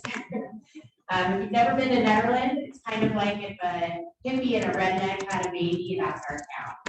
I think it's a really accurate description, right? I've worked on that one for a while, you know. You'll see guys in tie-dyes with their packet too. So I really enjoy it. I have been at Tri-State for almost 11 years now. I started in the public affairs arena, and when I started, we were actually building things. And I worked a lot on the public involvement processes on transmission lines. I'm now in external affairs, and I have been in that role for now 7 years. And from Drew, I've inherited a lot of youth groups such as Club 20 and CCI. So it's really nice to be able to have that local government feel. Prior to Tri-State, I worked for the National Propane Gas Association based out of DC for 13 years. And I served as the liaison between our national office and 13 state associations. I quickly got disenfranchised with DC, and I'm really grateful to be working on a rural local level. I clearly had a thing for rural energy. I grew up in Nebraska. I started a part-time job working for the Nebraska Propane Gas Association. So I've been in rural energy basically my entire career, and I really enjoy it. One of the other things that I really like about Tri-State, and sometimes I feel like it's a little lost in the shuffle when we're talking about energy, is that we are a not-for-profit co-op. And we're a co-op owned by our member co-ops. And there are 7 cooperative principles that we really truly take to heart at Tri-State. And my favorite one that I try to live my life by as well is concern for community. And in the last several years, I have been working in the west end of Montrose County as we closed our New Horizon line and Neutral Station. And I bring that up because I'm going to be talking about Craig as well today. It's certainly not lost on me the hardship that comes with closing such an important facility to these rural areas. I think that we can all agree that clean energy is wonderful, but seeing firsthand the honestly devastation that these closures can bring to communities is heartbreaking. These are my colleagues, and these are communities that I've grown to care deeply about. So I'm looking forward to the work that we're just starting in Craig and in Montgomery County. I honestly can't believe that I am almost to the point where I need bifocals. I put my glasses on so I can see you. Can't even read my writing. They're not bad. It's better than walking in a wall. Right, I know. I honestly am, I'm really close to making that eye appointment. I'm not gonna. Just so you know, it don't get better. I have so many things to look forward to. My knee makes noises, I never. Progressives, yeah. Is that okay? Good. I'll take your advice. And it doesn't really help me helpful. I did want to give you a few updates on some things that are going on at Tri-State. Our mission continues to be to provide reliable and affordable electricity for our member co-ops. And in the last few years, we have really folded into that mission statement to provide clean energy. And I'm sure that Drew in the past several years has talked to you about Tri-State's Responsible Energy Plan. And this is a plan that we developed with the Center for New Energy Economy out of Colorado State with former Governor Bill Ritter. And really you can kind of just break it down to the main theme of this plan is that by 2024, 50% of the energy used by our members will come from clean energy. And that gets a little muddy when you think about it because I think it's a little wordy. But basically what that means is that all of the renewable projects that Tri-State has and our member renewable projects. So we're counting our members' solar projects and things like that. We're also closing all of our coal-fired power plants in New Mexico and in Colorado. We have closed Escalante Station in New Mexico, and we've closed Nucleus Station. We're in reclamation efforts up at the mine in New Horizon Mine right now. And we are going to be closing Craig Station. Something to keep in mind with Craig is that there's 3 units there. And the first 2 were partial owners of. There are a variety of partners in unit 1 and 2. And then we fully own Craig unit 3. So it gets a little tricky because we're working with these partners on Craig 1 and 2, but then we get to do what we think is best for Tri-State and our members with unit 3. So here's your boring regulatory lesson for the day. Every 5 years, we are required to file an electric resource plan with the Colorado PUC. And this electric resource plan is a 30-year outlook on how we are going to provide power for our members. We have a staff that this is their only job is to do modeling on various scenarios of how we will be providing power. And usually what we have done in the past is we would just file the electric resource plan with the PUC just almost as an FYI. And there was a statutory change that in 2019 that then required us to get approval from the PUC on this plan, which is what investor-owned utilities have had to do in the past. As a not-for-profit, we were not required to do so. So we filed our plan in December of 2020, and then this started this new process that we'll be going through with the PUC. The new process will allow for them to modify or amend our plan. And then it also included opportunities for interveners to ask for a variety of things, asking us to run different models, things like that. So we had a kind of a wide variety of interveners in this first time that we've had to do this process. We had environmental groups, there were groups from state entities and regulatory bodies that intervened. And then we also had some of our members from Wyoming and from Nebraska that also intervened to show support for our preferred plan. Something to keep in mind is Tri-State operates in 4 states, and Colorado becomes a little unpopular in the rest of our service territory when we're setting regulations and state law that affects our entire business operation. So it's a tricky line to walk when we're trying to appease all of those members. You can imagine it's a wide variety of beliefs in our service territory. It's a lot of cooks in the kitchen sometimes. So when we filed this plan, we had 8 different scenarios, and we identified our preferred plan. And through the intervener process, We then agreed to model 5 additional scenarios. And we also revised our preferred plan a little bit. But the good news about our revision on our preferred plan is that it recognizes the dates that we have set for closure of Craig 1, 2, and 3. That was really exciting for us to be able to prove once again that those dates are set. It also recognized our contractual obligations that we have at 2 of our coal-fired plants that we have partial ownership. Some of the environmental groups were wanting us to run models that had absolutely no coal, and we can't do that. We have contractual obligations, and so those will be set forth in that new plan. So we filed them at the end of September, those 5 models, and we'll be moving on to phase 2 for that. And I can share with you all if you're interested.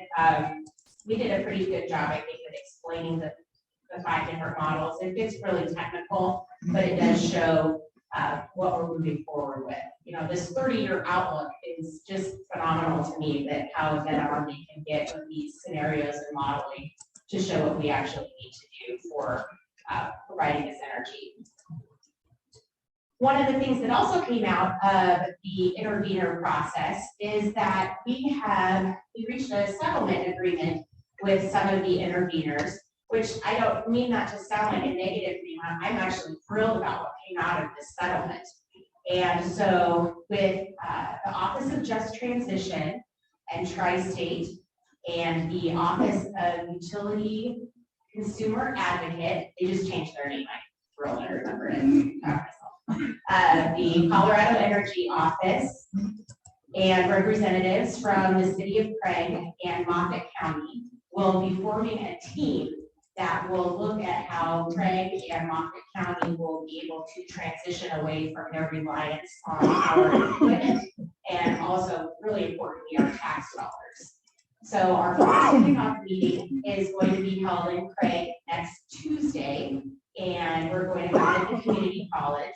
And the purpose of this first meeting is to develop a scope of work for a facilitator that will be hired and paid for by the Office of Just Transition to guide those community leaders in how we would be able to move forward with employment ideas, business ideas, being able to recruit business, which is where I think you'll still see Drew out and about in your area over here.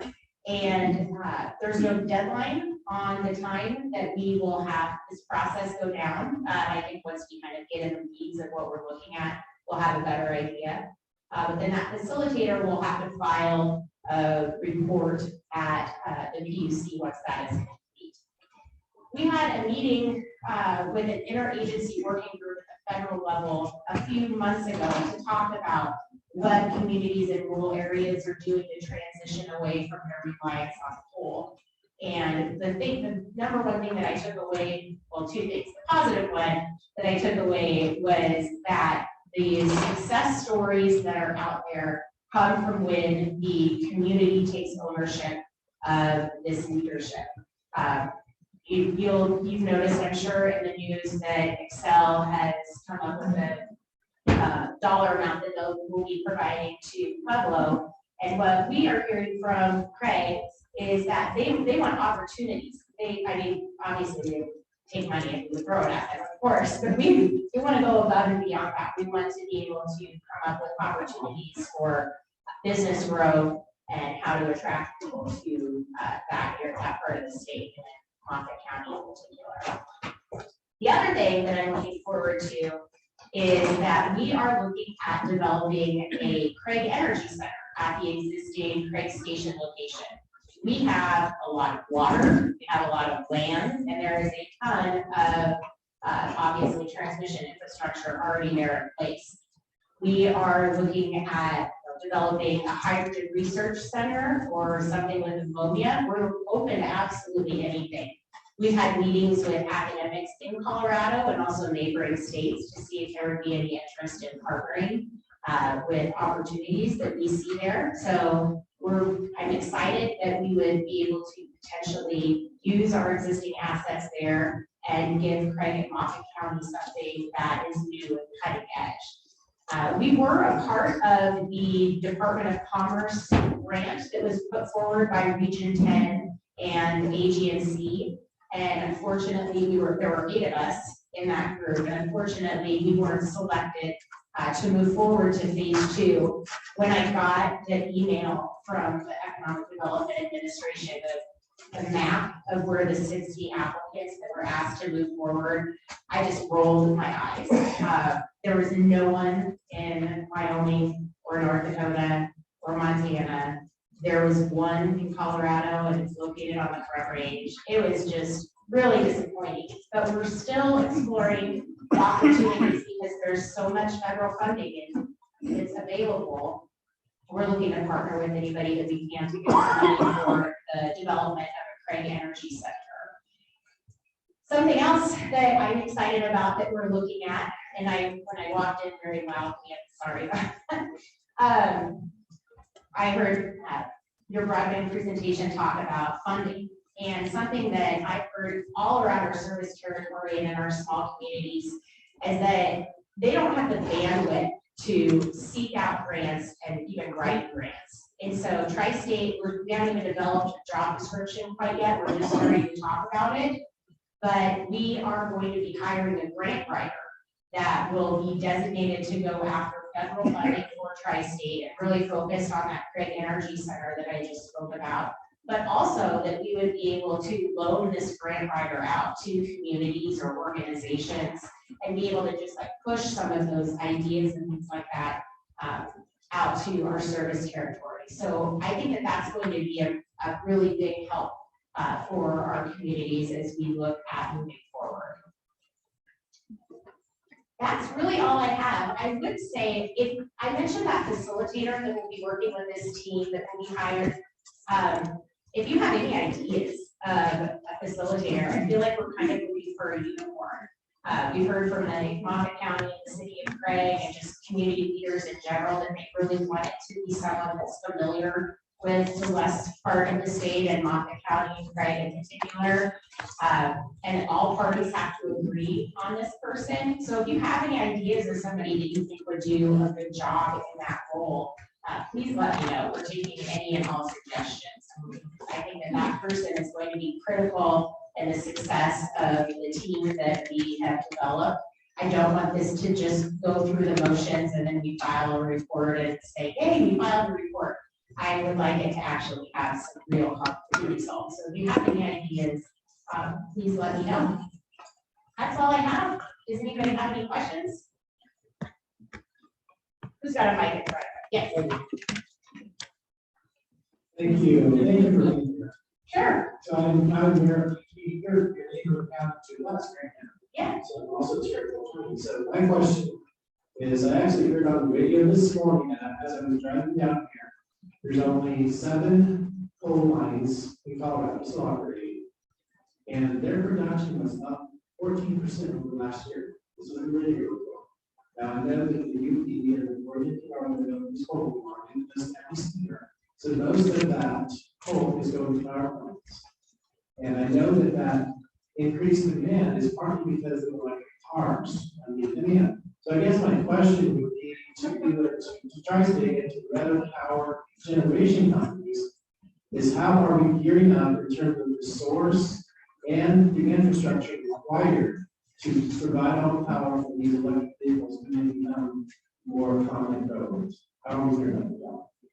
That's actually an excellent point. And one of the things that we included for the first time in that electric resource plan when we're giving that 30-year outlook is the work that we're doing in beneficial electrification.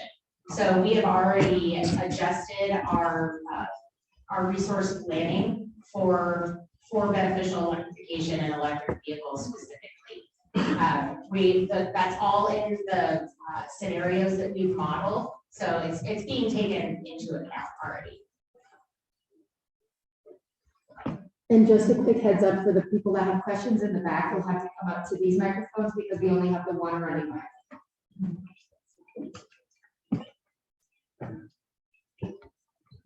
And yes, Last year, actually, I know from Montrose County, I work with those people.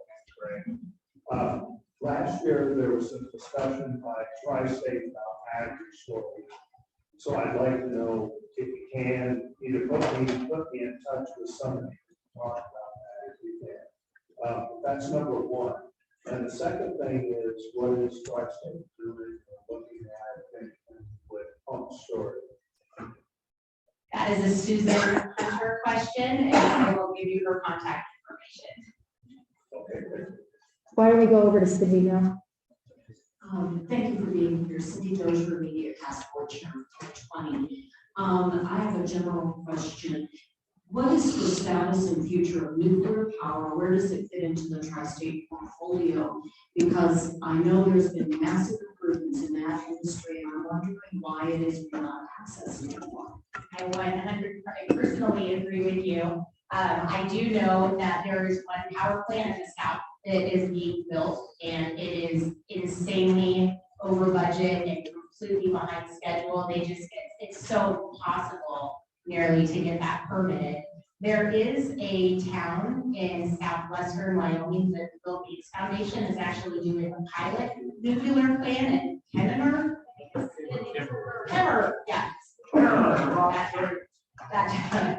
Yeah, so it'll be interesting to see how that goes, but it's certainly something that comes up very often when we're discussing our, because I agree with you, that from a personal perspective, I think it makes a lot of sense, but I know that we've been watching closely that plant in the south. It's just a disaster.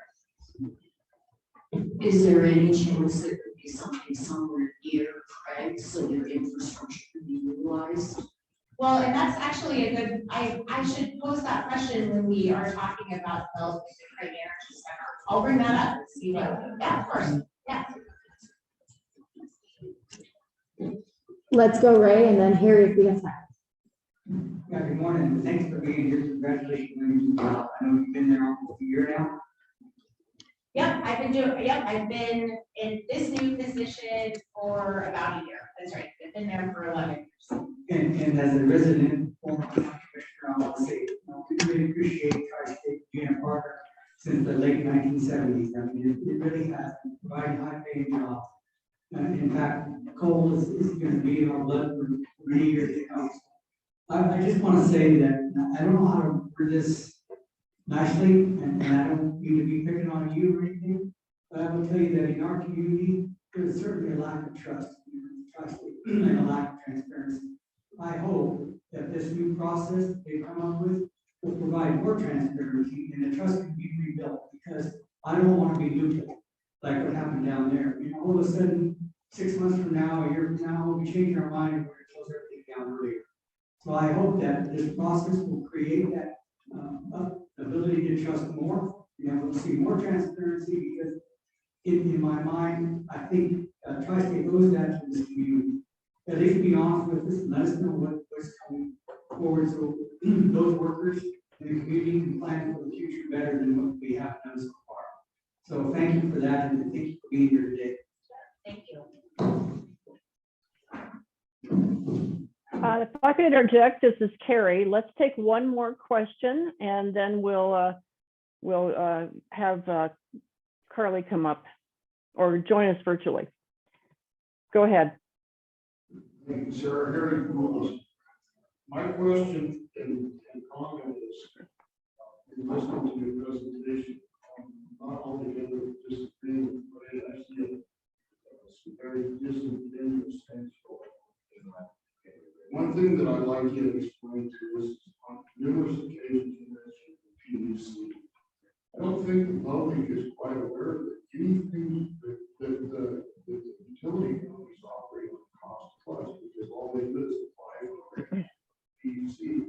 So it's disingenuous to tell the consumer that you're actually saving money for doing it. Secondly, thirdly, if you have a plan and you consider it clean energy, which you said 50% will be clean energy, what is providing that clean energy? And then what is so bad about coal? Since the technology has greatly improved over the last century, and And also, I guess another question that I really like is, if you have a plan and you're being asked to do all this, and you're complying with the government, all the regulations, and all the requirements, and the gas surcharge, why in the hell would you modify amendments? Why would you want those things built into the plan? Because there is no way right now that the energy, the demand of energy in this country can be supplied with solar, wind, or biofuels. The options that are afforded to us also have moral issue. The moral issue is that clean, plentiful, reliable energy has to come from coal. And they are disingenuous when they tell us they're going to make an energy center out of that and throw those transmission lines into some kind of renewable energy. And we still meet the upcoming demands. I would bring to the tri-state's attention, I look forward to that meeting on Tuesday, but I really think that conversation needs to be not treat us like sheep. We understand what's going on, and we're being, I think it's disingenuous. I've had this conversation with a number of people, but I don't think, as Johnny Carson would say, if he's holding the envelope to his head, I can predict the future. I think the utility companies now, because of the political environment that's going on, are bluffing.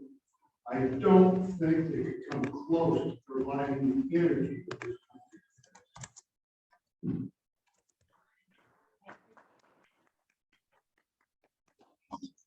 One thing that has changed at Tri-State Fiber, just as an FYI, our prices now for jurisdictional.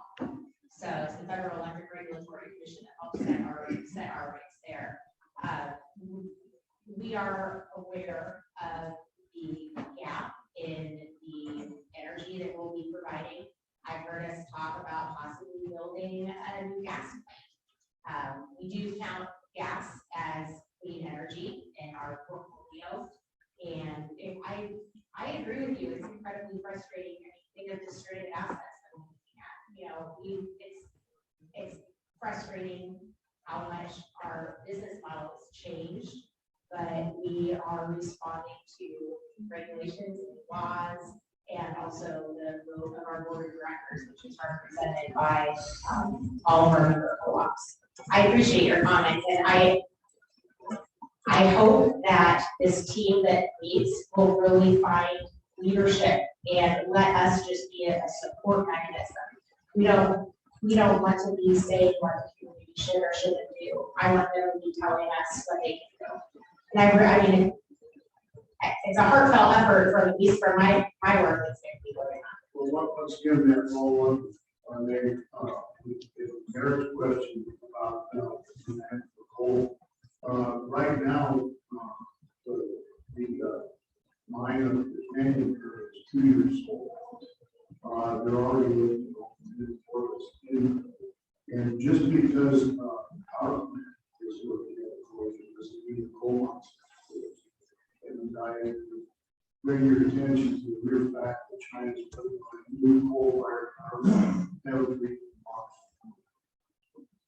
And if I may, I think maybe this could be another conversation that could be had offline as follow-up, just because we do have somebody else waiting to speak.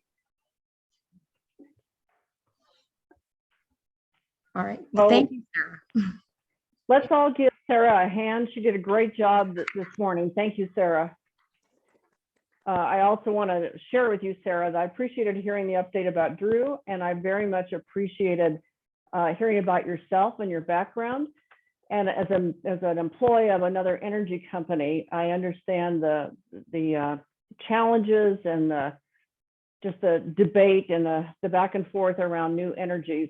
Certainly Chevron is a company that's working on new energies and trying to balance that business model. So thank you. I appreciate everything you had to say today. Before I introduce Carly, I want to do a couple of housekeeping items. First of all, I failed. I can't believe I did this. I failed to thank Grand Valley Power, my very own personal utility company. They are a sponsor of this committee and this event today, and we really appreciate that. Thank you so much. And I just want to remind people, when Carly is speaking, try to be sure that your microphones are muted. There was some interference in our last presentation, so try to make sure all those microphones are turned off either on the phone or on your tables. So our next speaker is Carly West. Carly is a government affairs manager for Black Hills Energy, and she's going to talk to us today about the energy legislation that might be underway in the State House. Carly, take it away. Thank you.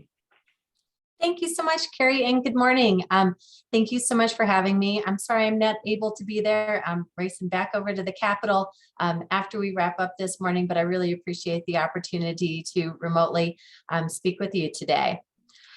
So I am Carly West. I manage government affairs for Black Hills Energy. I've been with the company actually doing our community affairs for a number of years before this. So I know I've met some of you in that context, traveling in your regions and talking with our communities out there. So even though I can barely see you as a little box on the screen, it's nice to see you all again.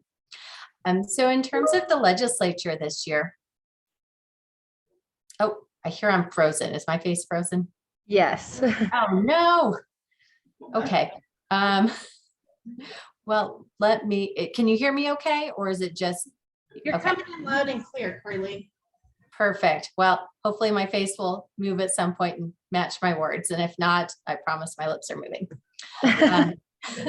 So looking at the legislature this year, high level, a couple of things to talk about. First of all, we've seen some changes in terms of the makeup and leadership of the legislature right off the bat. So what we have seen is that Senate President Leroy Garcia, who is a Democrat from Pueblo, announced his intention to resign from his Senate seat in order to take an appointment with the Pentagon. And what that's resulted in is a number of shuffles around the legislature. The Democrats in the Senate got together to elect new leadership. So next week, we are going to see those transitions happen. I believe at the end of the week is when they officially will happen. So we are going to see current Senate Majority Leader Steve Fenberg from Boulder move into the position as Senate President. Dominic Moreno, who is from Commerce City, is going to leave his spot on the Joint Budget Committee and become Senate Majority Leader. And Senator Rachel Zenzinger of Arvada, who is currently on Senate Transportation and Energy, as well as chair of the Senate Education Committee, is going to move over to the Joint Budget Committee. So far, I have not heard the announcement of who is going to fill her spots on those two committees and what that will look like, but we're definitely going to see a shift in leadership in terms of who is leading the Senate. So that'll be really interesting to see, especially mid-session. Additionally, we're going to see a vacancy committee this Saturday select a new senator from Pueblo who will take over Senator Garcia's spot in the Senate. So there will be a new member of the legislature. So just a few changes that are happening that don't typically happen mid-session. Additionally, as we look to the legislative session, there have been a number of bills that have been introduced. I would say on the whole, it's been a little bit less intense than the last 2 years have been in terms of the volume and the scope of energy legislation that's been introduced. But I'd say at this point, really the elephant in the room is the bills that haven't been read across the desk yet. So first and foremost of those is the model building codes legislation. This is being pushed by the Colorado Energy Office. They're working with SWEEP on this legislation, and it's carried by Representative Burnett. And it's expected to be introduced next week, but conversations have been going on about this bill and what it will do for months now. There's been a lot of stakeholder engagement, but I think folks just got their first look at a draft of the bill a little over a week ago. So the bill overall is going to address model building codes in the state. And what it would do is require that all local governments, so counties and municipalities that have local building codes, adopt by January 1st of 2025, the IECC 2021 codes, and that's the International Energy Conservation Code. So the 2021 code, but in addition to that, 3 electrification overlays around electric ready, solar ready, and EV ready. So requiring that wiring be set up in a new building or a retrofit building that provides appropriate wiring and paneling to a garage for electric vehicles, to the roof for solar panels, and to the house's other appliances, so that they would be prepared to be electric as opposed to natural gas powered. So to a stove or a hot water heater or a furnace. So those would be required by 2025 to be adopted by all local governments, at least that standard, if not more. The bill goes on to say that by 2030, all of those local governments will be required to adopt a near net zero carbon code. So what that is a really great question that is not yet answered.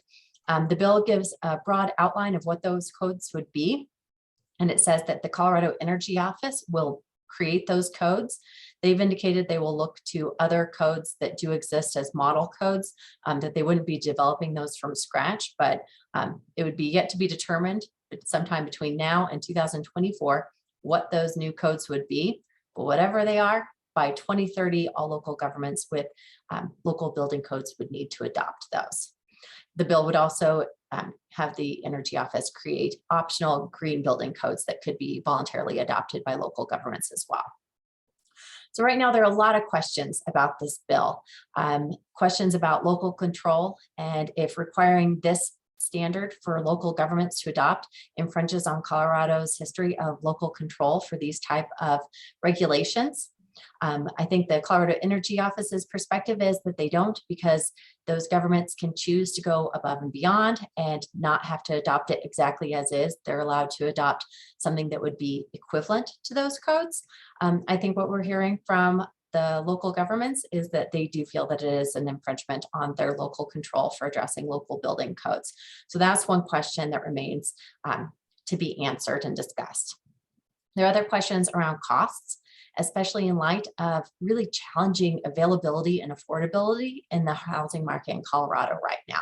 So adding additional requirements to a new building or a retrofit building, questions about whether those will pay off for the consumers when they purchase those buildings and whether that would challenge their ability to purchase those buildings or rent.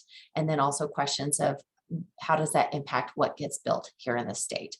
And finally, for us as Black Hills Energy, and I know for other energy providers in the state, it's also questions around reliability. Obviously, the bill looks to aim towards an electrification future, and we see, lots of opportunity for the state in terms of developing regulations and new opportunities to change up our energy mix and really focus on emissions reductions. But that said, we at Black Hills Energy see a lot of value in multiple energy sources. I can say in my time serving as our community affairs manager, I worked on a number of issues where we saw the value of having multiple energy sources. So when I was last Christmas in Aspen, we did have vandalism on our system that caused a widespread outage in Aspen during one of the coldest weeks of the year. But fortunately, there was also electricity available to continue fueling homes and businesses there on that end. On the other side of that, during the Lake Christine fire, I know that the transmission lines heading into the same region were greatly threatened by that fire. And had they gone down, it would have been potentially weeks before that power could have been restored. And in that circumstance, having natural gas available to continue powering various systems would have been really key. So as we look at this bill and the actions around that, we just have a lot of questions, and we know that others do too. We expect that the bill is going to be introduced probably next week. Folks are still taking feedback from stakeholders. So if you have anything specific you'd like to share, direct comments to the Colorado Energy Office, because they are still taking feedback now, although they'll continue in the future. It's just always a little bit easier to get that feedback in before a bill is introduced rather than after. But we do expect the bill will probably be introduced next week and that these conversations around that piece of legislation will continue. In addition to that, it's actually part of a bigger air quality package that the Colorado Energy Office is supporting this year. The total package calls for a $424.3 million general fund investment for fiscal year 22 to 23. And these are funds that are coming from the Federal Infrastructure Act. So it's the state looking to really maximize the funds that are flowing from the federal government for investment in really 3 major categories. So, and those categories have 14 different proposals between them. It's looking to direct a large amount of funds towards transportation, around 255 million. Air quality monitoring, regulation, and incentives is earmarked to get about 114 million, and then buildings should be getting around 55 million. So this impacts a lot of different departments in the state, CDPHE, CDOT, the Office of Economic Development and Tourism, Office of Local Affairs, and of course, the Colorado Energy Office. And the administration really feels this is an opportunity to make use of one-time funds to make significant impacts in the state. So we're still waiting to see whether those proposals will be rolled into just a couple of pieces of legislation, whether they will each have some standalone pieces. A lot of things are still in the air in terms of what's to come there, but we do know there will be significant legislation that will distribute those funds and really address air quality questions in the state. Finally, there's also legislation anticipated shortly that would create a new program to regulate toxic air contaminants that's anticipated to come as well. So with that broad view of things that we think are coming, we can shift our attention a little bit to things that have already been introduced. So legislation that is already in front of us. The first one that I wanted to bring up, I actually just got a copy of this morning, but I think it's something that would definitely be of interest to Club 20's membership. And it's Senate Bill 138, Reduce Greenhouse Gas Emissions in Colorado. And it's a broad title, but it really is aimed at a lot of ag issues. So the bill would update the statewide greenhouse gas emissions reduction goals to add a 40% reduction goal for 2028 compared to the 2005 greenhouse gas pollution levels, and a 75% reduction goal compared to 2005 levels as well for 2040. It also defines small off-road engines as gasoline-powered engines of 50 horsepower or less used to fuel small off-road equipment like lawnmowers and leaf blowers. And it would phase out the use of those small off-road engines by prohibiting their sale in non-attainment areas of the state on or after January 1st of 2030. And also provide financial incentives to promote replacement of those engines with electric-powered small off-road equipment. Additionally, it would create a state income tax program for the purchase of those. It would give the Oil and Gas Conservation Commission authority over injection wells used to sequester greenhouse gas. And it would also look to require the Commission of Agriculture to, in consultation with the Energy Office and the Air Quality Control Commission, to conduct a study examining carbon reduction and sequestration opportunities in the ag sectors of the state, including the potential development of certified carbon offset programs or credit instruments. So the bill does a lot. I am not that familiar with it, but definitely one to keep an eye on and continue having conversations about as it moves forward. A few other pieces of legislation. The topic of microgrids is really big right now. There are 2 pieces of legislation, one introduced and one anticipated, that look at microgrids. House Bill 1013 is microgrid grants. And what this would do was create a community resilience grant program to be administered by the Division of Local Government in DOLA. And what this would do would be, it would make, oh, can you guys hear me okay? I am. Yes. Okay, perfect. Just making sure. So what this bill would do would be make funds available through a federal program or through federal funds administered locally, and would allow your REAs and municipal government or municipal utilities to take advantage of these funds to create microgrid projects in communities that are at either high risk for some type of disaster or environmental impacts, or also it sets criteria around having institutions, key institutions like schools, government buildings, a few other things in the state. But overall, this would allow local, small communities to really be able to invest in microgrids, to look at resilience and reliability for their energy systems. So the bill has passed the Energy Committee. It is going to appropriations and has a lot of support behind it.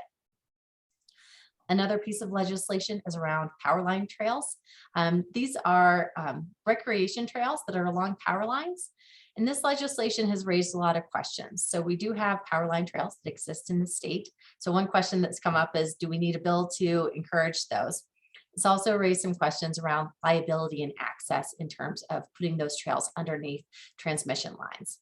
That said, the intent of the bill is to really give an incentive or sweeten the pot when it comes to siting transmission. Siting transmission can be a really challenging process, and the sponsor and the proponents of this are hoping that they can encourage use of these trails or development of these trails as an incentive for development of not just the trail, but the transmission project as well. So utilities have been working really closely on this bill. A lot of other interests have as well. The Farm Bureau has been really engaged. A lot of property holders have asked a lot of questions. The bill did pass its first committee hearing yesterday with some amendments. Testimony against it came from the Farm Bureau, the Cattlemen's Association, the Colorado Municipal League, and CCI, who both raised some concerns about it. And so this bill is likely moving forward, but sponsors are looking to try to alleviate the concerns that they are hearing in terms of potential impact to those property owners and questions around liability. Additionally, Senate Bill 51, policies to reduce emissions in the built environment by Senator Hansen. This bill is looking at air source and ground source heat pumps and looking to give really incentivize use of those type of products for energy. It would exempt those from the definitions of fixtures for property tax purposes. So it would lighten the load in terms of the property tax side of that, and really look to encourage adoption of those. Another piece of legislation is Senate Bill 90, which is severe weather notifications to utility customers.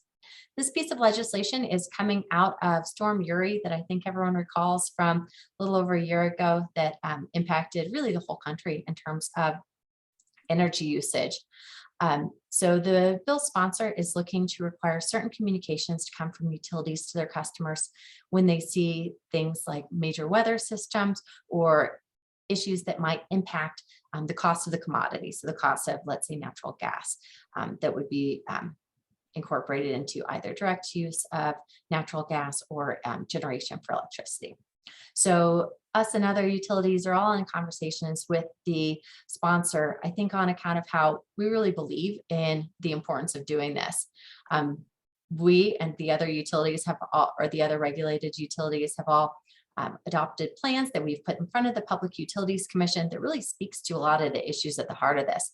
Notification of major weather systems, really encouraging customers to, in ways that they can reduce energy usage, either through energy efficiency measures at their homes or slight adjustments to their behavior during storms like this or times of cold weather. So we, at least at Black Hills Energy, we have a plan that we're really proud of that we are rolling out to customers. And some of you may have even seen some recent communications about 2 weeks ago when a storm did roll through the state that was dropping temperatures across the regions that we serve. But for us, the questions in this bill remain around how we are required to do those communications. And for us, one of the biggest ones is about the use of text and email.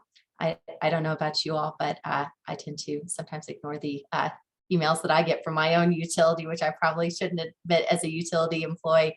But we really have to balance how frequently we're utilizing channels such as text and email with our customers, because everyone has the opportunity to opt out of those. And we don't want to be the boy who cried wolf and sending emails and texts every time there's going to be snow in Colorado. We get a lot of snow in Colorado. So we want to make sure that we're utilizing those in a way that is useful information to our customers, but doesn't scare anyone off from getting those and prompt them to opt out of getting those communications. So those conversations between various utilities are continuing with the sponsor of that legislation. And Finally, in terms of bills I wanted to put on your radar, I will end with a bit of good news. House Bill 1193, which is the legislation to fund the Just Transition Coal Workforce Programs, moved really quickly through the legislative process and actually passed the Senate on third reading this morning, which means that it has completed its journey through the legislature and will soon be headed to the desk of the governor for a signature. And what this bill does is it directs a transfer of $2 million from the Coal Transition Workforce Assistance Program to the Just Transition Cash Fund. Essentially, it creates funding for that program to the tune of $2 million. So that bill has gone really quickly, fast priority moving through the legislature, and is on its way out. So with all of that, hope I've shared some valuable information, and I would be happy to answer any questions. Carly, thank you. That was really, really interesting and very thorough. I'll simply ask our folks who are on the virtual side of things to put your questions in the chat, and I'll try to pay attention to them. And I'll let Club 20 manage the questioning from the room. Are there any questions? Oh, Rachel Richards, we'll go over to you. Make sure to speak into the mic. This is not a question. I really just want to thank Black Hills Energy for the response to the sabotage of your gas lines over Christmas, and the immediate response with distributing thousands of electric heaters to people. Thank you very much. It was well appreciated. Thank you for that. And I would like to say, while nobody would ever want to see that situation happen where we had such a widespread outage, in terms of our team's response, we had people come in from all of our surrounding states, and we also worked really well with Xcel Energy and other utilities in Colorado who provided mutual aid to us. It was really an all hands on deck experience in terms of Colorado's assistance there. So just want to say thank you to our teams as well as our other utilities in the state for dropping everything the week between Christmas and New Year's to come and help get that gas turned back on as quickly as possible. Are there any other questions? Carrie, go ahead. Could you tell us that the first bill you were talking about was probably what starts next week on? It was the very first bill. I didn't get the bill.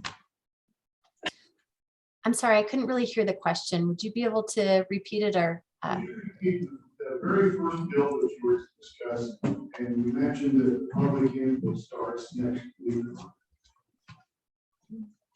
So are you, the model building codes, is that the question? Yes, ma'am. Okay, terrific. So I would say public comment has been going on for some time in terms of stakeholder outreach, but we anticipate the bill will be introduced next week and that those conversations will still continue.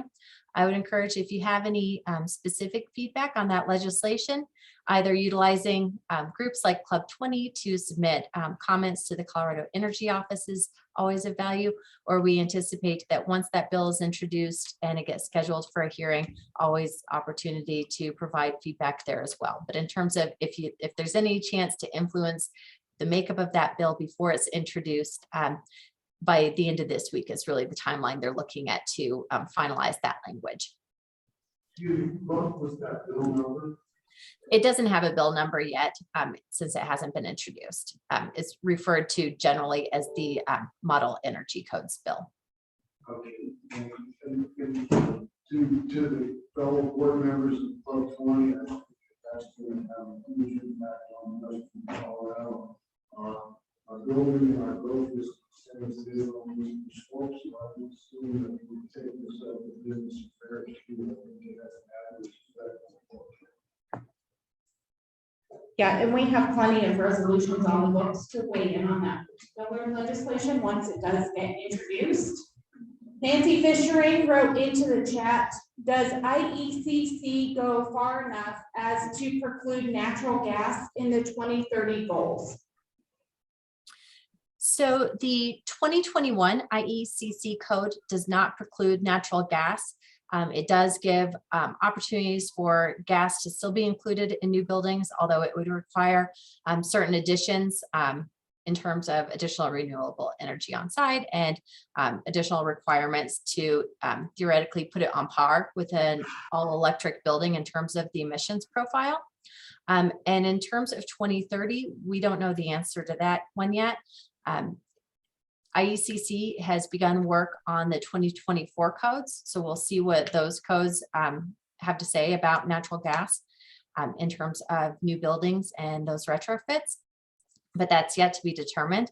And I think, you know, the answer to this question is, this is one of the biggest unknowns, is we don't know what would be required either from IECC in terms of the model codes they create, or what would be required by Colorado statute in terms of what 2030's requirements would be. So a lot of unknowns right now. And I would say at a minimum from our perspective, that's one of our biggest concerns with the bill, is setting in statute that we don't know what this will be, but whatever it is, it will be a requirement and a mandate. So that for us just raises a lot of questions about what's to come, and does it make sense for that to be in statute?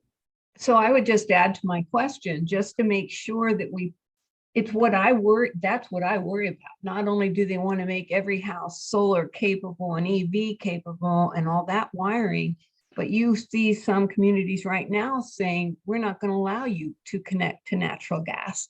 So if we do weigh in, Christian, I think we have to go so far and say that's a really big bar for people in the rural area. Absolutely. Thank you. Doug Monger. So I just question on the power line trails. I mean, you think we can get easements now? I mean, the thought of having, you know, a trail through my property, there's a fat chance in hell for I let anybody have, unless we bring in the wolves too. So I would say in terms of the bill, the intent from the sponsor is not to mandate that these trails be allowed, or really to force a private landowner to permit these in any way. My understanding is the intent of the sponsor is really to share information about these, make sure that local governments especially are aware of these opportunities, or the idea of being able to create these. So it requires utilities to share information about power line trails during the siting process. But my understanding is the sponsor really wants to aim this at, let's say, more public lands than private lands. But these are definitely the questions that have come up in the development of this bill. And I actually do not know the answer to where Farm Bureau and others have landed in terms of whether the amendments that were adopted yesterday have addressed their concerns when it comes to their private property, when it comes to these type of trails. But I know the intent was to try to take care of those concerns. Any other questions? We have maybe time for one more short question. All right, I'm not seeing any, Carrie. All right, that's great. Thank you very much. I really appreciated your time, Carly. And like, as I said earlier, it's a very thorough presentation, so much going on. I appreciate your staying on top of it. We'll be coming back to you, I'm sure. Thank you very much. Yeah. Okay, I'm going to switch gears here a little bit. I'm going to ask Brittany to put up a short little PowerPoint that I put together. I want to talk with you all briefly about updating our resolutions. And Brittany, if you're running this, if you could just go immediately to slide 2, that would be terrific. The one that talks a little bit. Okay, so here's our status. We have not talked about resolution updating for a couple of years now. And there are an awful lot of things that need to be looked at. They're supposed to be reviewed about every 5 years. We currently have 22 resolutions on the books, and I'm going to ask Brittany to pull those up in just a minute. The last time these were looked at was 2015 and 2016, and that's a long time given all of the changes that are underway in the energy sector. So what I'd like to do today is begin the work of establishing a subcommittee to do this work. And I think it's really important work that you would be taking on. As I mentioned earlier, we do have so many changes in the energy space in just a few years. I mean, you think about things between 2018 and now, it's really remarkable. And as Carly was talking about changes in the different legislative proposals and regulatory proposals. We just have to get these updated. And, you know, I think if we get clarity about how those past resolutions fit, it's going to really help us move forward with developing new resolutions that are really relevant to 22 and well into the future, I think. So I'm going to be asking for folks today to volunteer to do that. And then my second goal was that we get this done hopefully by September of this year. Now, the committee that works on this may decide that's a crazy goal, and I appreciate that input, but that would be my initial thinking. I have asked Nancy Fishering to join us today. She's with the Public Lands and Natural Resources Committee. They've already done this work, and I thought it would be helpful to hear from Nancy and anybody else who wants to chime in, Christian or Brittany, about the process that you all went through, Nancy, and doing that work. What are some of the things you learned about doing it well? What are the landmines we should look out for? So Nancy, if you're tuned up, we'd love to hear from you. Okay, thanks. We started this process, I don't even know how many years ago now, but I do have to admit, we're not done. We had over 60. So, and then what we've seen in Club 20, I'm sure all of you can relate to, is we're getting bombarded every single year with so many new nuanced ones that we're trying to keep up with those at the same time we're trying to renew and go back and turn a lot of minutia into a guiding principle. And that was our goal. So what we did is we took our list that you're referring to, that Brittany will give you, and you try to figure out, well, this all fits under, we sat together as a group. And I would also mention that you really need your subject matter experts at that table, because they'll get the nuances that are coming at us that haven't even hit, like the bills that are not even introduced yet. And then you start to address it. And so we came up with 5 key areas and got rid of a whole lot at the beginning. But we're still, like right now, I need to get my group engaged again to have an overall hunting guiding principle, because we've got wolf issues and we've got mountain lion issues. We constantly are getting barraged with new legislation from people that have no idea what it's like to live on the land and on the public land areas. Very similar to the energy. I mean, the energy isn't in all their backyard. A lot of it is dependent in our counties on the western slope. So we need to change from minutia to a guiding principle. And what we found, and I don't know if with yours, because I didn't take the time, Carrie, to look at them, is you're going to find they fall into general areas, and then you write a guiding principle. We tried to get rid of the site-specific information that's only good for a year or two. We wanted it broad enough that we could plug in the numbers that are pertinent and forget what happened in 2021. You want it to be good for the next 5 years. That being said, we still find ourselves needing very specific, in a certain periods of time, very specific, full of data, full of current research resolutions. And my example on that is the wolf resolution. We pulled together 3 committees and we sat down and said, we need to know enough about the wolf because it's going to have major impacts on the western slope. And I asked Brittany to make a copy of that, because I'm proud of all the work that my ag committee people, my subject matter experts, my PLNR committee and water, we all got together and we didn't miss I mean, everything that we were worried about, we could document in that resolution. So you're going to find you're still going to need some very specific ones and then some guiding principles. And good luck doing it. And in my committee, I barely can get through 1 or 2 resolutions per meeting with all the conversation it generates. So that's the concern I have on a fast timeline, is getting it through our working committee. You only have 1 summer policy meeting to do what all that work is. And it takes a long time getting it through committee too. So there's 2 time consuming pieces here: the work to actually write it, and We get a lot of help from staff. Thanks to staff for all the stuff they did with my committees. We did it by Zoom. We didn't all meet in the same room. We had one meeting and the rest were Zoom meetings. And that helped us. People didn't have to spend time getting to Grand Junction or whatever. But at the end of the day, it still has to run through your committees before we recommend to the boards. So that's the other tricky part. And I'm sure Ray Beck can add to that, because it's that part that is also time consuming. So thanks for asking me, Carrie. Nancy, that was terrific. And so I'm going to extinguish my pipe dream of It was mine too. It was mine too. I hope to have it all done by now, and I don't. Yeah, and my second comment is, Nancy, if you want to join the committee, that would be wonderful. It sounds like you know exactly what you're doing. So I've asked people who are on the phone to put in the chat if they're interested. And if you are in the room and interested in working on this, would you please let Brittany and Christian know about that? And then we can start to form the committee. Brittany, would you put up the slide that shows all of the resolutions, just as a point of reference, I think, for the group.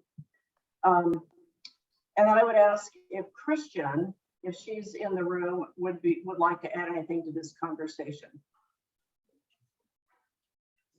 No, Carrie, I think you covered it. As Nancy mentioned, when you look through some of these resolutions, there does seem to be very obvious categories that exist. We found this when we were going through some of the transportation resolutions, public lands resolutions, other committees.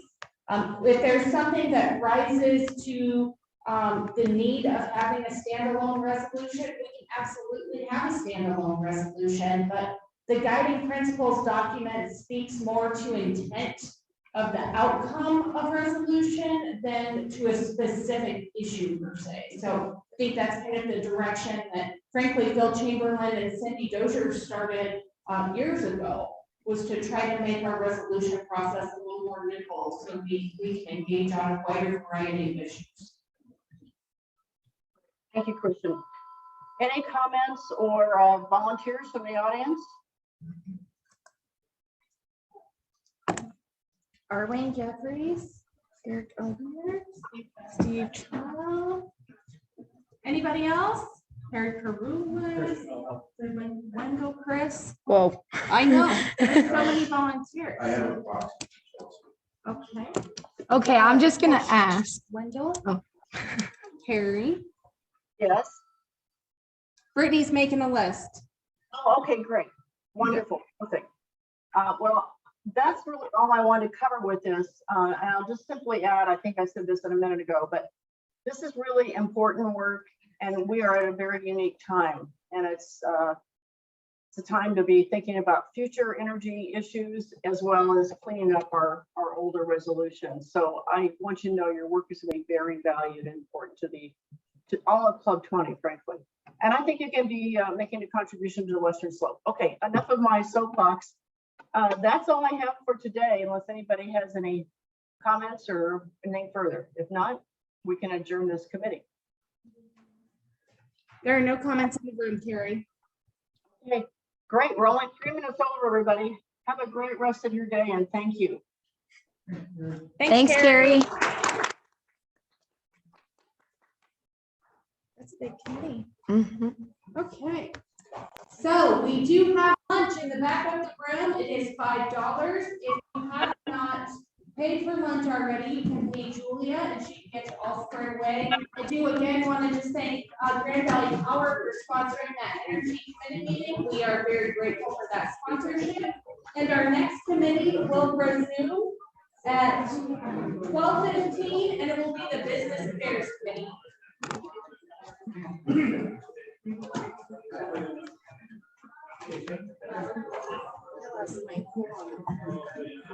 Oh, I would have. Let me ask you, so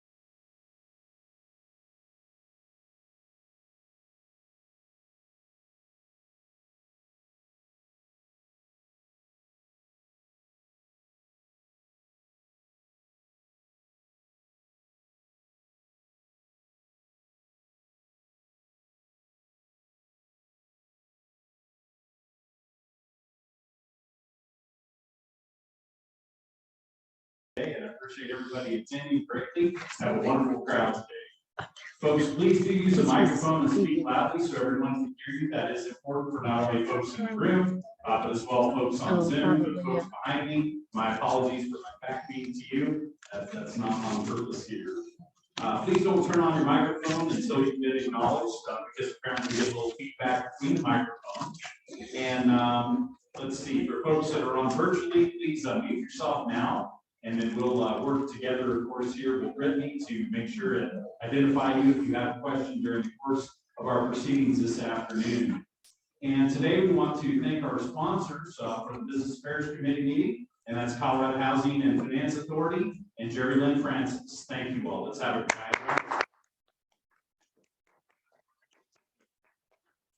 We're going to start off with introductions, and let's go ahead and start with Brittany, and we'll work our way around the table and then here to the back. I'm Brittany Dixon, Policy and Outreach Representative of 20. I'm a mouthful. I'm less verbal than I've had in terms of.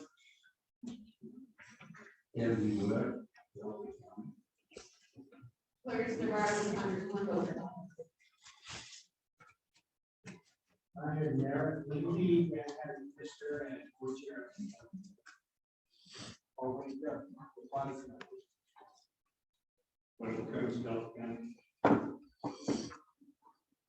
Executive Membership Chair of Club 20.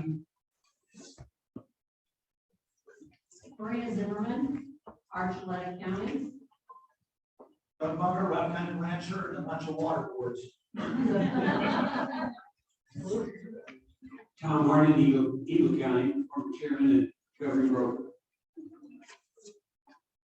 Brad McLeod, Sheriff-elect, Mason County, XL.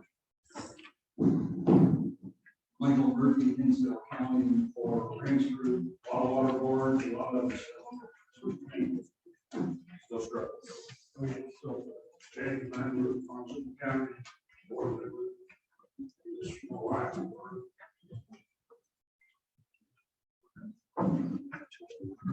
Hi, Rachel Richards, Executive Board Member and as City Council Member. Thank you.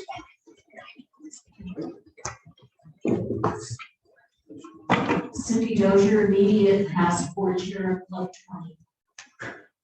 20. Matt Schuler, Jackson County, and I'm the only board. And then I'm going to introduce the folks that are on Zoom. We have two of our speakers, Andrew Paredes, Janet Farmer, Geraldine Francis, who's a speaker, John Whitney, and Nancy Fishering. And just a reminder to speak into the microphone as closely as possible for those on Zoom. Riley Scott, Eli Brummer for second. Jim Rankin, Rock County Commissioner. Tom Kleinschmidt, visit Moffett County.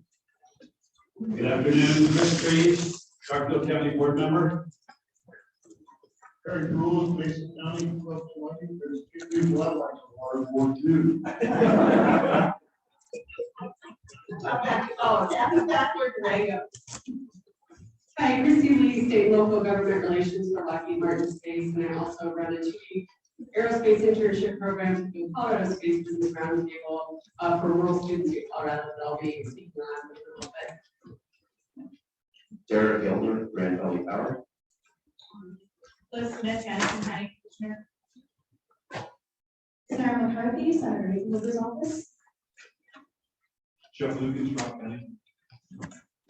Lois Dunn, Mason County, and also Grand Visionary Realtor Government Affairs. Chris Lopez, Community Relationship Manager for Southwest Colorado, Colorado Housing and Finance.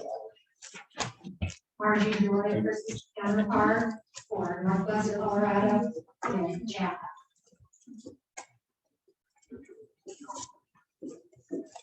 Kathy Wells, I'm the Delta County Board Representative, and you're representing Mount Coal Company for the next 6 days.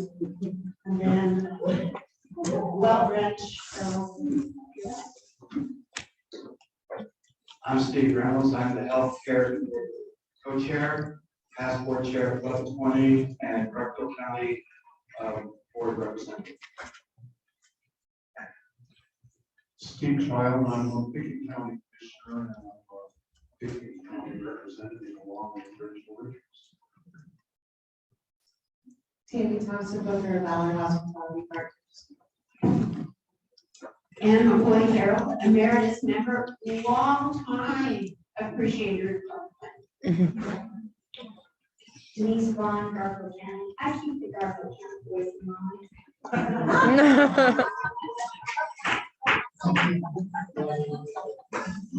Mike McLeod with HDR. Ken Brownlee, one member, county assessor. Ed Mitchell, Montrose County. Sandy Miller, Montrose County, and Black Hills Energy. Mary Jo Houlihan, Virgil County Rep in Business Affairs Subcommittee. All right, thank you all. Did we catch everybody on introductions? Very good. John will, of course, speak. So, thank you again, everyone, for attending today. Thank you, everyone, for attending again today. And next item we have on the agenda is Ray Beck. Craig, Moffett County, Colorado, with Ray, as you all know, is our membership chair. And again, the lifeblood of Club 20 all comes down to a membership. And everybody in this room hopefully are members of Club 20. If you're not, we can remedy that quickly. This is not a problem. So Ray Beck, ready for your presentation. Thank you, sir. Thank you, Mr. Chair. Appreciate the opportunity. Bill.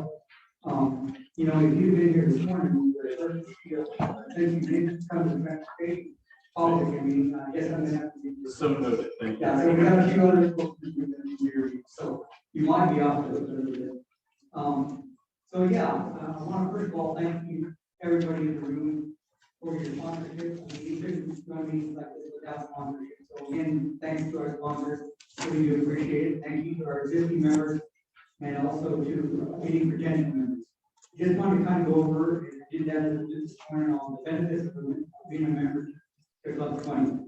First of all, you can receive up-to-date information on key issues affecting Western Colorado in the form of a monthly email on key updates and newsletters. Participating in policy committees that guide local and state elected leaders on the Western Coast, annual trips to Denver, and biannual trips to Washington, D.C. Voting at county caucus meetings to decide who will represent you on Club 20 board of directors every 2 years. Being eligible to vote at all Club 20 policy committee meetings, having problem solved or questions answered, and courtesy from Club 20 staff, and networking opportunities for the diverse groups of individuals, elected officials, and business folks from all across Colorado. And then there's one that I have that I didn't have on this list. If you become a Club 20 member, you know, it's one thing to know what you go on, but you have the opportunity to go on. So I think that would be the benefit of the work meeting. So because we got one of us already knows we go out. Anyway, thank you, Mr. Chair. That's my report.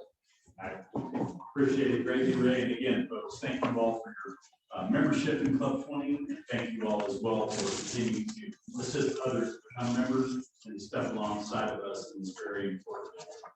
I also want to refer you all to the last page of the agenda. That is the Business Affairs Advisory Panel. Here are people that I look to on a daily and weekly basis to help us on setting policy and guidance within the Business Affairs Committee. These folks are all Club 20 members from around the state of Colorado and very proud to serve alongside of them as well. So folks, now we're going to go ahead and move to our next agenda item, which is our current rural housing efforts. And that is, we will schedule that from 12:25 to 1:05. And we have on the phone today, Jerry Lynn Francis, Howard Housing Finance Authority, Director, Marketing and Community Relations, and Andrew Paredes, Colorado Department of Local Affairs, Division of Housing, Director of Housing Finance and Sustainability.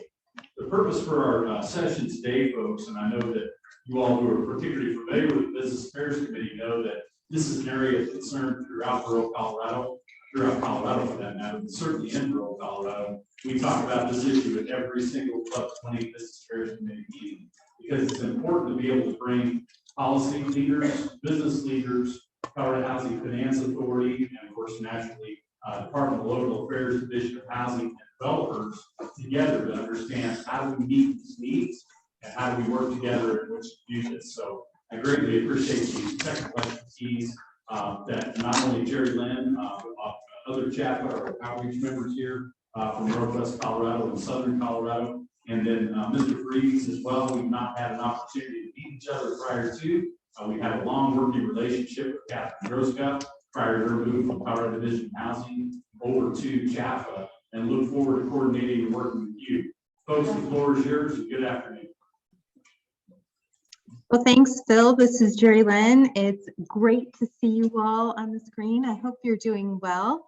And sorry that I'm not able to join you in person today. And I'm thrilled to be joined by my colleague, Andrew Paredes from Colorado Division of Housing. We've had the great pleasure of working closely with the Division of Housing and Andrew in particular over the past couple of years, and of course throughout CHAPA's long history. I'm gonna, because I have had the opportunity to present on behalf of CHAPA a few times in near recent past, I'm gonna try and save most of today's time for Andrew, but I did want to just give some highlights of work that we at CHAPA are doing. And so I'm going to share my screen here, or attempt to, if I can get it.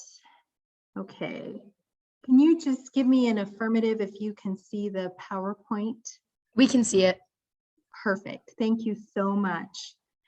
Okay, and I know that Chris and Margie handed out some materials, so those will accompany this presentation, but very first, for those who are in the room and might not be familiar with CHAPA, Colorado Housing and Finance Authority, we are a statewide organization with a mission to invest in affordable housing and community development. And we do that through a variety of ways. We have 4 pillars of investment, as I call them: advancing homeownership, supporting the development and the preservation of affordable rental housing, working to advance economic development through business finance, and of course, our newest area of focus, community partnerships. And that's really regional community engagement, supporting nonprofits and local community efforts to advance our shared goals and objectives.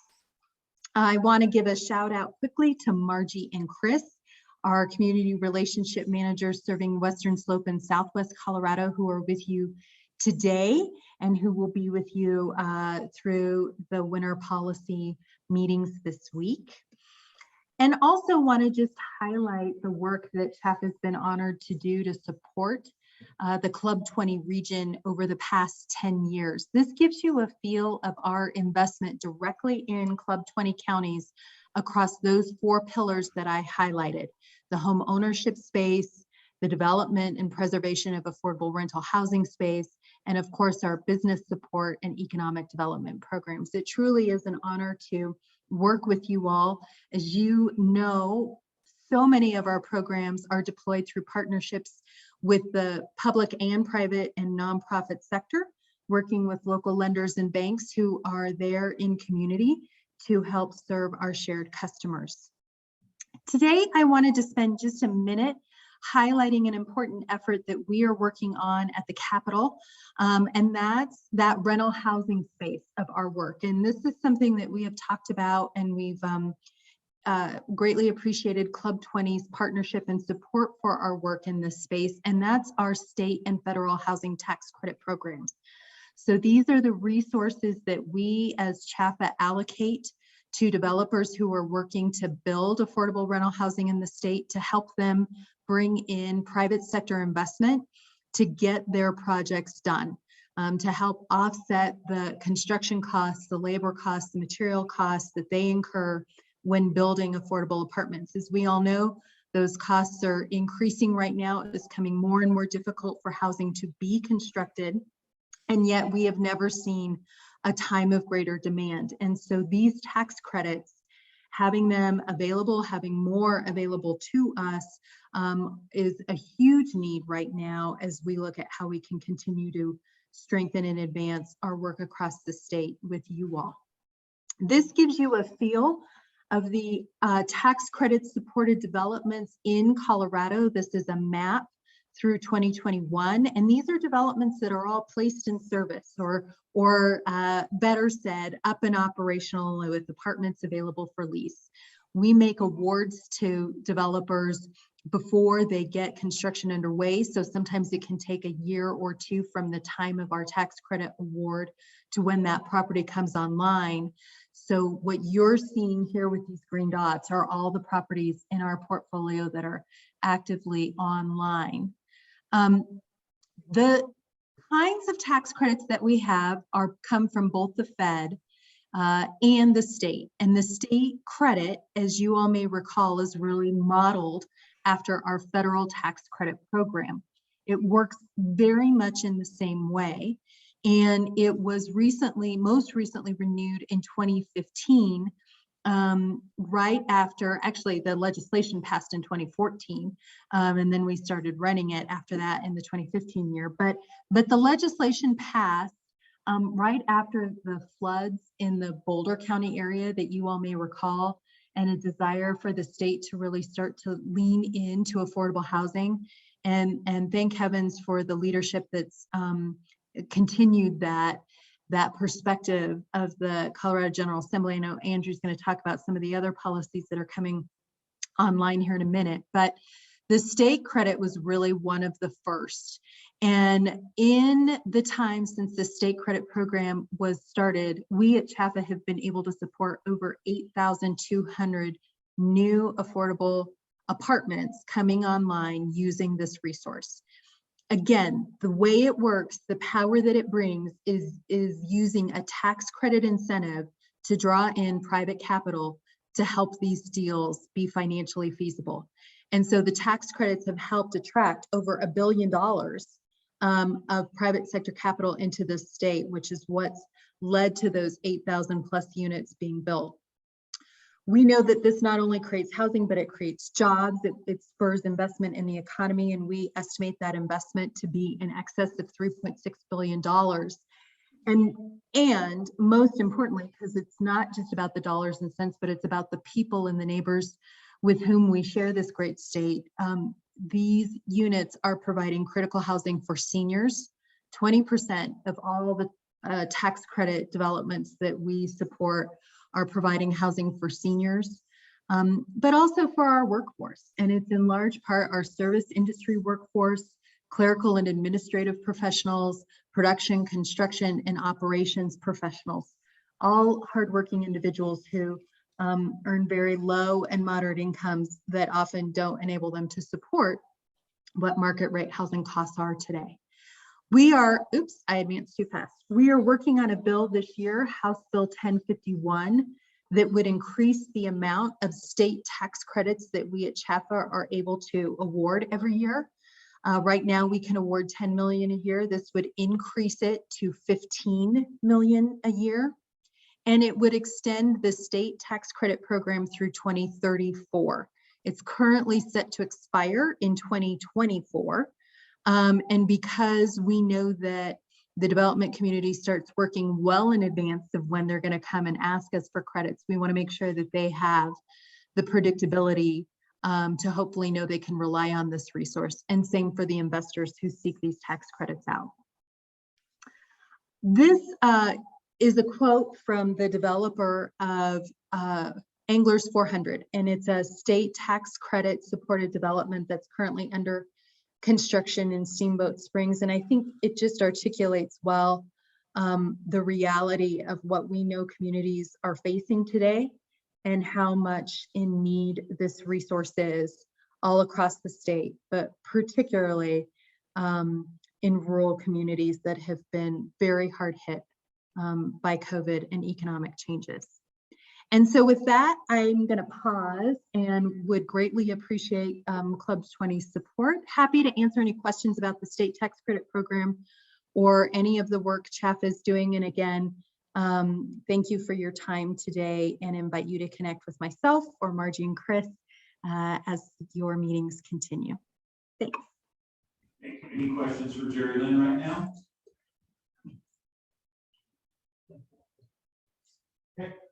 Excellent. Andrew, ready for your presentation. Thank you. Great. Thank you all. Would you like me to share my screen and my slides on my pace, or would you all like to do that? you can do that. And then if there are issues, I do have yours queued up just in case. Sounds good. Well, then. Am I up there with our logo? We're seeing the whole like PowerPoint, not the presentation view. Got it. Well, that assumes I'm better at this in terms of presentation view. So I think if you go down to the bottom and then there's going to be a little thing down next to the Zoom options. Oh yeah, you were there. Now go over just a couple more. The last one more. There you go. Okay. Thank you very much. Learn something new every day. I appreciate that. Oh, Nope. perfect. Okay. Thank you all. Thanks for bearing with me in technical difficulties. Jerry Lynn, thanks for your presentation. My name's Andrew Paredes. I'm the Director of Housing Finance and Sustainability here at the Division of Housing. I have been in this role for just about 2 years. So I came on board and 6 weeks later, COVID happened and everybody got sent to their home offices where I am today. But I'm very happy to be with you. I got a chance to be out in Grand Junction last summer when we did our stakeholder engagement session. So hopefully I had a chance to meet some of you in person then, and I look forward to getting back out to the Western Slope this spring and summer as well. So love to just start with some highlights as to what we did in terms of housing at DOH in the last state fiscal year. As you can see, our funding was at about $44 million and supported 2,500 units of housing. I'm happy to report that approximately 20 to 25% of our funding went to Club 20 area counties. It's a little inexact in terms of how we report to the legislature between Mountain Resort, Western Slope, and Central Mountains, but doing kind of back of the envelope math, it was somewhere in that 20 to 25% range. And that I think is up significantly over prior years. And I'll get into why in just a moment. You can see here, similar to CHAPA, is our kind of dot plot chart showing, where we were able to fund projects all over the state. As you imagine, there's always a concentration on the Front Range, but fairly well dispersed in the central and western parts of the state. Some other things that I think are worth highlighting. Last year in September and October, we had a working session with our state housing board and went to them and asked to make a few changes to our traditional affordable housing funding guidelines. So prior to last year, our guidelines were that we supported affordable housing at approximately $15,000 a unit if it was traditional affordable housing, and $30,000 a unit if it was permanent supportive housing, housing those, just coming out of homelessness. Last year, we did a research project during the summer and kind of found that, as you know, expenses and ability to build are not the same statewide. So we were able to get a third category, rural housing or non-metro housing. And that guideline was put into place by our state housing board at $35,000 a unit. So now kind of our new normals are we support affordable housing at $25,000 a unit for projects located on the Front Range in the I-25 corridor. For the rest of the state, our guidelines go up to $35,000 a unit. And then for permanent supportive housing, it's up to $45,000 a unit. So we heard lots of feedback and did the research to see that state support needed to be a bit higher outside of the metro area. So that has allowed us to fund some additional projects not located on the Front Range at elevated levels. We also went to our state housing board and asked them to consider changes to the AMIs or the income levels that our programs can support. And we were able to increase our down payment assistance and single-family owner-occupied programs from 80% to 100% AMI thresholds, meaning those programs supporting homeownership could support folks at higher income levels outside of the metro area. Again, understanding kind of the unique needs of our mountain resort and Western Slope communities.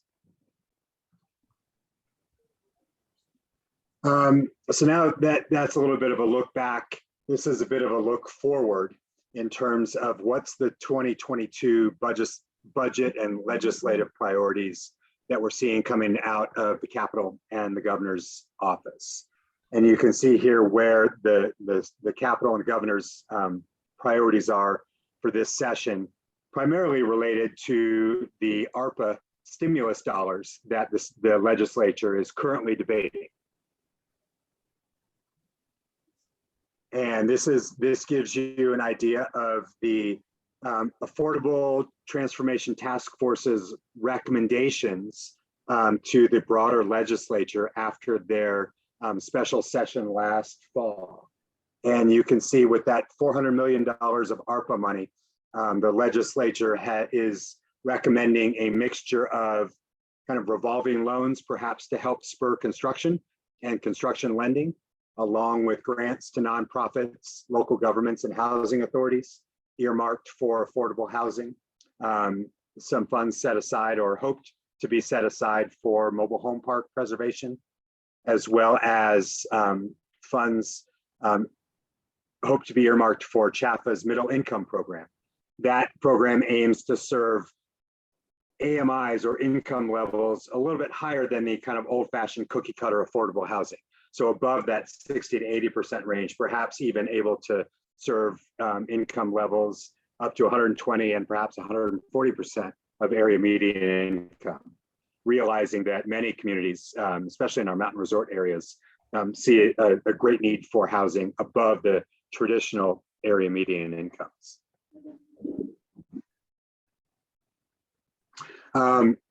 In addition to that $400 million ARPA money that the legislature is currently debating and coming up with legislation to roll out by the end of this session, there's an additional $100 million that the legislature will be appropriating for homelessness response. The idea here is that there will be 2 new homelessness treatment and recovery treatment centers set up, one on the Eastern Plains, the Ridgeview Recovery Campus, and one in Denver to help deal with those acutely affected by homelessness, modeled after the program we've set up down in southeastern Colorado in Fort Lyon to try and mix both housing and treatment to be able to get folks on the road to stability. So these programs are in addition to the $400 million worth of programs highlighted in the last slide. So in total, $500 million worth of housing programs currently being debated at the legislature that should then be rolled out by the end of the session. So that is a good segue into what are the ARPA recovery housing dollars that have been put in play and what's happened so far. So we got the money last year, and the money that came to the state last year, $500 million was earmarked for traditional affordable housing. Of that, $100 million was appropriated in the last session, and then the remaining $400 million is currently being debated in this session. An additional $300 million went to the Emergency Rental Assistance Program, and $175 million to the Homeowner Mortgage Assistance Program, and some additional vouchers and home ARP monies for those kind of acutely affected by homelessness came to the state as well. So to give you an idea of what happened with that first $100 million up here that was appropriated in the last session, we at the Division of Housing rolled out 3 programs towards the end of last year. What we're calling our Operation Turnkey, or OTK, acquisition fund. This set aside up to $50 million for communities, nonprofits, housing authorities, or for-profit developers to access money to quickly acquire properties that then would be, either constructed or have the ability to apply for those tax credits Jerry-Lynn was talking about. And we've had great success so far with this Operation Turnkey. We've been able to make 6 awards totaling $11 million. 4 of the 6 awards went to applicants on the West Slope or in the Central Mountains, totaling $3.7 million. We have an additional 10 applications in process.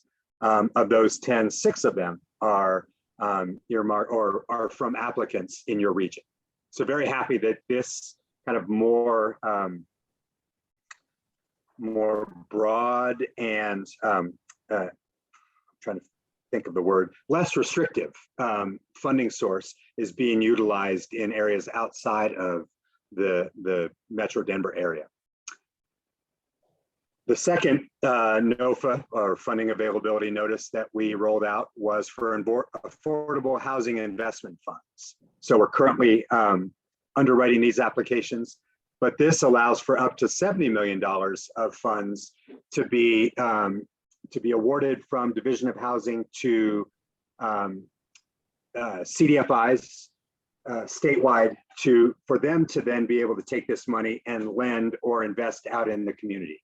So this is, the idea here is to decentralize the application process for us to be able to provide this capital to community-based financial institutions, for them then to be able to go out in their local communities, make loans and grants to help develop affordable housing. And then lastly, we're partnering with CHAFA to make additional awards to go alongside their tax credits that are currently being underwritten, to allow that limited tax credit resource to be able to be stretched even further, combining their awards with increased per unit subsidy amounts from the Division of Housing. We don't have any stats on that yet, as that application just closed February 1st, and we're currently underwriting those applications. A little bit about the state's Homeowner Assistance Fund, or HAF. This was the $175 million that Colorado received as part of the ARPA to assist mortgage holders or borrowers who were affected by COVID. We just got approval to roll this program out in November, and already have provided 159 awards totaling about $1.3 million to homeowners in need statewide.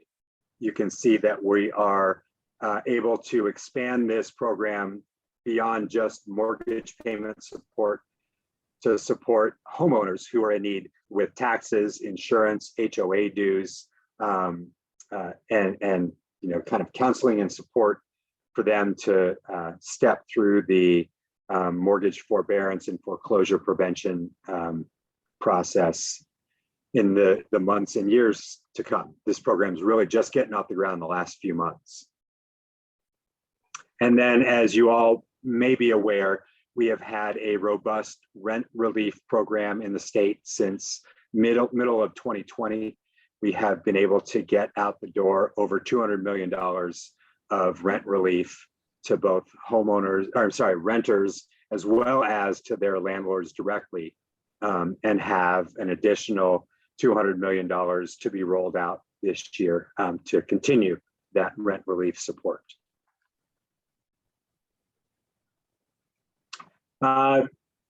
This gives you an indication of where, not counting the ARPA money, where just our state resources are for affordable housing. As you know, in 2019, the legislature passed what we refer to as the vendor fee and the unclaimed assets funding source for affordable housing. The vendor fee has come online and has been rolled out into all of your communities. The unclaimed assets has not yet been rolled out, as it's subject to TABOR restrictions, but we know it's there and we're going to get it at some point. But to give you a graphical illustration, in 2020, we as a state had roughly $25 million to invest in affordable housing through what we call our general fund, HDG, and our homelessness response marijuana tax cash funds. In 2021, the voters passed the tobacco tax surcharge, as well as the vendor fee assets kind of came online, and we had $45 to $50 million of funds to invest in affordable housing in the last fiscal year. That, as you can see, is expected to balloon to upwards of $90 million in this current fiscal year. The lion's share of that is that vendor fee state affordable housing tax resource. This has really given us the flexibility to not be subject to all the federal overlays for these affordable housing funds, and it's really enabled us to make more and bigger awards kind of statewide outside the Metro Denver corridor. And we expect this resource to continue into the future as the state sales tax collections will continue, and we will have this, this new and robust state affordable housing tax resource for years to come, and are now just kind of beginning to scratch the surface in terms of being able to roll this out statewide to fund affordable housing projects. Like I said, not only in the Metro Denver area, but out in the statewide, where there is a need for more flexible investment dollars for affordable housing. So with that, I will stop and open it up to questions, as I'm sure there may be some. Thank you, Andrew. We have folks who see you as questions. Counselor? Thank you, Mr. Chair, and then after me, you guys went all the way back. I'm just wondering, and I hope this is something you guys can answer, but how should area median income really be applied? You know, I know in our community, people are looking at the median income of Pickens County, but yet I know that a lot of our workforce comes from Eagle and Garfield County down in the valley. And are we averaging in all the retirees who bring their income to the community and don't earn it there? Is that artificially raising what we think the median earned income is? Or do you guys have guidelines for housing authorities, how they really should apply area median income? I was reading one article about Washington, D.C., and because their workforce comes from all the surrounding counties, they include their incomes in determining what AMI is, not just people who live directly in Washington, D.C. So can you give us some help or understanding how those metrics really work? I'll go first, and then let Jerry Lynn respond as well if she has anything to add. But that's a great question and a great point, and one that I don't have an answer or a solution to currently. Currently, we roll out our programs utilizing the area median incomes of the counties in which the housing is constructed or exists. But we certainly recognize that 80% of area median income as published isn't enough in many cases to house the people that either want to live or are working in specific counties. I think maybe you showed or alluded to workers coming in from surrounding counties. So in order to try and at least elevate the income levels of the residents, we have gotten our state housing board to allow us to go all the way up to 120%, 120% of area median income in the projects that we support. I'm taking notes, as I'm sure Jerry Lynn is, in order to do further research on maybe changing the way we calculate AMIs and using a broader geography in which to do that. Can't say that we've done that yet, and that probably has a lot of research and state housing board approval and vetting processes to go through. But that is a great point, and one that that I will take back to our board and to our research. But at least in the interim, we have been able to expand the number, the top dollar amount of person we could support, to at least try to get more people within your communities who will. Thank you. And Andrew, you went on mute, which I think was unintentional. No, I actually intentionally went on mute to let Jerry Lynn speak. I would only add a couple things, and I know we started a really good conversation about this at Voices of Rural Colorado, which I appreciated and done some research on following as well. So to the question of how do we apply, I want to just create a distinction because we do look at it differently depending on what area of investment we're talking about in terms of CHAFA's work. So in the single family space, in the home ownership space, qualification where we're allowed, where federal requirements allow us to, we use the statewide AMI instead of the county by county per household adjusted AMI. And so that gives us a little bit more flexibility. We go up to, I believe, 120% of area median income that we can support through our single family homeownership programs. Rental housing is different, particularly in the tax credit space, because it is such a highly regulated and IRS overseen program. And so there we do use, as you know, that county by county based on household size perspective. But I am starting to gather some research to see, can we even have a conversation using those programs about any flexibility and what might that look like? I think we understand, as Andrew said, it is a really good point, and we understand the concerns. And so it's just a matter of what kind of flexibility we might be able to have, if any. And then certainly welcome a conversation with that at the federal level, if that's the next best route. I think we all worked together a handful of years ago to advocate for the income averaging provision in the tax credit program, which created additional flexibility in who can be served. The implementation of that is still ongoing and has been rocky. Thanks, friends at IRS, but one that we continue to try and create voice for having a smoother path forward, because we know it would greatly benefit Colorado. So thank you for keeping that issue on the radar. Thank you both. Next question, please introduce yourself. I'm Nancy Miller. I'm in Montrose County. I have two questions for you. Do you have any resources or grants that are available, number one, for people that had experienced mental health or recovering from addiction that maybe have like a criminal past and have a barrier to entrance for housing and recovery? And then my second question is about resources for infrastructure. We have very remote communities and mountainous, and the growth is limited to the ability to build in some of these open areas, but they're far away from infrastructure, water, gas, electric, sewer. So do you have any resources for communities that need to build affordable housing but cannot because of lack of infrastructure? Andrew, you want to go first?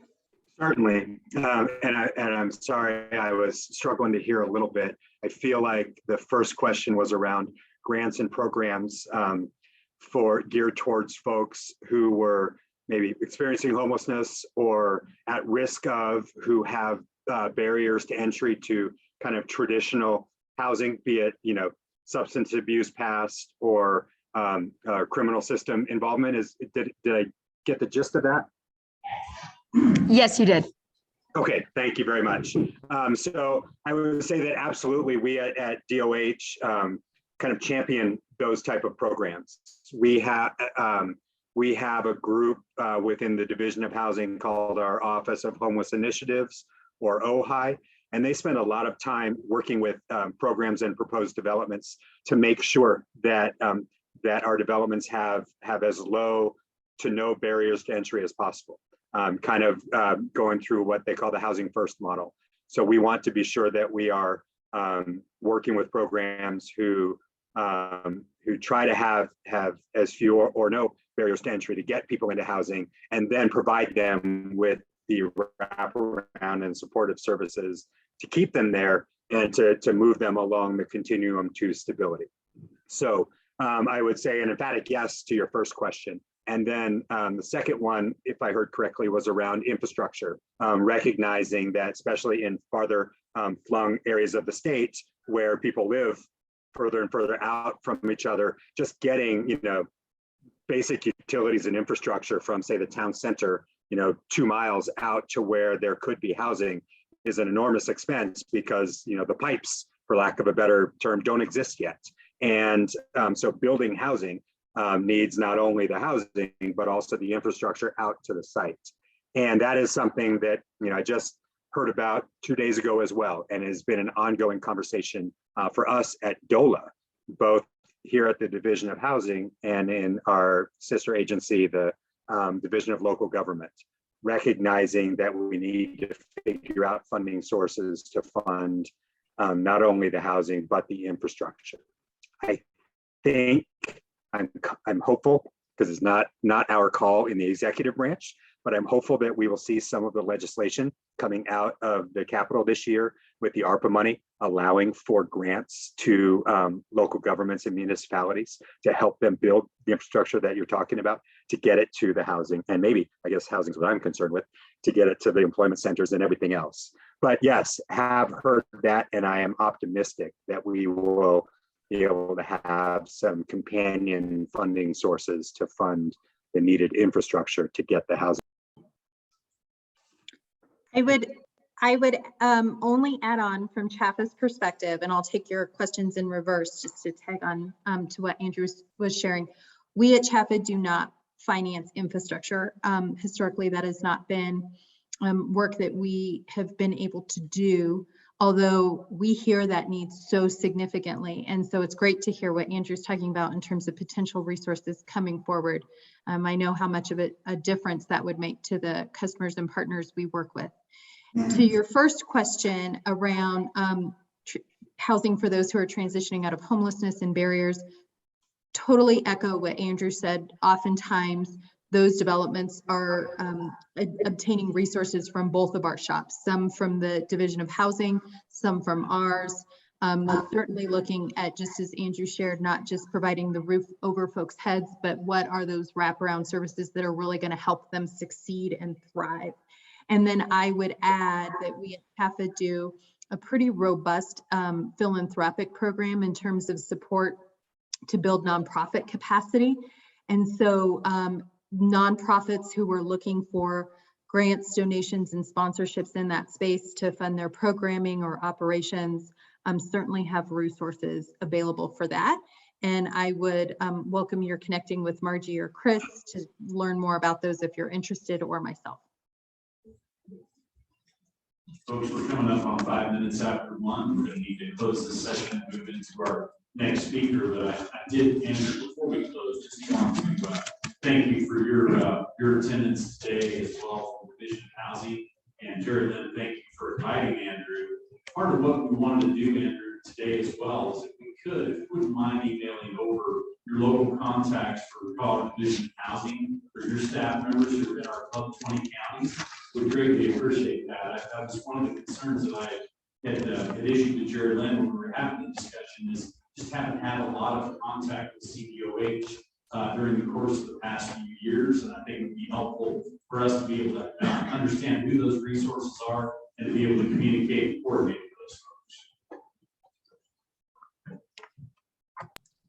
Yeah, I'd be happy to do that, and perhaps even set up a quick introduction. We just hired a new housing development specialist, and she is headquartered in Eagle County. So I would love to make that an introduction. Excellent. And thank you both again for attending today and for presenting. Let's have a warm thank you for Jerry. You all have a great afternoon. Next item on the agenda today, folks, is Community Center Board and their impact in our communities. A new Club 20 member, John Bastek. He's the Executive Director of Community Options in Montrose. And I was introduced to John via Rayback. And of course, with all of our members, because he's the guy pulling new members in. We had a great conversation about the importance of nonprofits in our communities, as well as the importance of leadership, assertive leadership. And so, folks, let's have a warm welcome for John Bastek. I think this is on, is it on? Perfect. Well, thank you. First of all, thank you to Mandy Miller from Black Hills Energy for encouraging me to join Club 2020 and for Ray to help me through the system. I appreciate that. And Phil certainly for bringing me, allowing me to speak today. Recently moved here from North Dakota back in June. And I need to thank you for your weather, because I can assure you back home it's a little chillier. Last weekend it was 20 below with wind chills of 30 to 50 below, and you could see from about leaving that window. They were having a storm in the I-29 corridor, which goes from Grand Forks, or the Canadian border line, north Grand Forks, to down through South Dakota, was shut down because you couldn't see the hood of your car. I grew up in a small farming community in western North Dakota, and so I was sitting back today as I was listening to all the things that you're challenging with. It was interesting to see the parallels that we have back home in North Dakota as well. In fact, one of the things I did is I have a cow-calf share operation, but my nephew ranches out in western North Dakota, and I had to sell my share there in May before I came here because of the drought. And so they have been experiencing a significant drought, particularly in western North Dakota. And although the eastern part of the state is getting some snow, the western part certainly is not getting the amount of snow that they need, the moisture they need.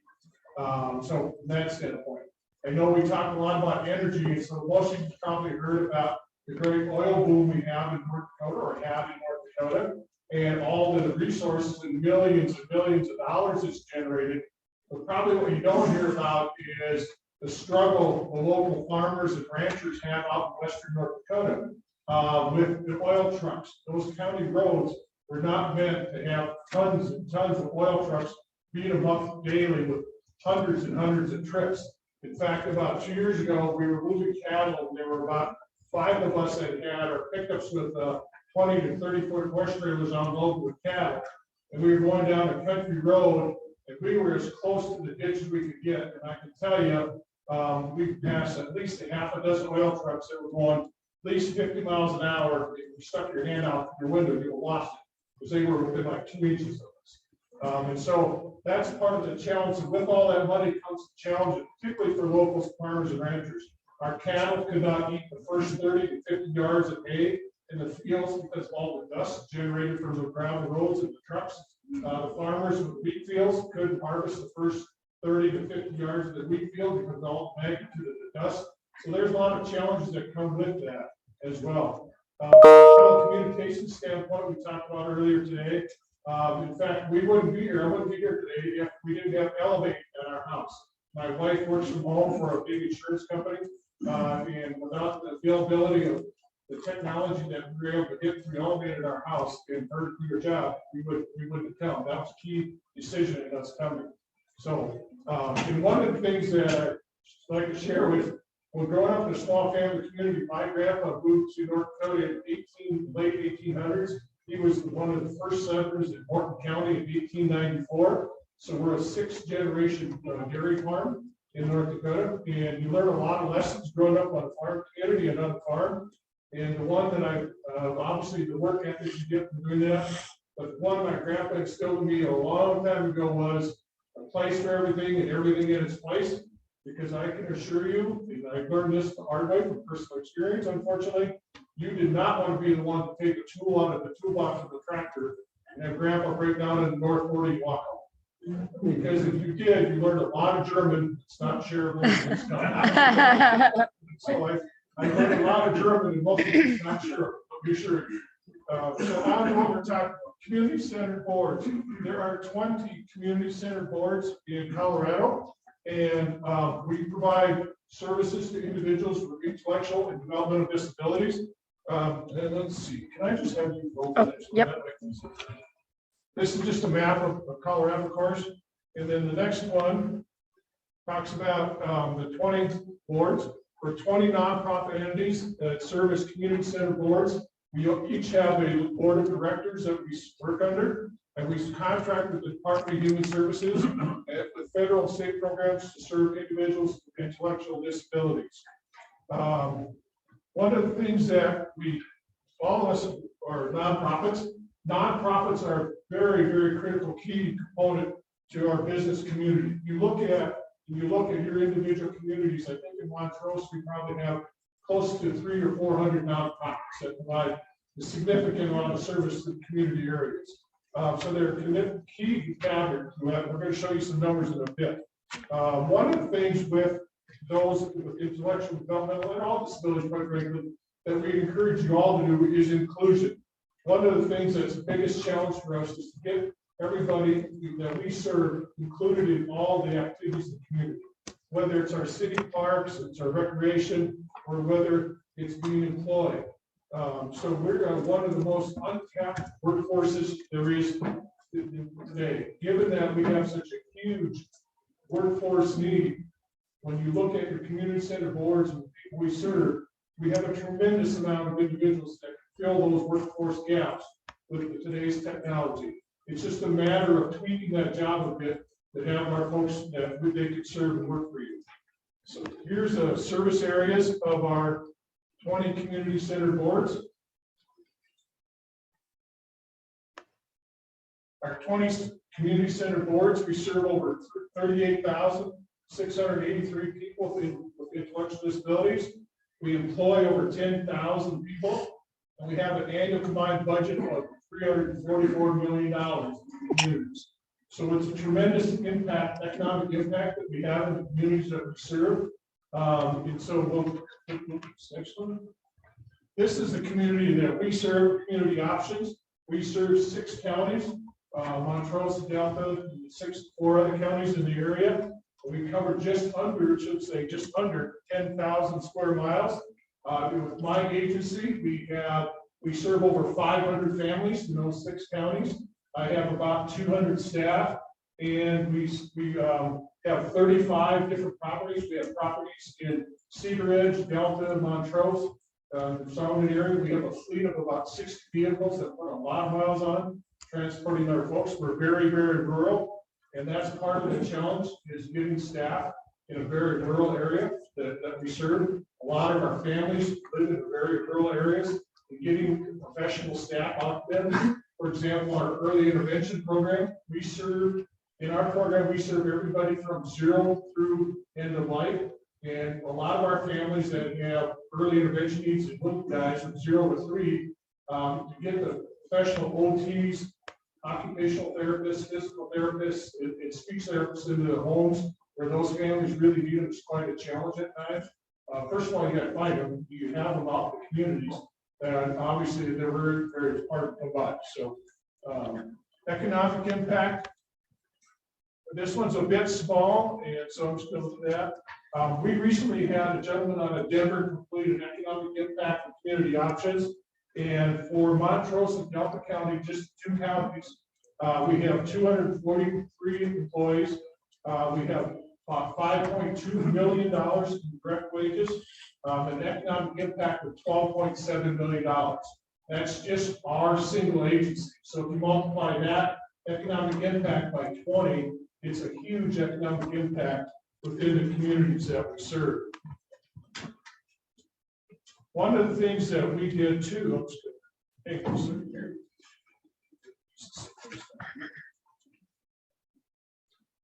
one of the things we did is just out of curiosity as part of our economic impact study was to do an employee survey, see where our employees are spending the dollars they earn.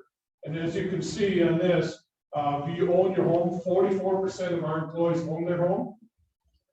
41% rent their home, but 11.5% do something else. They live with family, friends, whatever, because they cannot afford to rent or buy their home. I will tell you the cost of living here in Montrose, where I live, is significantly higher than in Fargo. To replace our home in Fargo, which is about 10 years old, would be another $250,000 here to replace that same home.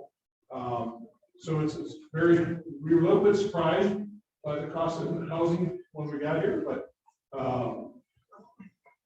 do you prefer to buy locally or own business or national chains? 65% of our staff prefer to buy locally. How often do you make a purchase online?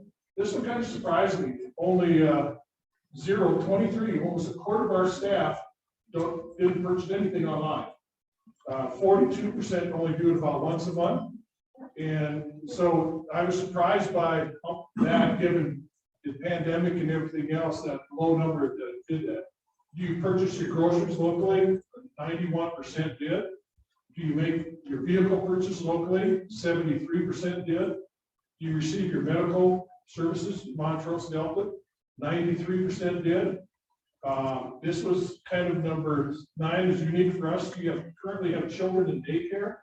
Only 6% did, because I have a very senior workforce, which is somewhat concerning for me, quite frankly. When I came here, I worked for a very similar agency in North Dakota. One of the things I did was have my HR person give me the numbers of how many people could retire in the next 3 to 5 years. She gave me a list of 37 of my staff. Guess how many years of experience those 37 staff had? 625 years. So within the next 3 years, there was going to be over 600 years of experience walking out the door, trying to figure out how to replace that. At my current facility in Montrose with community options, I would say we probably have a third or more of my staff that's ready to retire within the next 3 to 5 years. And trying to find the staff to replace that is going to be a major challenge. So part of our plan is, what are we doing now to develop that plan to replace those staff? And then one of the questions we have is, how many times a month we eat out? About once a month is about 18%, twice a month was about 24%. Legislatively, there's 2 things I'd like to have Club 20 consider. Back in 2018, here in Colorado, the Colorado legislature had a bill called the Nonprofit Sustainability Act. It was a bill that would allow tax credit of 25% for nonprofits. It passed the Senate very easily, but it failed in the House. I'm currently working with Senator Coram, Representative Julie McCluskey, and a couple other legislators to bring that legislation back. And in North Dakota, for example, we have a similar, there's about 5 or 6 states that have a tax credit bill that allows you as businesses and us as citizens to get a tax credit if you donate to a qualified 501c3. In North Dakota, that tax credit is 40%. And to give you some idea of the magnitude of that, just last week in North Dakota, they have what's called Giving Arts Day. It's a 24-hour online donation opportunity that's through Dakota Medical Foundation, which supports about 533 nonprofits. In 24 hours, they raised $26.2 million, over $1 million an hour. And a large part of that was because those folks that were making the donations could access that 40% tax credit. And so just to give you an example, if you're in the 24% tax bracket and you make a $10,000 donation, it only costs you $2,500 because the rest was a tax credit that you could use over 3 years. It's one way that could really help the nonprofit communities in your area. And as I said, when you look at the business community, nonprofits make up a huge core of that fabric in each of our communities. One of the things that, so here in Colorado, we're working hard to get that bill. Senator Coram, plus we don't have a bill number yet, but hopefully within the next week or so, we will have a bill number to do that. So part of our program and our funding comes from the state. And one of the things that we have is we received, like some of you other businesses, we received some of the ARPA money. Our ARPA money allowed us, it actually required us to raise our base pay rate to $15 an hour. And as grateful as we are for those funds, we are also as concerned about what happens when that runs out next April. It's April 2023, those funds run out. And so there currently is, the Department of Human Services has talked and presented to the Joint Budget Committee a bill to request the continuation of those funds. For an agency like mine, That's probably about a $500,000 or $600,000 ticket. That it would be very difficult. We were able to move our staff from a base wage of just under $12 to the $15 base, which helped us retain some staff and helped us get some new staff. One of the challenges we have as a community center board and community center boards across the state is that the Department of Human Services does not pay us full cost for the services we provide. They pay us about 70% of the cost. And so for me, at our agency, we have about an $8.2 annual $1 million budget. That leaves a gap of about 15 to 20%, which means on an $8.2 million budget, I've got to figure out how to come up with about $1.2 million every year to fill that gap. One of the things that I found when we did this impact study was that Colorado actually ranks number 47 out of 50 states in the country when it comes to paying for services for individuals with intellectual disabilities. If you take the top state in the country, Maine, they pay just over $11.60 per $100,000 of revenue in the state. Colorado's at $2.30 for those services. So that one of the challenges that we have as a nonprofit then is when our costs go up, the cost of fuel, the cost of raising our wages, we can't just raise our cost of goods because our cost of everything we do is tied to state rates. And like I said, those rates leave a significant gap in the services that we provide. So one of the things that we're looking at is hopefully the state and the governor will continue to propose and continue to move on that continuation of rates and continue that, because without that, literally, we would be looking at closing our doors. And then the next question is, what is Montrose and Delta County going to do with 500 families that no longer have those services? And so that's a constant challenge that we're looking at all the time. So for some of our community center boards do have the benefit of a tax, county tax levy through Colorado state statute. Counties can levy up to 1 mil of tax revenue without going to the voters to support community center boards. Some of my counterparts in other counties have been successful with that. My predecessors have tried to do that in Montrose and Delta County, but haven't quite been successful with that. We may try that at some point down the road, but just to give you some idea for Montrose County and talking to our county assessors, if they were to do that in Montrose County, it would cost our average homeowner about $20 a year in additional taxes, but would generate for us about $600,000 for 1 million. Yes. What does that cost to business owners in Montrose County, not just residential? That's a good question. I don't have the exact number what it would cost business owners, but again, for the homeowners, it was pretty minimal. It was like $20 a year. So I don't have an exact number for the business. I can check on that. John, we have about 2 minutes left, so you may want to take questions. Yes, questions, Okay. yes. Folks, we have about 2 minutes left, so any questions for John?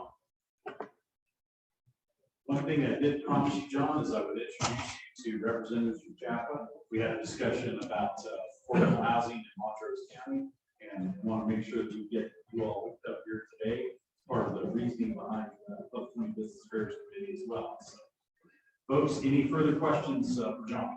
Yes, Commissioner. Yeah, so you got, I assume, I mean, Brown County ended up passing the property tax bill, help that out, and the big thing was waiting list. So, I mean, and not being able to provide services to families and the rest, and the waiting list was like, you could be on the waiting list for like 6 to 10 years. So, That still is an issue, although we made great progress on that last year, and the legislature did allocate more slots last year for the waiting list. It's still a significant issue, particularly for the rural providers. Of the 20 community center boards, 10 of us are very, very rural, like we are, and that's a real challenge for us. Brittany, final question. Got one question on this. Go online. Chris, you guys were out of time. Brittany, All right, Nancy, go ahead and unmute yourself. I did. I just wanted to say, John, John, thank you for joining Club 20. And I am the rep for Club 20 on the board, and Mandy Miller might still be in the room. She's the other one, and we welcome you. Thank you for joining. And I know how big of a presence you are in Montrose County. Welcome to Montrose County as well. And just wanted to say thanks for being a part. And we might need to get you on our ag committee too, because you seem to know a lot. Thank you. Here's the last question. Fine. John, thank you for coming as well. The tax credit for charitable contributions, proposed legislation. Can you talk a little bit more about that? A cap on it, what's the fiscal impact projected for that bill? At this point, it does not have a cap. It currently, like I said, what we're working on is one that will allow for a 25% tax credit if you donate to a qualified 501c3. The bill that was passed, that failed in 2018, did not have a cap on it. That was a state bill. It was brought by the State Nonprofit Association, and it was called the Nonprofit Sustainability Act.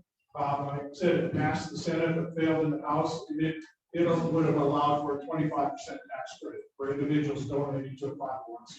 And what was the state fiscal impact back then? I'm not sure the exact number on that.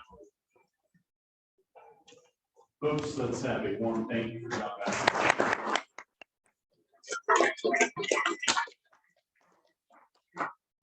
So folks, I have in your packets that you all have received this workers' comp legislation outlook. I had asked Jean Sun to present today. She's VP Communications and Public Affairs for Pinnacle. She provided a written report. She's at a get together with her granddaughter today, so she was unable to join. These are some items that we'll be having conversations about through the Business Affairs Advisory Panel on coordination with Bridge. Before we close out today, folks, I do not have any resolutions before us. I did not receive those prior to the deadline. We're going to have Christy Lee speak to us about Space Business Roundtable internships so that we can identify our rural students to attend the program. Let's have a warm welcome for Christy Lee.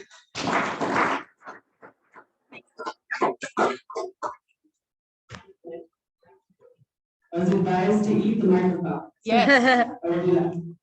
Well, first off, thank you, Phil, for giving me the time to just give a quick update on the Colorado Space Business Roundtable internship that I run for the Organization for Rural Students in Colorado. The program is focused on high school and college students.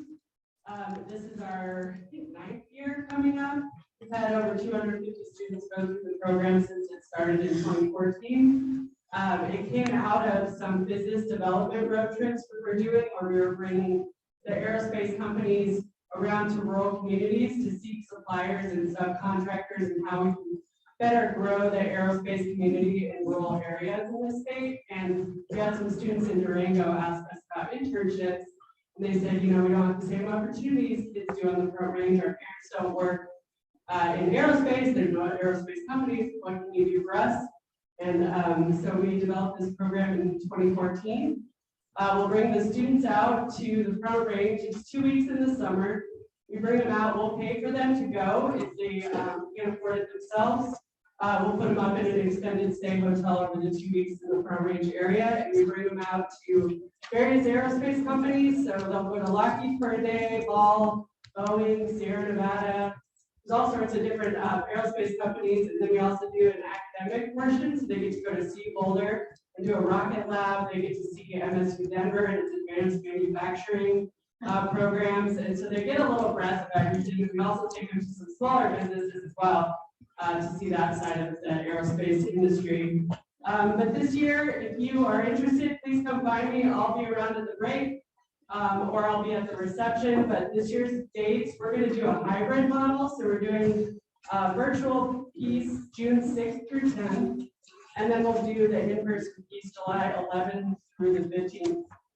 And then another thing I quickly want to mention is 2020, I asked my company for some additional resources, and they sponsored the program at $25,000.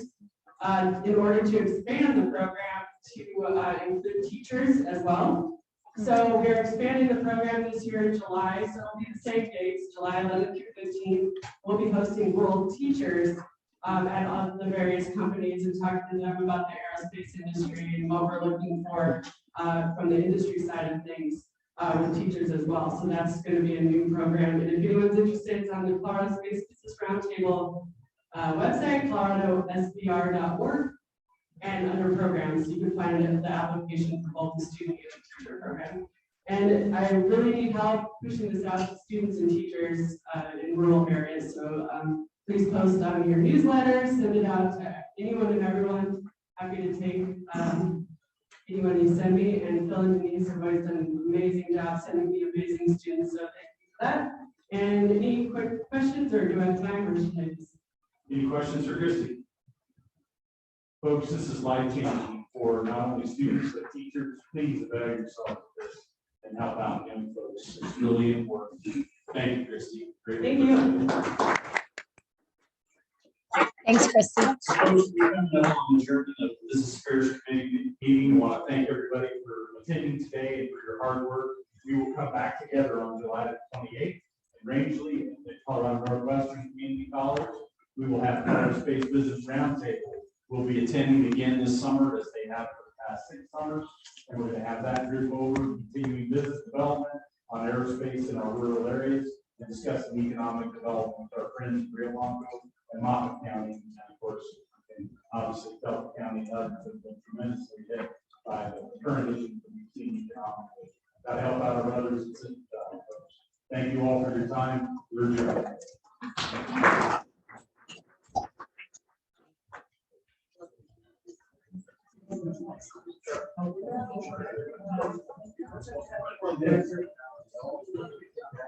Thanks, buddy.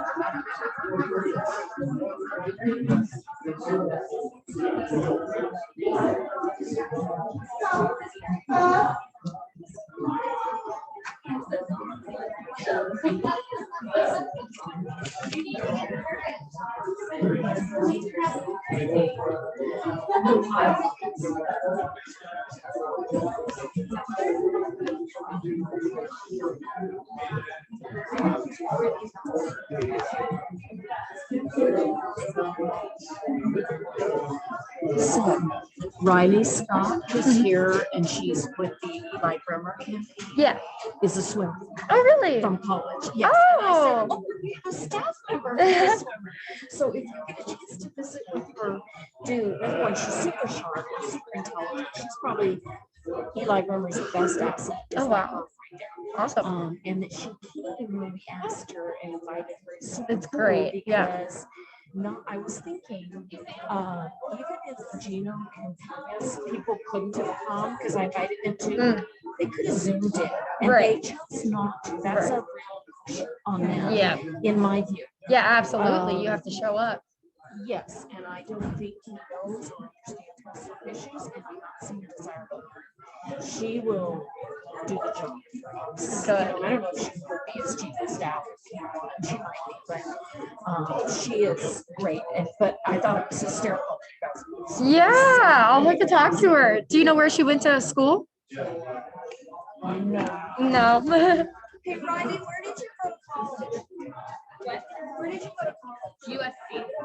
Okay, I was a diver. Oh my God. Yeah, I went to Colorado Mesa here in town. Yeah. Yeah, so that's a D1 school. Yeah. We're D2, but we show up at nationals. So yeah. Did you grow up here? No, I'm from North Dakota. That's why I was cheering for John Vastek. I was like, yeah. Yeah. Are you from? I'm from California. Oh, okay. Or they're, no, Oh, okay. My husband's from Southern California, but he's rural Southern California. Yeah, not LA. Yeah. It's a whole different world. Yeah. Oh, absolutely. City stuff. Exactly. I know. I grew up an hour outside of San Francisco, but it's like not the southern hour side, it's like the rural side. Right. Steve's family used to go to Bishop all the time, right up on the border and stuff, and my uncle was a judge at Bishop a million years ago. And so there are those places, and people don't realize how wonderful it is Is LA, yeah, you're not wrong. Exactly. Anyways, I just Yeah, that's so funny. Yeah, when Yes. did you graduate? 2020 during the pandemic. Yeah. Yeah, we got to nationals. We got through our Black Tuesday, like the qualifying meet for the divers, the first session of the day on Wednesday, and they canceled it. Didn't that happen? I feel like the D2 swim championships was also like canceled. Well, yeah, that's what ours was. Yeah, because they're normally at the same time. Yeah. Yeah. So yeah, it was tough being a senior during that time. Yeah, I was so happy. I was Missed it all. Yeah. so heartbreaking. Oh yeah. The class below you gets like now another year. Right, and we've just missed that, even though our nationals got canceled. Yeah, like, exactly. And they're like, well, you went the majority of the season. So we didn't get to do what we do the whole season Yeah. for. Like, Hello. Yeah, it's tough. I didn't know what to do. I was like, Yeah. how long have you worked here? Just like a year and a half, almost 2 years now. Okay. Yeah. Yeah, I ran into Brad McLeod, who's the incoming board chair, and he was like, hey, you looking for a job? I was like, yes, I am. Yeah, that's political science. Yeah, right where I want to be. How about you? I did international relations. Oh, okay. I worked out in DC for the last like 2.5 years for a Northern California congressman, and then got the opportunity to come out here and work on a Senate campaign. Yeah. Like, so I'm doing that, and I really enjoy living here. Yeah. And like to see what's more natural. Yeah, no, definitely. DC. Absolutely.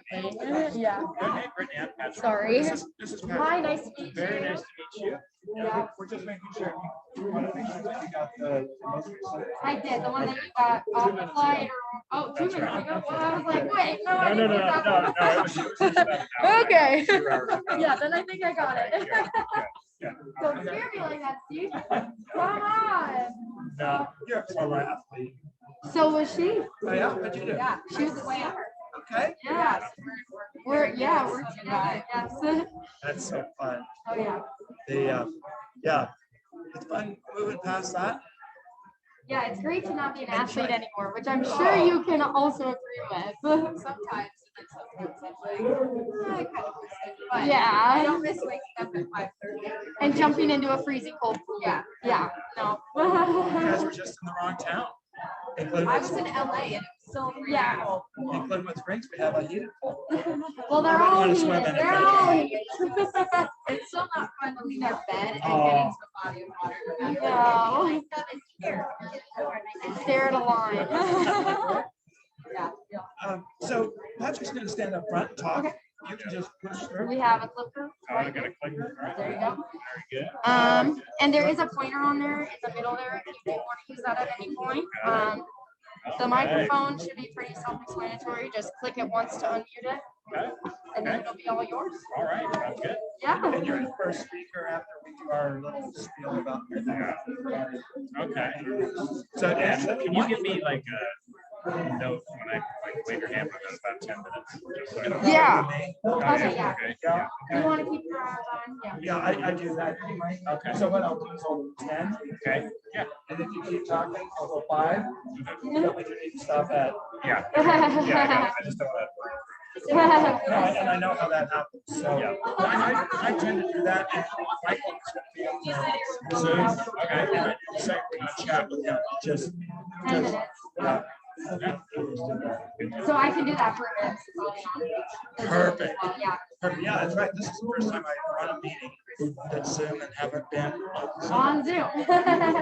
So Good to have you here with us. I know. I'm so happy to be in Yeah. person. It feels good to be in person. Yeah. I'll be sitting up here. You want to sit by me? Yeah, I'll sit by you. Thanks, Brittany. Yeah, of course. Yeah. Do you happen to know Tabby Rosenthal? Yes, I do. Tabby's like one of my really good friends. No way. Yeah, I had so many classes with her. Yeah. Yeah. Yeah, so Tabby moved out to DC. And did you guys meet out there? Yeah, we met Oh, out okay. there. So we met last summer and like we were in this, we like quickly all formed just like girlfriend group. Yeah. And like hung out like pretty nice and weekend Yeah. stuff. But yeah, Tabby and I are really good friends. No, she looks like she's living her best life out there. Oh. She's a cannon. She's a firecracker for Yeah. sure. Yeah. Yeah. But yeah. so yeah, I was gonna say if you didn't know her, then I should know. Yeah. You probably do. Yeah, no, we had a lot of classes together. We would like study together sometimes and whatnot. But yeah. Yeah, it's so funny because everyone to me is like, she's smart. I'm like, she's actually really smart. Yes, she is very, very I don't smart. think that she is. No, She's like, she's very intelligent. very Yes. smart, very professional in like her work and stuff. Yes. Like, But she does have a life Yeah, outside of that yeah, as well, which no. is a good thing to Yeah, do. Like have balance. And DC has a lot of like balancing that. Absolutely. So, I mean, like the reason that Tabby and like all the rest of my friend group is like, you literally have to go out and like do networking stuff on the weeknights, like after work. It's just like, if you don't have that social energy, then like you're not going to be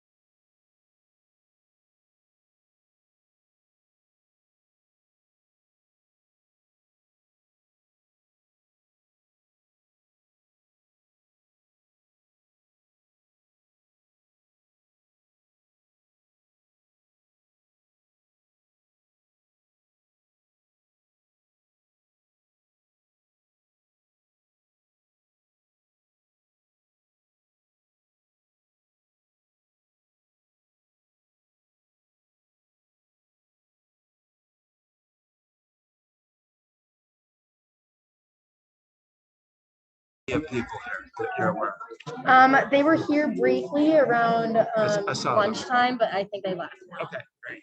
Not that I'm aware of now. Okay.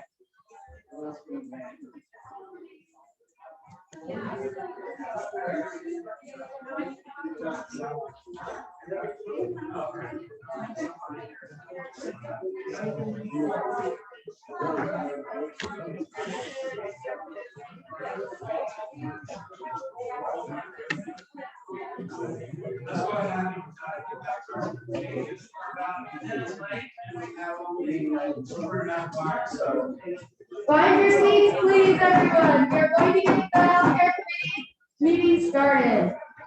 All right, so as you make your way to your seats, my name is Steve Reynolds, and I'm the co-chair of the healthcare committee.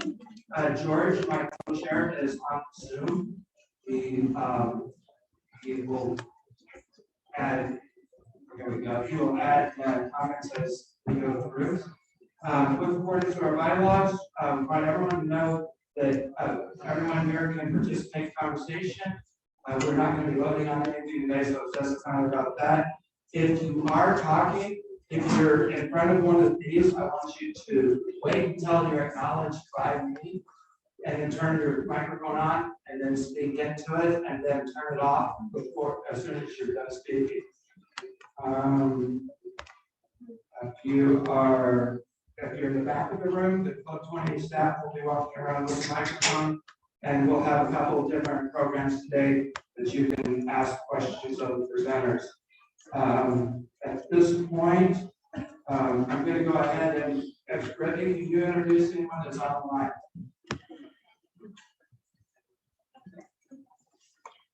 Online, we have Ashley Thorough, George Trantow, our co-chair, Janet Farmer, Mount Crested Butte Mayor, Kelsey Glatt, Melanie Leverton, Melanie Worley, and Mike Conway, who is one of our speakers.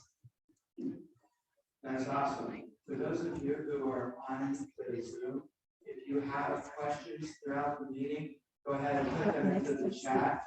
And Reggie will see that. We will acknowledge you, and then you can unmute yourself and speak. Make sure that your mute buttons are turned on. At this point, I'd like to go around the room, and we'll start with Cindy Dozier, sitting over there. Cindy. I was multitasking. Cindy Dozier, Media Task Force Chair, Club 20. James Manor.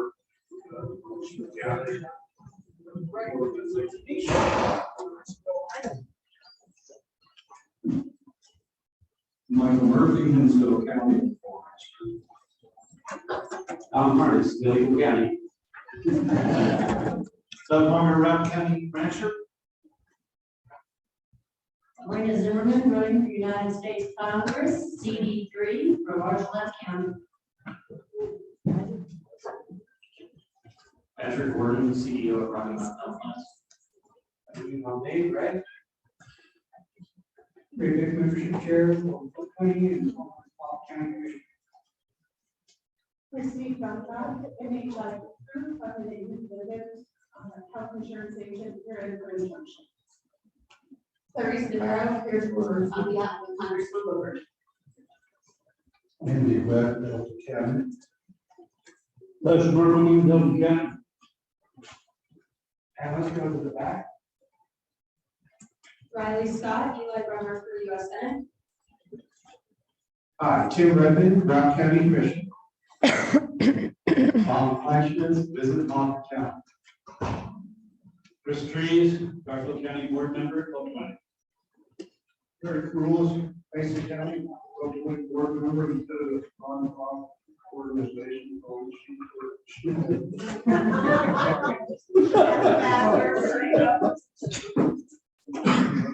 Elizabeth, Madison County Margie Joy, Community Relationship Manager for CHAPA here in the Western Slope. Deborah English, hopefully, member representing John Bassett, Community Options, Montrose. Kathy Well, Club 20 board member, and not the company. And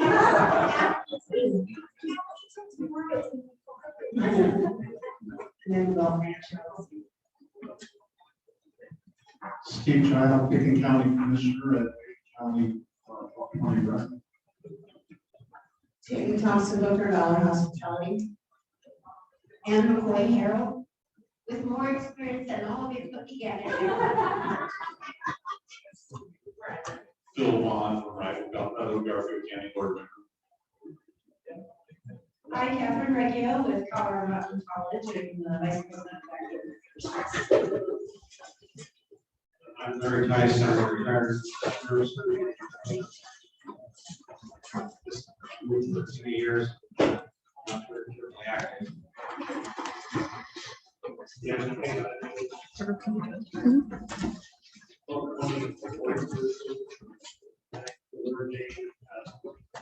Commissioner activities.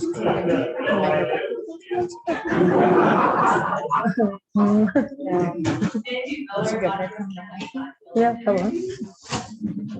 Mary Jo Coogan and Executive Director of the Press Chamber of Commerce, Archuleta County boardrooms.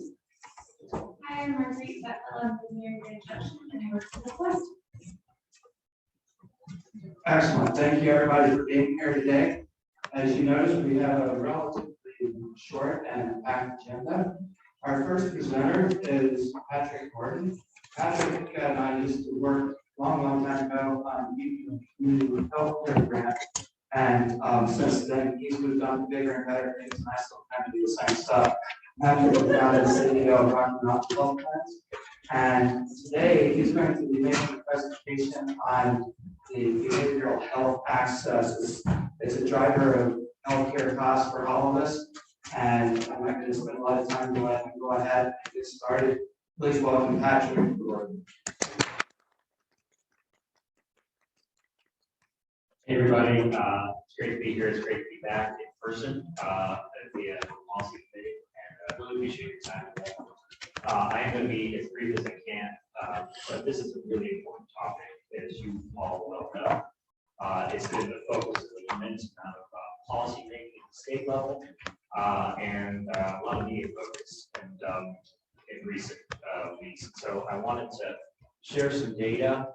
I'm going to talk about Rocky Mountain's role in the program and maybe opportunities we can take to move forward together.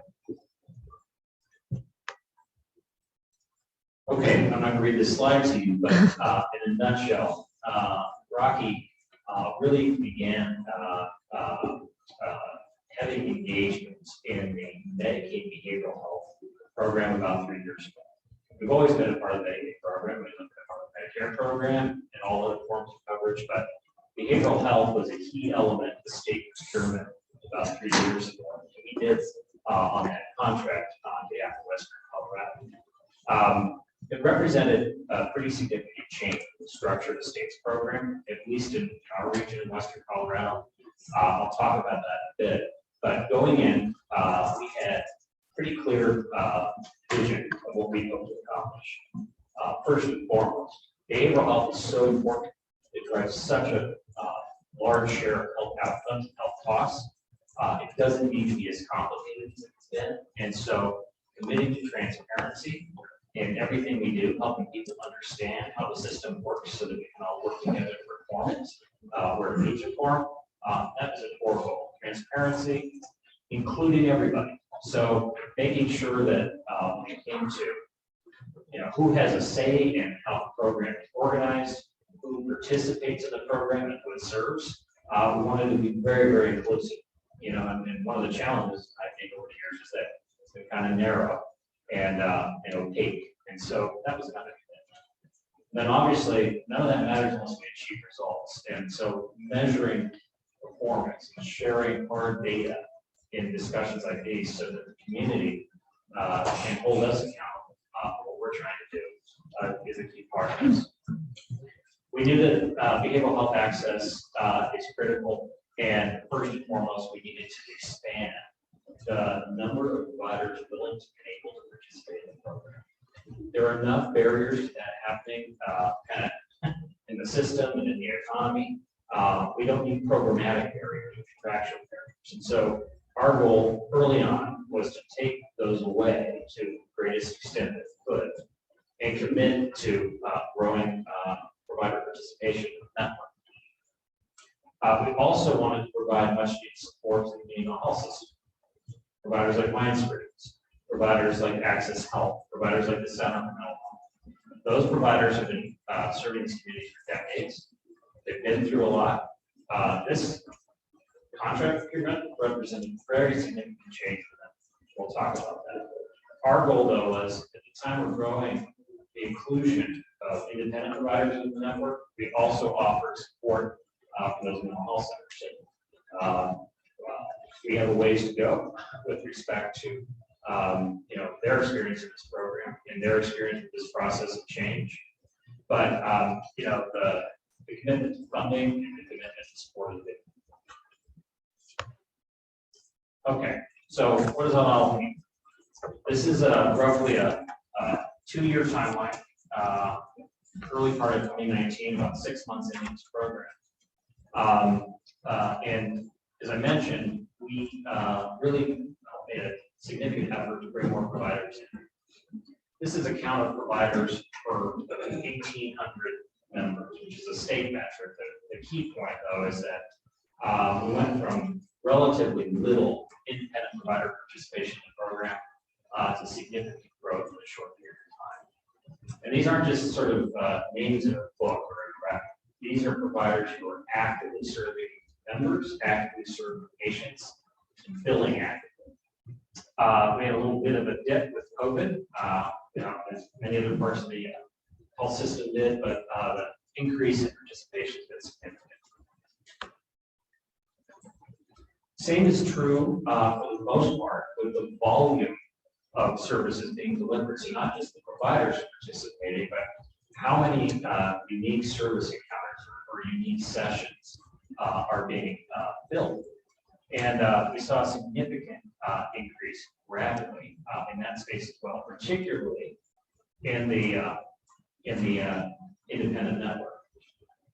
The community mental health centers remained largely at the same level they have, a bit of a decrease in terms of their volume over the last couple of years, but overall pretty significant increase. And here's the point of these slides.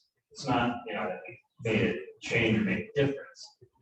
These graphs speak to the level of unmet behavioral health need, unmet need when it comes to substance use treatment in the community.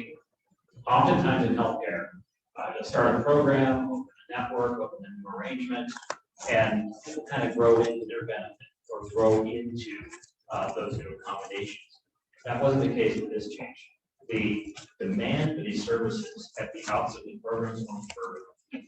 What that tells us is that there's tremendous unmet need in the community. There's still unmet need.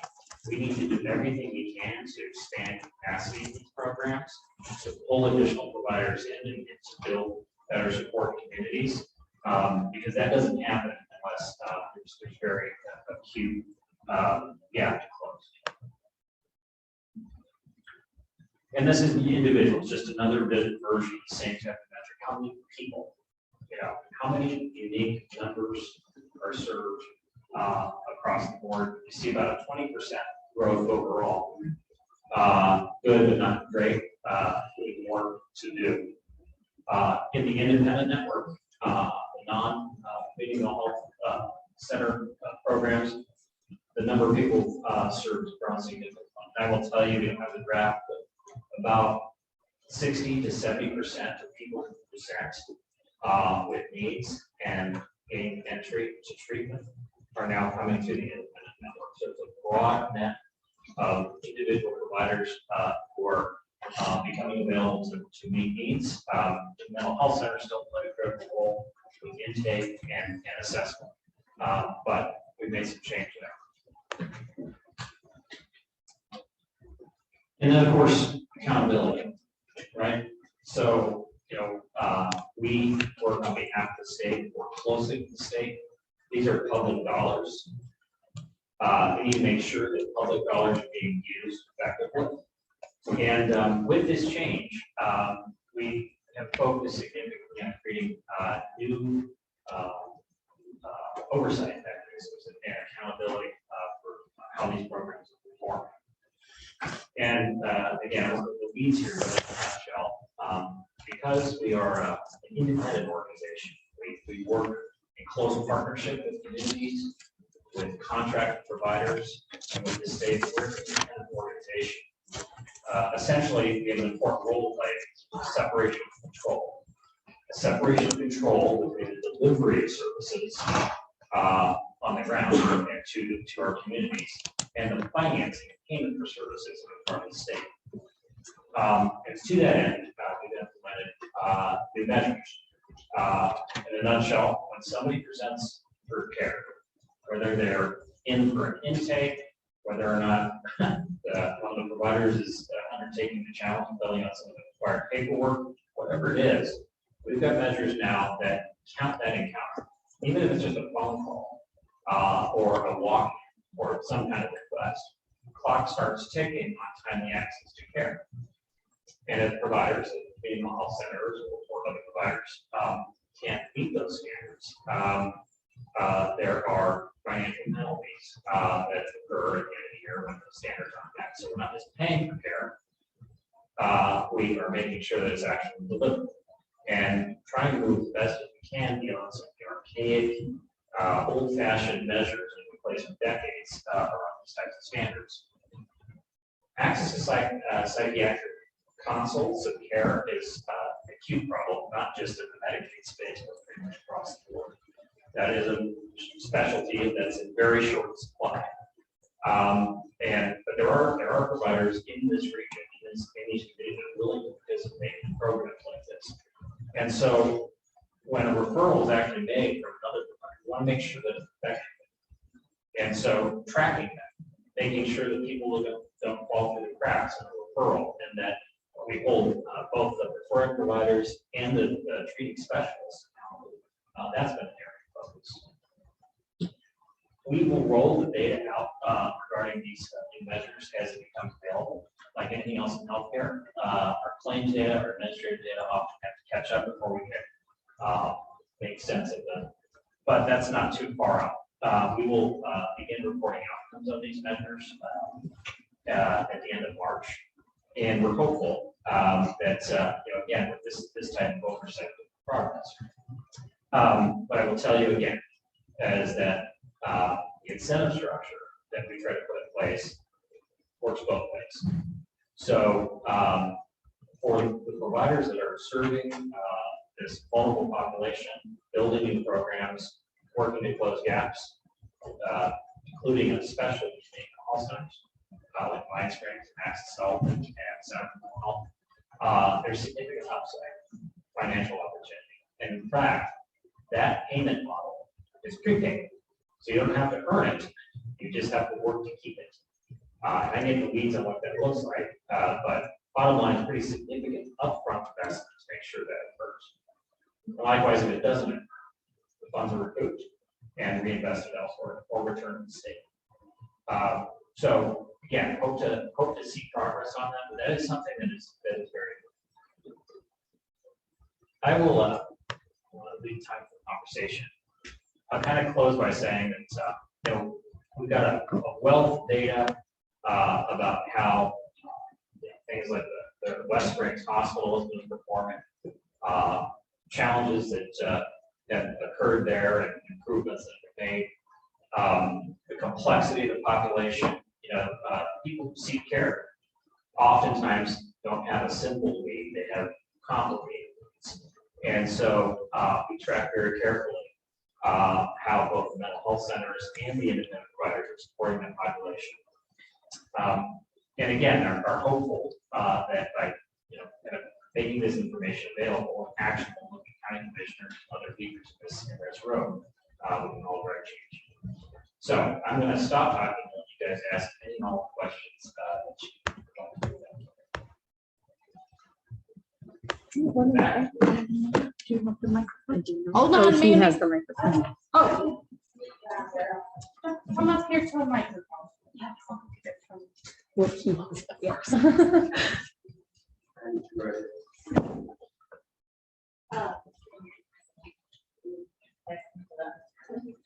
have a question. We're trying, I'm from Montrose County, that is very mental health issue and lack of care. We would like to attract more mental health services to our area, but unfortunately, what we're hearing is that the payback from insurance is not enough to make it considered that they're attractive to mental health services.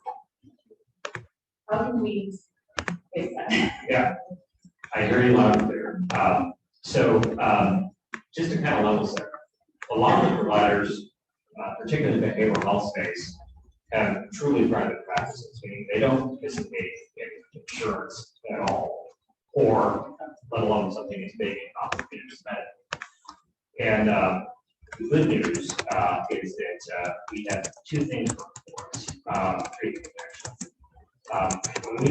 When Rocky started this program about 3 years ago, we set reimbursement with what we do. We have very little experience with the data, set of commercial insurance benchmarks. And those, for a Medicaid program, that's unique. But what we found is that, again, we have rapid interest. Even at those rates, providers are willing to come in and serve as membership. But as we develop more experience and we're able to use data, we're able to see which providers are really filling needs, which communities are really experiencing gaps, and we have implemented significant increases in reimbursement. We did a retroactive reimbursement increase to providers in the network over the last 8 fiscal year of about $3.1 million. For those who came in and who have performed and stuck with this population, we've been able to essentially pay back some of the funds that they accrued to us based on the positive performance of the program. That's one thing. The other thing is that we rolled out sign-on bonuses. We've got a new program called WIP, which is a workforce incentive network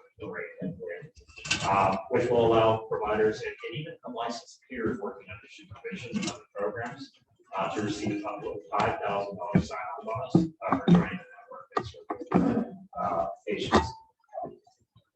Where's that money coming from? Two sources. The state. I said in an earlier meeting last week that oftentimes we get in these conversations and all we talk about is money. I don't think money's the problem. Rocky's perspective is that the state has been incredibly progressive in funding behavioral health, has pushed investment into this area.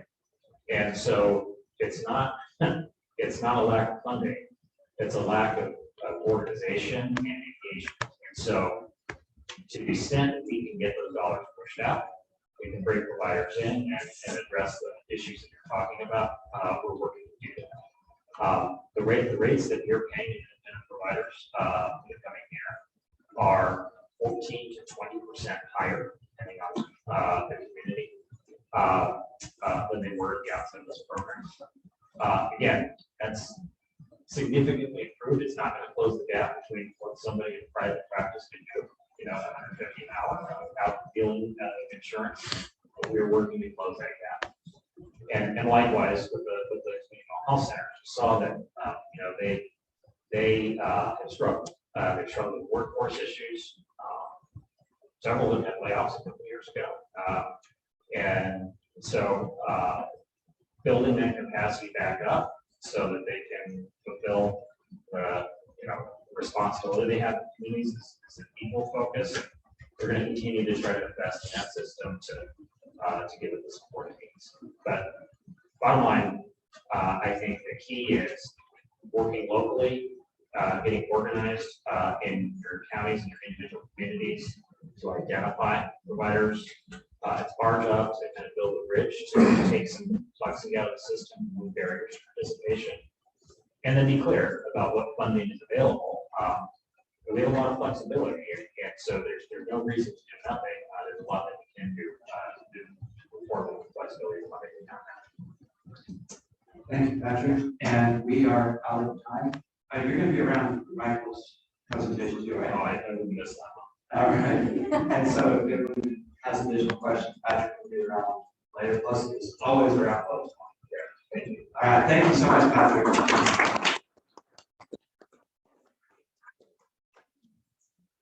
And next on our agenda, we have Commissioner of Insurance, Colorado Commissioner of Insurance, Michael Conway. He's going to give us an update on the public option. Club 20 has been following this as it has been, we believe it's an issue that will be impacted by no matter what. We have appreciated the Department of Insurance working with us over the years. And I'm not going to take any more time. Mike, go ahead and let you get started. Ready to go? Yes, sir. Thank you, folks, very much for having me today. I'm going to try and share my screen, and hopefully the slides will come up. Can you see that? It's the whole screen, yes. We are seeing the whole presentation. I don't know if you want to go to slideshow mode. There you go. Now we're good. Great. Cool. Awesome. All right, folks. So I've only got a few slides to work through here, and then I want to spend as much time as possible just talking with you and answering your questions. As Patrick knows, I much prefer to just talk and, oh, I shouldn't hit escape. Talk and answer folks' questions and have some good old-fashioned back and forth rather than talking at you. I do want to say before I start, though, Patrick, and I've told him this confidentially, and I've said it publicly before too. Patrick is one of the people within the insurance business, one of the CEOs that I implicitly trust. So I can't encourage you all enough, and he doesn't always agree with me. Oftentimes he probably doesn't agree with me at all. But that doesn't change the fact that I trust him and I know that we can work together and we can find solutions. So I'm very glad that you had him here today talking, and he was talking mostly about the Medicaid side of the business, but Patrick and I talk and work quite extensively on the commercial side too. So let me work through these slides and then we can just jump into questions, folks. And you can ask me whatever you want, whether it's about the Colorado option or anything else that you want to talk about. So the Colorado option, it has a few really key components. Taking a slight step back, obviously this was a hotly debated piece of legislation last legislative session. It worked its way through the process. The governor signed the bill, it passed. The governor signed the bill over the summer. And what you see on the screen here are really kind of the high points of the core pieces of the legislation. But there's a lot of detail underneath these high points. But the first piece that the legislation requires us at the Division of Insurance to put together is a standardized plan. And that standardized plan is going to be offered in the individual and small group market. And the legislation, now the law, I always refer to it as legislation, but it's not legislation anymore, it's a law. The law requires us to focus on a few things in that standardized plan. It required us to focus on providing first dollar coverage for high value services, mental health services like what Patrick was just talking about. Patrick is absolutely right that we have a huge problem in the state with access with behavioral healthcare services in particular. There's a whole host of reasons why that's the case, part of which in the commercial side of it is at the very least part of which is that the payment that folks have to pay upfront, their out-of-pocket costs that they have to pay in order to go get behavioral healthcare services, that can keep them from going and getting mental health care services and primary care services for that matter too. And we know that if we can incentivize those and we can kind of clear that hurdle for people, it'll help with getting just access and access to care. So that was the first component that the law required us to really focus on in the development of the standardized plan. And then it also required us to address and reduce racial health disparities and improve the cultural responsiveness of healthcare networks just in general. So we've got a new network adequacy standards in place for the standardized plan that we are asking insurance companies to meet in order to make sure that the networks of doctors and physicians and providers that are seeing folks in the individual and small group market look like the folks that they're seeing. And at the very least, if they can't look like the folks that they're seeing, that they have the ability to understand the issues that people are dealing with. The second piece, which is obviously a very key component of the legislation, is the premium reduction requirements in the in the law. See, I told you I was going to keep referring to it as legislation. So it requires the healthcare plans in the individual market and small group market to reduce premiums 5% per year for 3 years. So a total of 15%. After that, the plans can increase by inflation. There's a lot more under the hood with this component. There, we have to take into consideration any impact on premium of those first components, for example, that we talked about. If there's any impact of the standardized plan and increasing premiums, we have to account for that in the premium reduction. If there are new benefits or new mandates that are passed at the state or the federal level, we also have to account for that in the premium reduction. So there's a lot that's going on literally as we speak, and figuring out exactly how to calculate the premium reduction, that 15% target, the 5% target, 5% over per year for 3 years.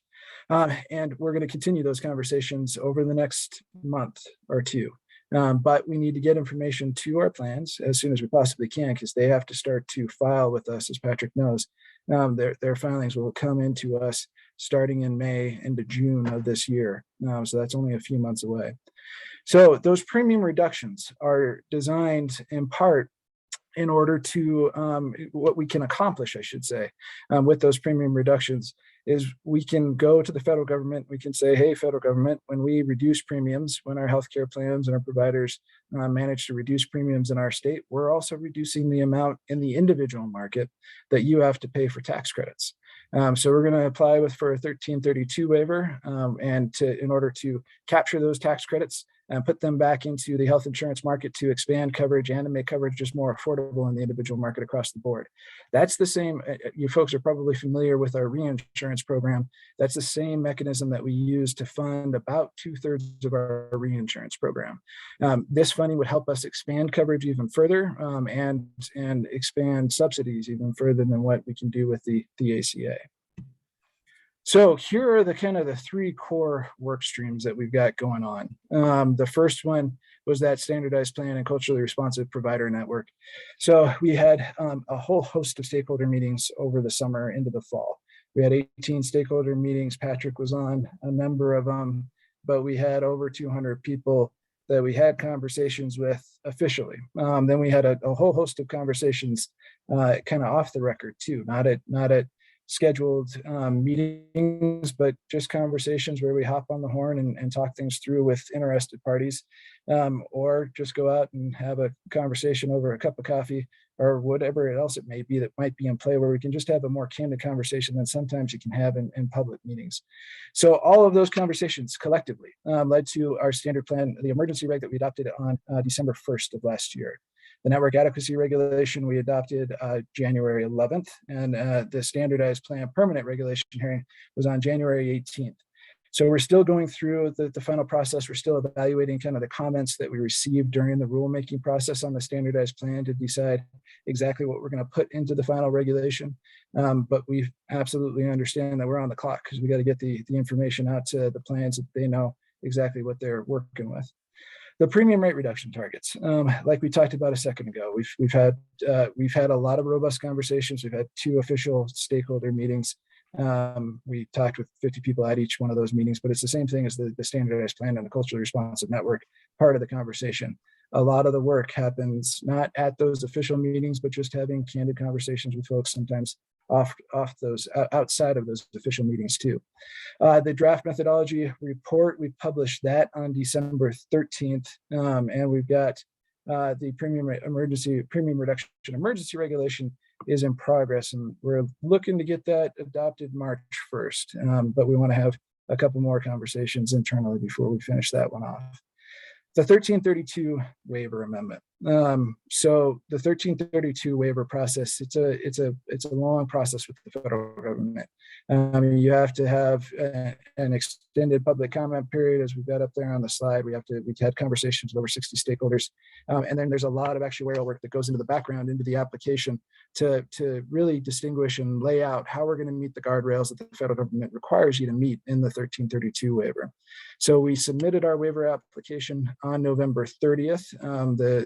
The feds deemed our application complete a little bit faster than they had to, so they deemed it complete on January 3rd. They have effectively 6 months from the date that they deemed the application complete to respond to the application.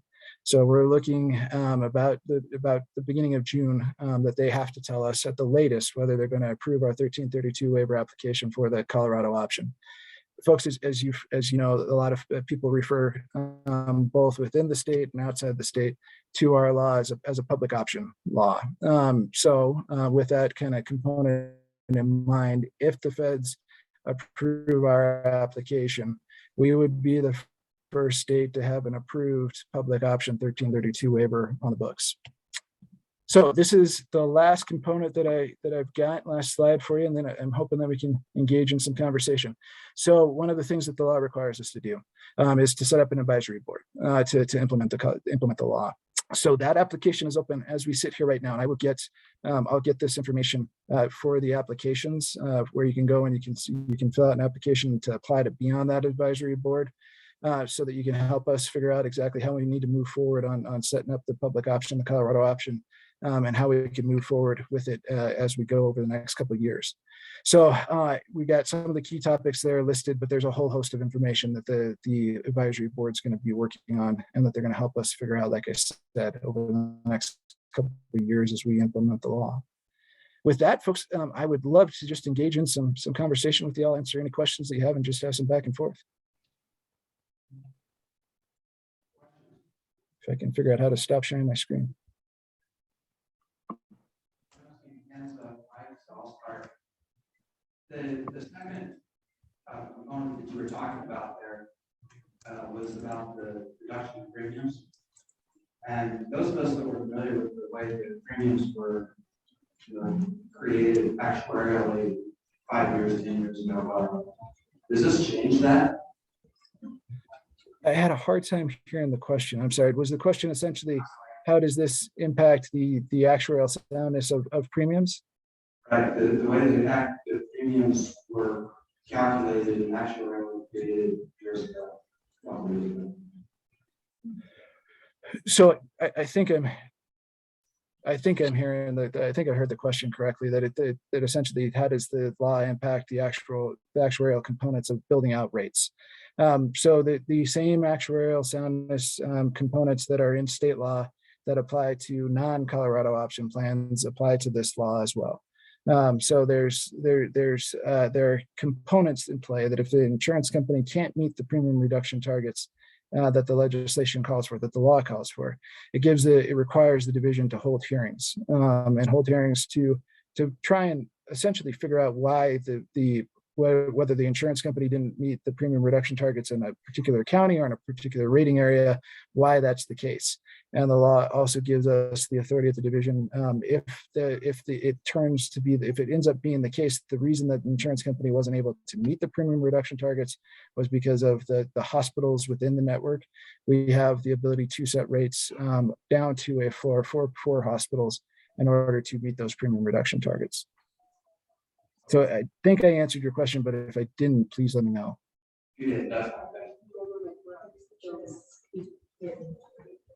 Hi, Commissioner. This is Christine Bogart from Grand Junction, Colorado. Thank you for presenting today.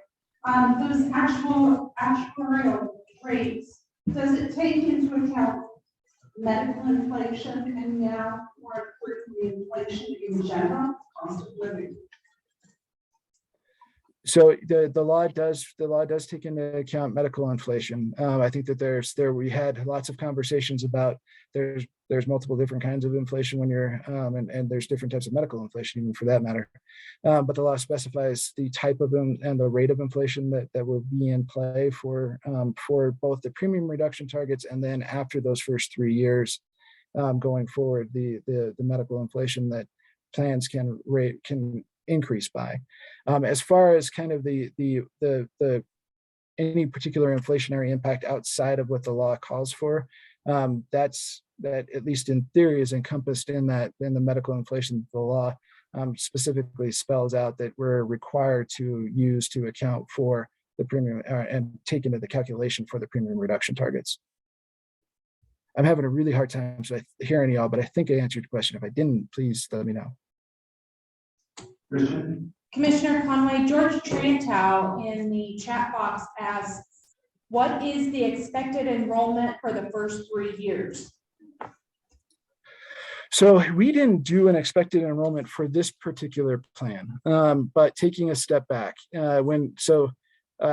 if folks remember, there was a bill that was passed in 2019, House Bill 1004, that required myself and the executive director of HIPAA, Kim Bimsteffer, to put together a plan of what a Colorado option, what a public option could look like in the state. And we actually kind of toured the state. I came out to Grand Junction a couple times. I think she came out to Grand Junction and had conversations with you all as well. And we had stakeholder meetings throughout the state to develop that plan. The plan that we developed wasn't exactly the plan that was passed by the legislature, but it was relatively close.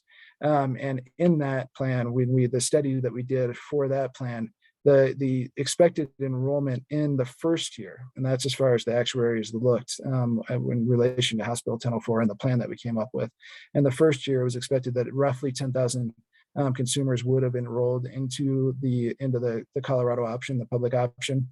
Out years, I think as we go, we'll probably see if that number ends up being correct. We'll see that number increase for two reasons. One, the product itself, for the most part, it's not going to be universally the case, but for the most part, the product itself, the Colorado option, that standardized plan, will have benefits that I think will just attract customers. And then also because of the reduced premium, that obviously will attract customers as well.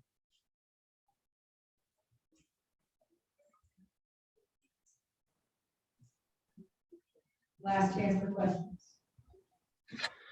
Patrick, did I leave anything out that I should have covered?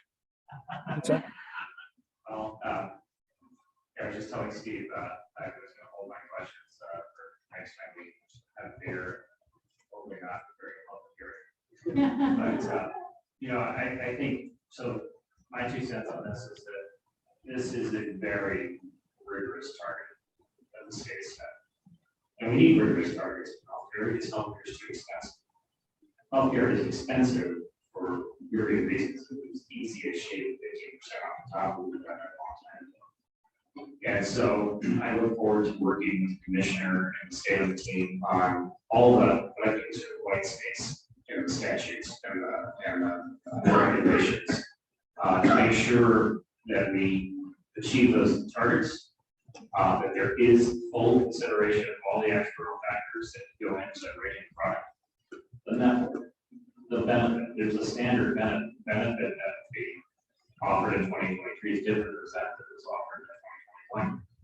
So we need to account for all that stuff. I'm confident we can do it. The good news is that there's more choice and more affordability in Western Colorado than there has been in the market anyway, than there has been at any point in history, and that's because of things like the reinsurance program.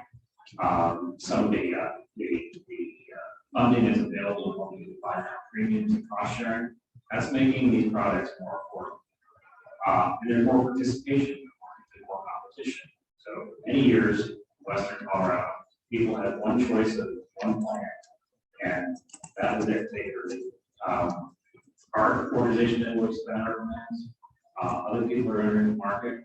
We don't want to go backwards on any of that stuff. I would just say these targets are going to be very difficult to achieve. It's going to take a lot of collaboration. And frankly, it's going to take problem solving when we can't quite get there or if we can't correct it there. But we're definitely out to the races now on this. And hope to do our best. Thanks, Patrick. And thank you, Mike. It sounds like we have a lot of parties to have in the next couple of years. My question to you, Mike, that is, I'm sure there's folks out here that want to participate on that advisory board. And if you can just get that information to us, we will share it with our members, because having participation from rural areas is going to be critical to addressing some of the different issues that are presented out here.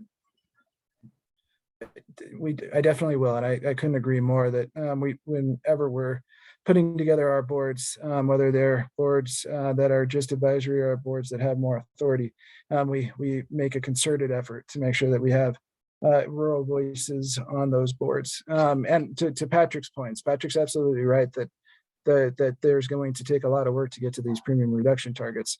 To remind folks, this was the legislation as it ended was the compromise, because from where we started with the bill originally was going to set up a true public option where the state would have effectively become its own insurance company to go out and compete with the rest of the insurance market. But we compromised, and what we landed on was an ability to use the existing infrastructure now, right? And to use the existing insurance companies that are in the marketplace and give them those targets that Patrick touched on, and that we expect that the marketplace will be able to hit. It's long been the case that the market has told us that if we simply tell them, or if we give them targets, premium reduction targets, or whatever targets they may be, that the marketplace itself can respond and react. And now that's what this experiment really is. And I think it's not just in Colorado where people are going to be watching; it's throughout the country, where this type of model for a public option, people are watching to see if this can work. And it's absolutely my expectation that we can make it work, because of the comments, the things that Patrick just said, our ability to work together to problem solve, and our ability to make sure that we keep that robust marketplace that Patrick is talking about. I'll leave you with just this last piece. So it's absolutely my expectation that not only will we keep the insurance companies that are in the market now, but that we may even be able to grow the marketplace. And why I think that's the case is that this year, after the public option passed, and after folks knew that it was going to become law, after insurance companies knew it was going to become law, insurance companies expanded in the individual market throughout the state. We had 22 counties that only had a single carrier in it going into this year, going into the 2022 plan year. Now we're down to 2. And realistically, we're really down to 1. So that's, from my vantage point, it gives me a lot of faith that we're going to be able to be able to retain that very competitive marketplace that we have today. I sincerely appreciate you being here. Patrick, thank you for being here.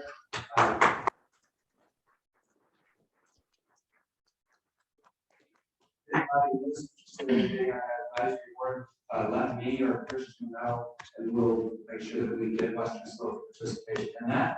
And we almost got that on track. I feel like it's close enough. Yeah. We'll take it. We're also going to be doing like Phil did earlier, putting together a group of people to work on some of our resolutions, because we are also behind not as far behind as some of these. All right, thanks everybody for coming. Tourism. And the tourism committee will start in just a moment.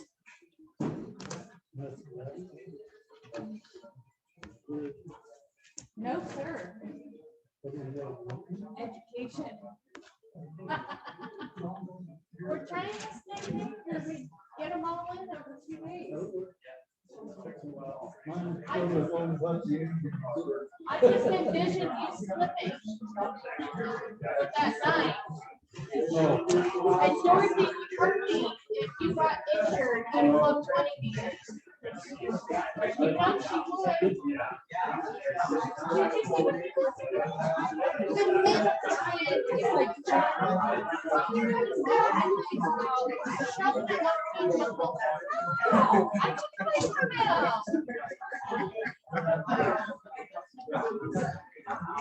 I may not be your doctor of blood, but whether you like it or not, I'm going to take care of you. Oh, good. For goodness sake.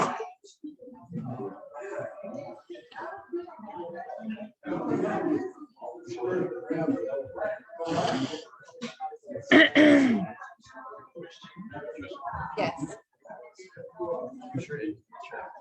Catherine Reggio and Frank Reese, the Frank professional.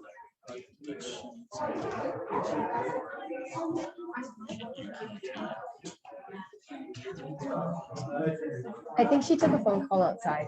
Yeah. Thank you for all your help, Brittany. Oh, of course. Great meeting you. Nice to meet you. We'll make sure to get those PowerPoints your way. Okay.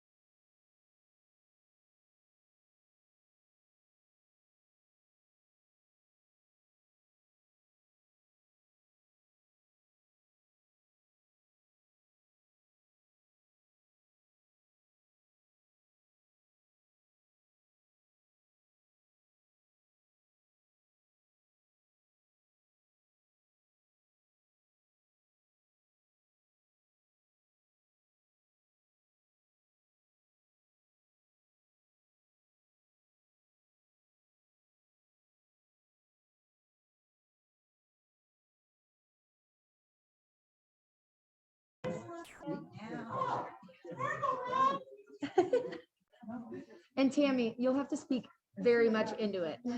Yeah, eat it.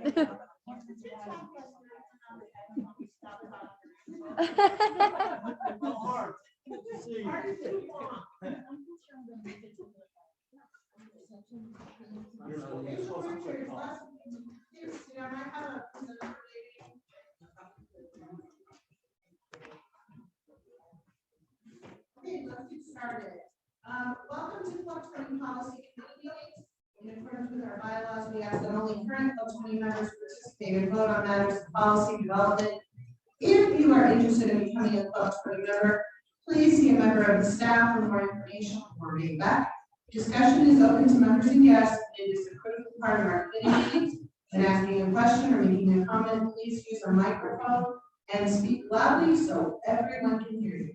For those seated in the front of the tabletop microphone, please do not turn on your microphone until the committee chair has acknowledged you, and then turn off your microphone once you're finished speaking.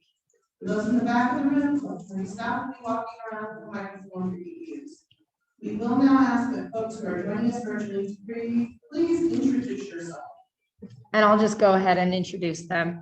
On the line, we have Janet Farmer, Jeff Comstock, Katie Jacobson, who is our speaker, Melanie Leverton, Melanie Worley, and Meredith Badler with CBCA. Thank you for joining us virtually, and please mute yourself. If you have any questions during the meeting, unmute and proceed with your question or put it in the chat. Next, we will ask everyone in the room.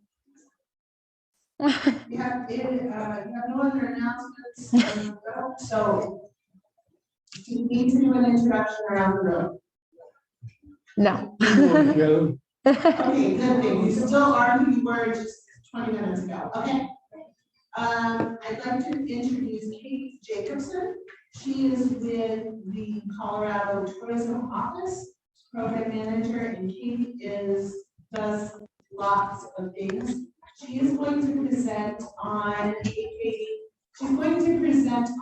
the Colorado Tourism Leadership Journey, which is a program that I participated in and is being revamped. She's also going to talk about a couple of other programs, Colorado Concierge and the free business listing on CBCA.com.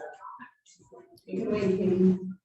Awesome. Hi, everyone. I'm so excited to be with you guys virtually. I wish I could have made it down to Grand Junction. Hopefully soon. We just got hit with a big snowstorm yesterday. So excited to be here. If you guys have questions, I'll kind of stop in between each program, so feel free to ask them. I am going to cover quite a bit, so I will have my email address up here at the end should you guys have additional questions after the presentation. So with that, probably the age-old question, can everyone see my screen okay? Yes. Yeah. Okay, great. Thank you, guys.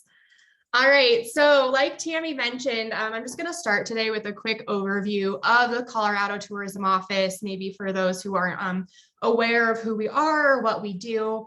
I'm then going to go into a couple different programs that I manage that I think might be beneficial for you guys to know, and especially, utilize within your organizations and networks. So I'll hit on the Colorado Tourism Leadership Journey. Like Tammy had mentioned, she was a participant, so super excited for Tammy to be in the room. Our Colorado Concierge program, this is a free workforce development training platform. Our annual Governor's Tourism Conference. And then I'll talk about Care for Colorado. And then at the very end, if you haven't already utilized colorado.com to get your free business listing, I'll share some information on that as well. So with that, I'll dive into the CTO and who we are. So the Colorado Tourism Office, we are a Office of the Governor within the Office of Economic Development and International Trade. So OEDIT for short.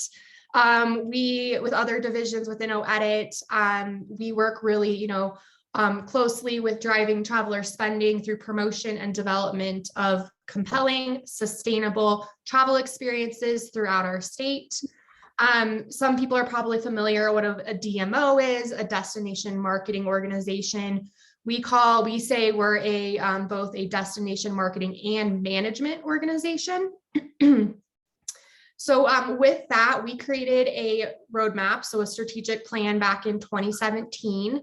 Not sure who's all in the room, but maybe you guys are involved in this process. We held probably 30+ workshops across the state to create this plan, not only for our office, but for our industry as a whole. So within this plan, we established 4 pillars that really drive all of our programs and initiatives. The first pillar is compete, second pillar, create, third pillar, steward, and then fourth pillar is advocate. So this is what all of like our initiatives are within our office. So you'll see that they all fall within these strategic pillars. Pardon me, a lot of the programs that I'll be hitting on today fall within the create and steward pillar. We also have other programs offered within our office that really focus on the advocacy piece, international tourism, domestic marketing, destination development. So we're a small but mighty team, but we definitely accomplished a lot with the help of our industry partners. Within that strategic plan, we actually created our first of its kind, I believe, vision and mission statement.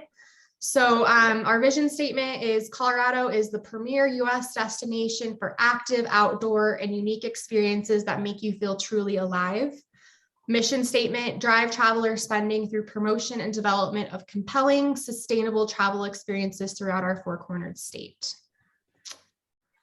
Within that mission and vision statement in our strategic plan, how we gain our competitive advantage is through this lovely triangle chart. So you can see at the very top is our mission and vision.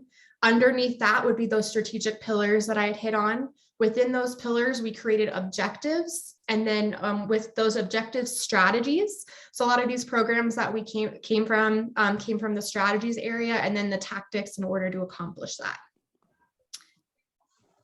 This org chart is kind of crazy, but I just thought I'd give you a inside look of what our office entails. So we actually have a new director, Tim Wolf.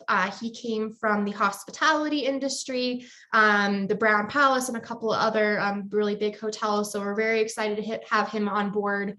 Underneath him, like I'd mentioned, we have our marketing team. I'll kind of put my mouse over our marketing team. And then we have our destination stewardship team. A lot of that work that I'll cover today falls within that. We have our international team. So that's a lot of our international promotions in those markets that we're in. And then we have our domestic marketing team. A lot of our work, we are a small but mighty team. So we rely on a lot of vendor partners and contractors.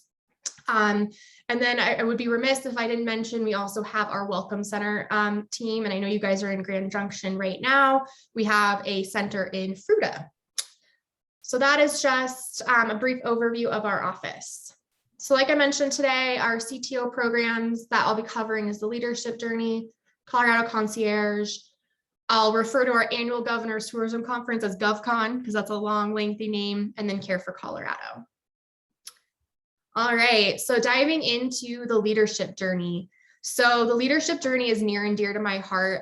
This was a program that I was actually able to help bring.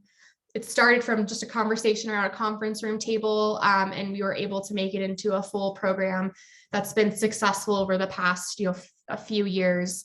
So we're super excited with that. And like I mentioned, Tammy was in our inaugural class.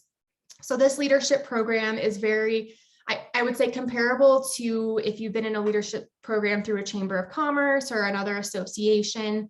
It's a year-long tuition-based program for professionals to grow within their careers, specifically the tourism industry.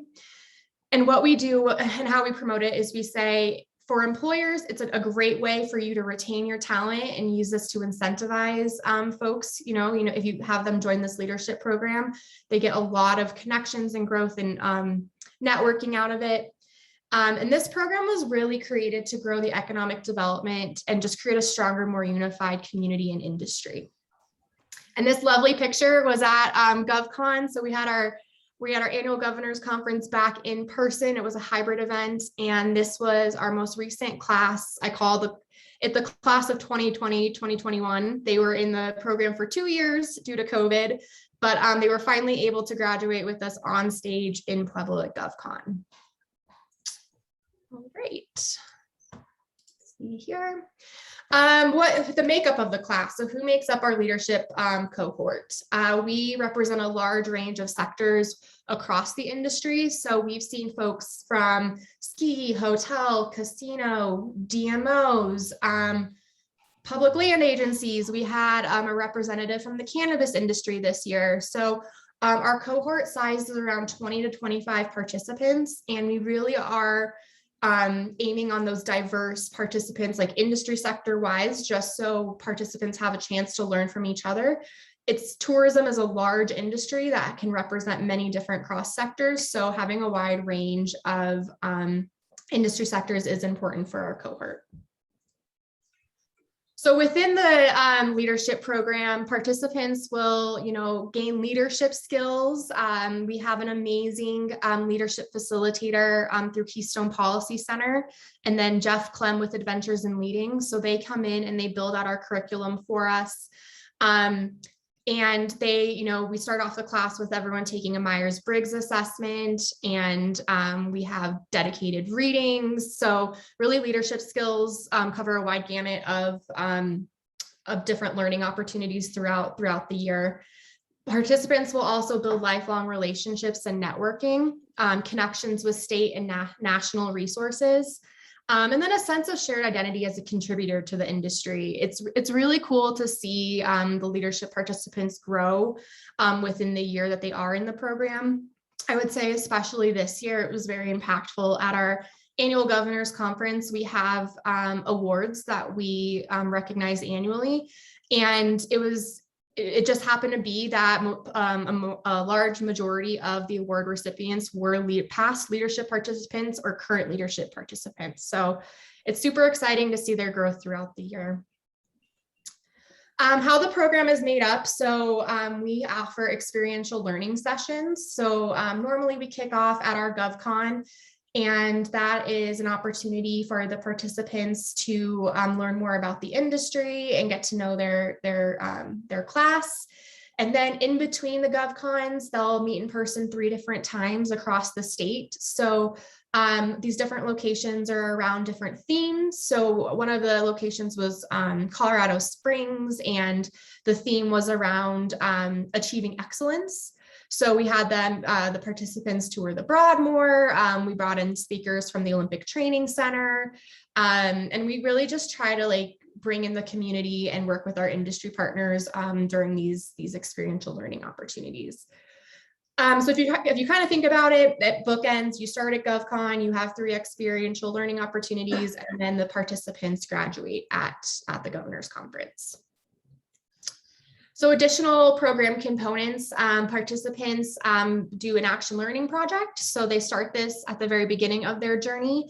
And then at the end, they'll present their action learning project to their class, and their class actually votes on the top 3 projects, which are then presented at our Governor's Conference. This action learning project, is just a way, one, to connect the value back to the employer. We have the participant work with their employer to come up with a project that'll be beneficial to their organization. If they can't, find a project that fits the mold within their organization, we ask them to even think more broadly and think of a community on a community level. And then we also offer mentoring. So each participant gets paired with a mentor in the industry. They meet one-on-one with their mentor throughout their leadership, their 1-year leadership journey. And this is a really great opportunity for the participant to discuss challenges and even just, brainstorm ideas around workforce challenges, their action learning projects. And it's really cool because we actually have the participants rank their top 3. We have a list of mentors. Some people want a mentor that's in the similar industry sector they're in. Some want to go out and learn, from a completely different industry sector. So mentoring is a big part of the program. We also offer small group interactions during the year-long program, and then required readings as well. So as of right now, we are actually re-envisioning the leadership program. I'm calling it Leadership 2.0. As you guys are probably all aware, COVID definitely put a wrench in a lot of plans, and one benefit that came out of it is it's giving us the time to really reevaluate the program and take a look at what's working well and what's not, and just really taking a deep dive and reimagining what it can be. So we're working with the leadership vendor of choice, Keystone Policy Center, and we're currently in phase 1 right now of program refinement. That actually happens through March. I'll go over this timeline here in a little bit, but program recruitment will start in April through June. And then we're really hoping program implementation, you know, knock on wood, COVID's kind of on that downhill. We're hoping that in-person experiences will start in the fall of this year. So some additional details, like I mentioned, applications for the class of 2023 will be available in mid-April. So that's coming up here in a couple months. We have applications due by June 30th, so it gives you guys a couple of months to get applications in. This is tuition based, so tuition for the year-long program is $2,500. And what this includes is the cost of the facilitation. You get a primary text, and that those dates are wrong, but you would actually get 2 free registrations to GovCon. And then participation in meals at all 3 experiential learning opportunities. This does exclude travel and lodging expenses. The CTO, we do offer limited scholarships. So just based on need, we're definitely willing to work with folks, especially in this age. We know a lot of budgets have been impacted with COVID. So we're taking a look at our scholarship program and how we can enhance that for this year. Interviews for the class will be conducted virtually in mid-July, with the applications being informed beginning of August, and then having them kick off at GovCon in Snowmass in September. So I just covered a lot about the leadership program. If anyone is interested in it, if you want to take a picture or screenshot of my email address, feel free to reach out. I'd be, remiss if I didn't have Tammy maybe just chime in and talk about her experience briefly, about the leadership experience. So I was in the inaugural class. My boss at the time was on the Colorado Tourism Board and wanted me to do it. So I went through the interview process. And frankly, it's probably one of the better things I've ever done in my career. I have made friends literally that I speak to probably once a month. Because we have small groups, so I have a small group of people that I think I have a friend that works in the casino industry, and I probably wouldn't have found her sitting in Craig, Colorado. And a friend was in Pueblo, so we created quite a tight bond and actually we go to these experiences early into something different. We kind of go separately. Connection wise, it's completely invaluable because it is a wide range of people from all sides of the state. And I think that's where I think from 20 needs to continue to have people in it. I know we had Elizabeth underneath the Great Junction just graduated from the past class. We had Kelly Hepler was in my class from the county. Drawing a blank on the lovely lady from Meeker that was in my class, who's now in the banking industry and out of tourism. But it's just, we had people, over the last week, and now it's become an alumni group, so we all get together, and it's just a very diverse group of people representing the industry. I think it's really important for rural Colorado not to be forgotten. And so that's why I bring this forward to people here, is get someone in your community to sign up for this, because I think the connections alone are worth doing. Great. Thank you, Tammy. All right. So the next program that I wanted to talk on briefly is our Colorado Concierge program. So our Colorado Concierge program is a free workforce development tool for frontline tourism workers to grow not only their knowledge of Colorado, but inform them on that Colorado style hospitality. It definitely has grown a lot over the course of the 2 years that it's started. So we are really gearing it more towards a workforce development tool as we're building out additional content. So if you guys haven't already checked it out, it's beacoloradoconcierge.com. And on that platform, you'll see that there are 7 training modules. The training modules range, from Colorado Essentials to the Care for Colorado Principles, Colorado's 8 travel regions, Colorado style customer service, Colorado traveler safety, hunting and fishing, and then inclusive Colorado culture.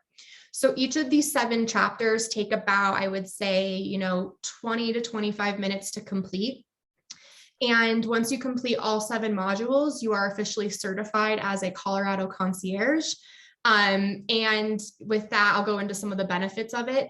But with these training modules, we did partner with other agencies to help create the content. So hunting and fishing, we worked with Colorado Parks and Wildlife, Colorado Traveler Safety, we worked with UC Health. So definitely brought in experts to help develop this content. The recognition program. So like I was mentioning, if you go on and take this training, you receive a certificate, you get a great branded pin, there's a digital badge, you're entered to draw, you're entered in a drawing for a free GovCon registration. We also are trying to incentivize businesses and organizations to get involved. So if you are a business and an organization, there are different levels. I believe, if 75% of your workforce completes the training, you receive a recognition, on your freecolorado.com business listing. You'll receive discounted business listing upgrades through Miles Partnership. You'll receive recognition on our CTO social and newsletter challenges, plus all of the benefits above. So just briefly, what's next for the Colorado Concierge Program? We definitely want to build this out a little bit further and really focus on it as a workforce development tool. So you can kind of see here, right now, we really just have those 7 essential chapters and modules. Where we want to take this is a tiered system. So we'll work on essential chapters, which we already have built out. Then, working on building out our specialization chapters, on outdoor rec, low impact travel. This could be, scenic byways. And then what we'll want to do next is then work regionally across the state and come up with regional chapters. And then what the end goal is having the destinations get involved and have them create their own workforce development training chapter. So Andrew Grossman with the Colorado Tourism Office Destination Development Program has been doing workshops across the state. And a large need that he's been hearing is destinations would love to create their own specialized frontline tourism work training. And a lot of folks just don't have that within the budget or the capability to do so. So we're definitely going down that path where we want to start partnering with destinations to create their own content. So within the next year, you can definitely see more chapters being built out. We'll be doing an evaluation of the recognition program. And then we're also taking a look at the evaluation of the platform and its functionality as well. So that is our Colorado Concierge Program. And then I've referenced a lot the annual Governor's Tourism Conference, so GovCon. So this is our annual 3-day event for tourism professionals across the state and even the country. We have everything from breakout sessions to keynote sessions to networking opportunities. We bring in speakers both, regionally, nationally, and internationally. And so this year we're super excited. It's going to be in Snowmass, Colorado, and this has been a long time coming for Snowmass. We had to, pivot with COVID, and then their hotel went through a renovation. So we were in Pueblo, but now we're officially heading to Snowmass September 21st through the 23rd. So make sure you guys mark your calendars, and then we will be doing continual updates on coloradotourismconference.com. All right, and so the last program that I wanted to touch on is our Care for Colorado program. Our Care for Colorado program is an education and communication-based program really designed to amplify that steward platform or that steward pillar that I was talking about. And it's sharing the responsible travel message through the use of our Care for Colorado Leave No Trace principles. So this program started back in 2017 and was, like I mentioned, fell under that stewardship pillar of the strategic plan. And when we were trying to figure out how to bring this program to life, Leave No Trace kept coming, to the top of the list. They're actually based out of Boulder, Colorado, but they work with partners all across the country. And so we were actually the first state tourism office to partner with Leave No Trace. And with that, we created our Care for Colorado Coalition to help amplify this message even further. So I wanted to talk on really quickly the importance of sustainability and why we're, even having our Care for Colorado program. So, with stewardship and sustainability as a key pillar of our office, this drove us to start including it in our annual research and surveys, just to help measure its importance. So on this slide, there's a lot of different numbers, but I think the biggest takeaway to see is from 2017 to the fall of 2021, the level of importance of sustainability has increased dramatically. So it has gone up to 75% where people think it's very important or moderately or slightly important. And this is based off of, their selection of Colorado as a destination. So this is people coming into the state as a traveler and a visitor. And then the next slide shows that we as Colorado are a continued leader in sustainability. So this measures us to other states such as Montana, New York, Wyoming, and Utah. And this is how well the state is protecting natural resources. And you can tell from this slide, we are faring above and we continue to be that leader in sustainability. And with that, it's just important that we continue this conversation. We continue to enhance the Care for Colorado program. And we continue that partnership with Leave No Trace just to continue to educate not only visitors, but residents here in Colorado.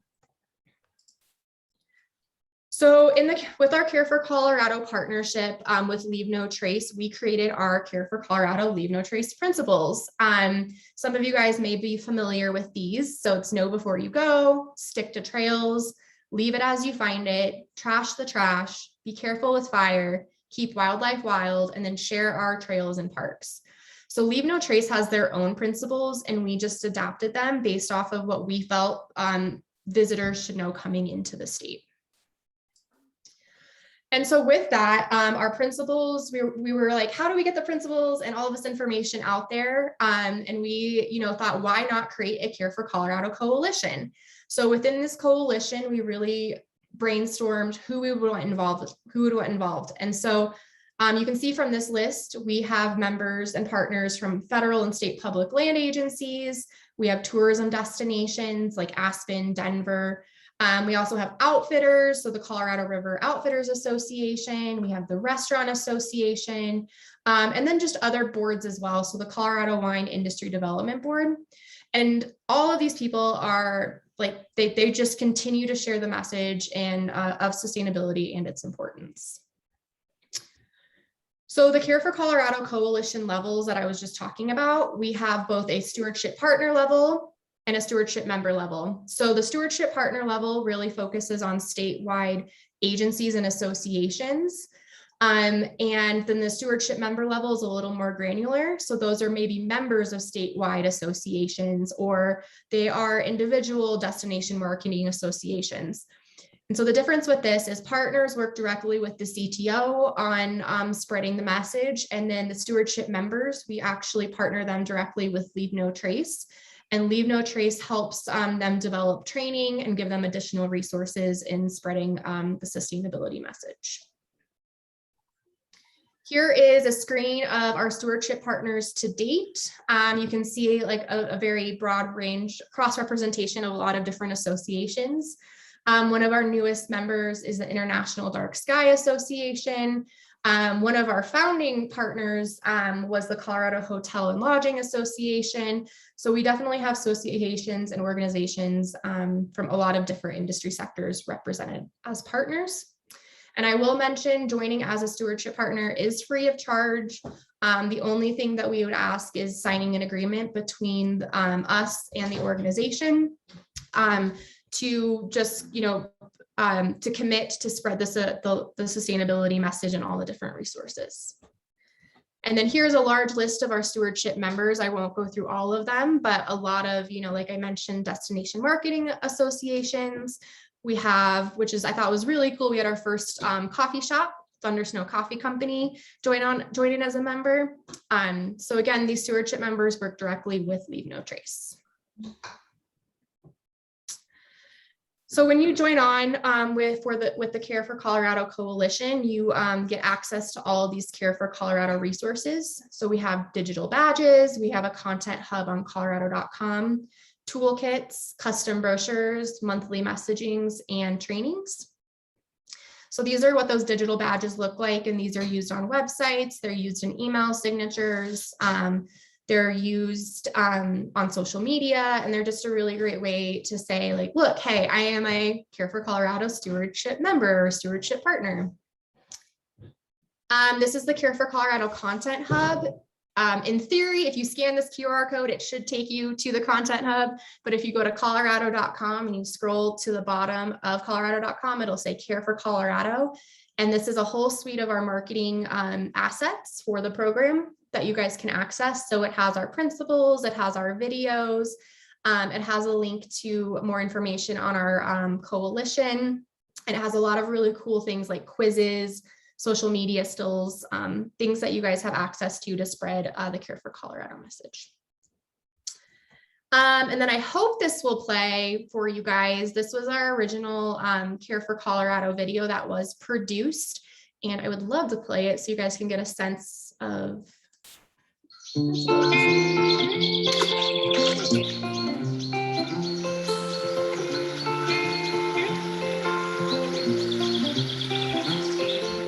Care for Colorado, it's the only one we got. Respect the place, leave no trace, you'll really help a lot. Here's how we do it. 1, know before you go, and go where fewer people go, and keep yourself hydrated.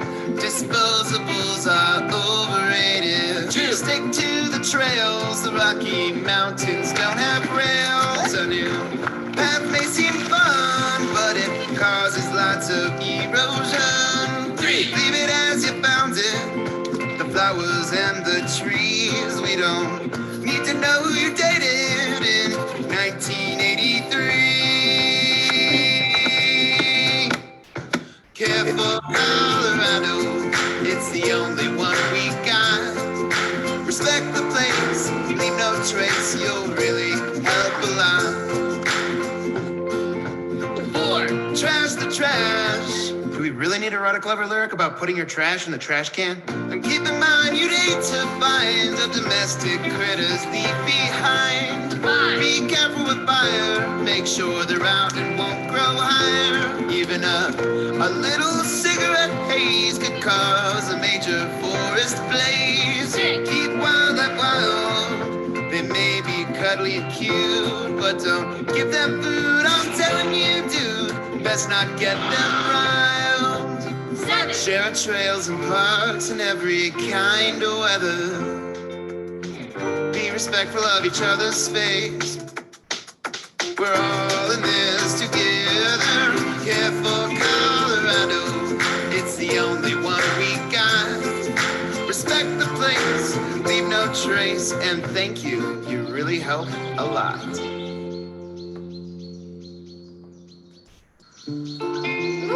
Okay, hopefully that didn't play again. Hopefully that was clear and everyone could hear it. So that's our original Care for Colorado video. We have actually taken and created smaller etiquette videos for each principal. And all of that can be found in our Care for Colorado Principles Toolkit that I've listed out here. In response to COVID, we also created a Care for Coloradans Responsible Toolkit. So this is, this was really in the height of COVID. How can we make this message more COVID COVID friendly, I would say. So with our similar characters, we had videos around, social distancing, wearing our masks. And a lot of these resources can be found again in the Care for Coloradans Responsible Tourism Toolkit. Custom brochures. So our Are You Colorado brochure can be customized for each organization. You can see here the Colorado Dude and Guest Ranch Association made their own version. We worked with Bicycle Colorado to create their custom version. And then we also offer Care for Colorado monthly messaging. So each month we send out a newsletter to our Care for Colorado Coalition on different themes that the coalition have brought to light. So one actually just went out today on around Keep Wildlife Wild. We have communication on Leave No Trash, Be Water Wise, Unveil the Night. And then last but not least, but we have Care for Colorado trainings as well. So you guys saw on the Colorado Concierge site, we have a Care for Colorado training module, and then Leave No Trace offers trainings as well. My very last slide, I believe, sorry guys, I know we're coming up on time here, is creative uses of Care for Colorado messaging. So a lot of you are probably wondering, how do associations and organizations utilize our messaging? So we see people putting them on the back of bathroom stalls and welcome centers. We see down here people putting the principles on the bottom of maps, in their visitor and vacation guides, on their websites. So a lot of partners have definitely gotten creative on how they're sharing the message. So if you're interested in more information on the Care for Colorado program or what it takes to join as a Care for Colorado stewardship partner or a member, feel free to shoot me an email and I can definitely get you guys some more information. And then I know the biggest thing was that I didn't have on here was the free Colorado.com business listing. So if you go to Colorado.com, and I believe if you scroll to the bottom, there is a link that says create your free business listing. So if you're an organization or you're a business and you're not already on Colorado.com, I'd highly recommend doing that.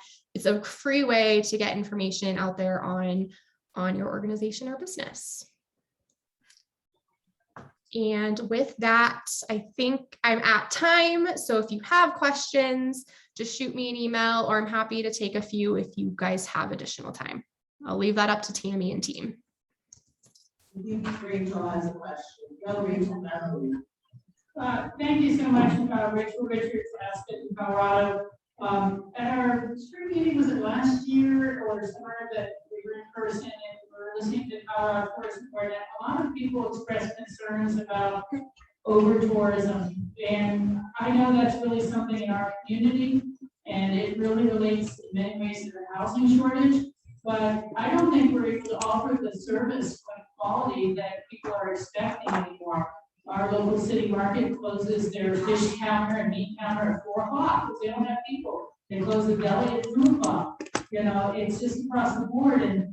And our citizens are asking, why are we trying to bring in more people now when we're starting to have reservation systems to go to any of the Forest Service sites and campsites and things like this? I mean, it's just, it's starting to feel too much. And I'm just wondering, what are you doing to respond to that?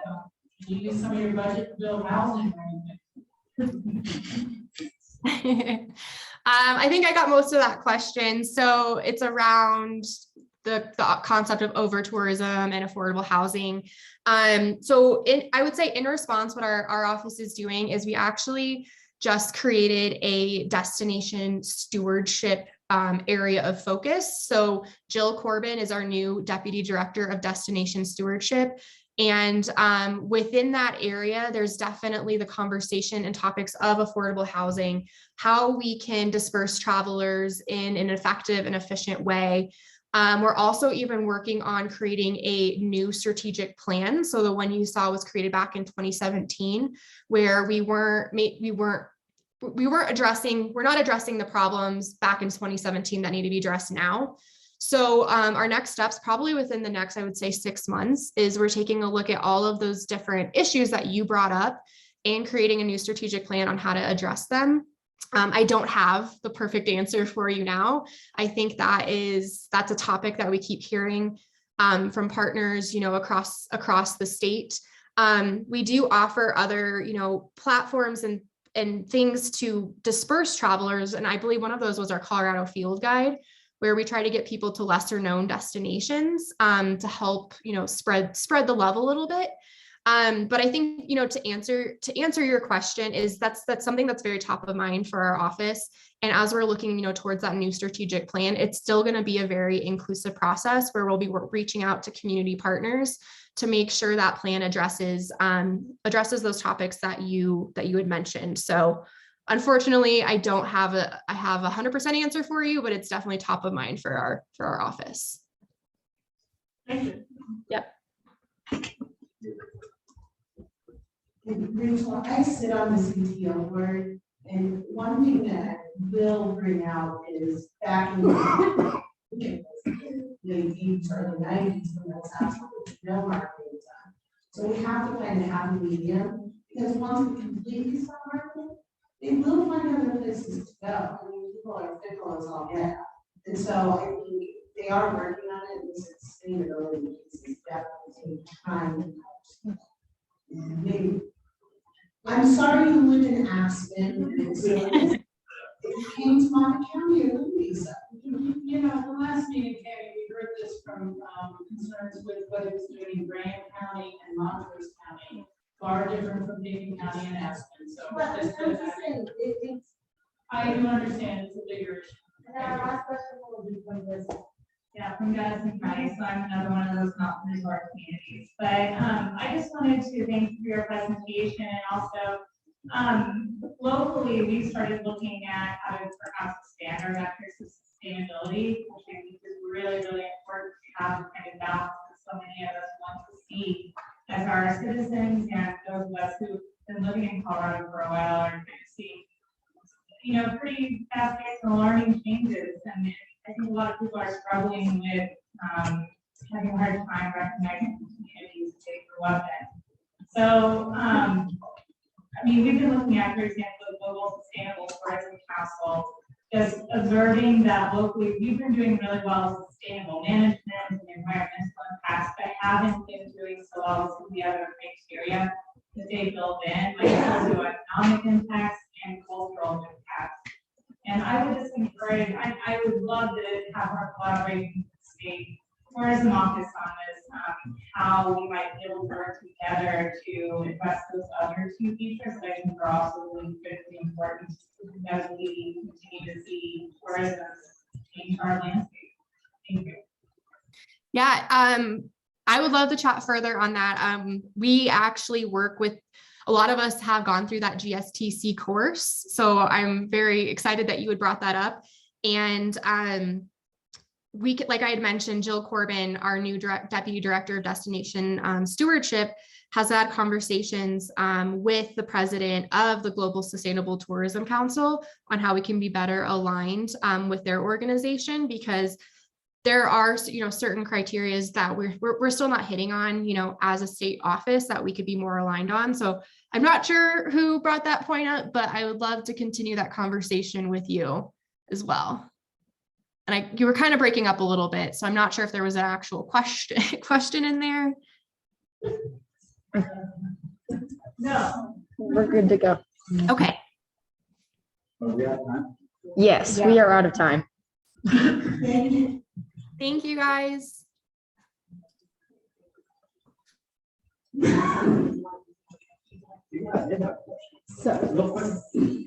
are. So have you guys analyzed and figured out what's going to happen after COVID? We all got killed with COVID. I mean, especially our public lands, places like Rachel's talking about, Gunnison County, Rock County, and all of our public lands just got inundated with people.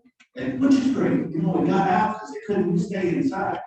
And so I guess my question is, so have you guys done models to figure out what it's going to be like when COVID gets released a little bit? We do have research that, was released this year. I can look into seeing if there are projections for what it's looking like in the future.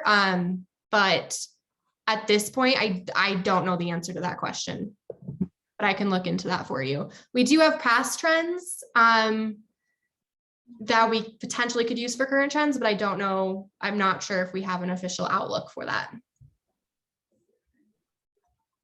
Thanks, Katie.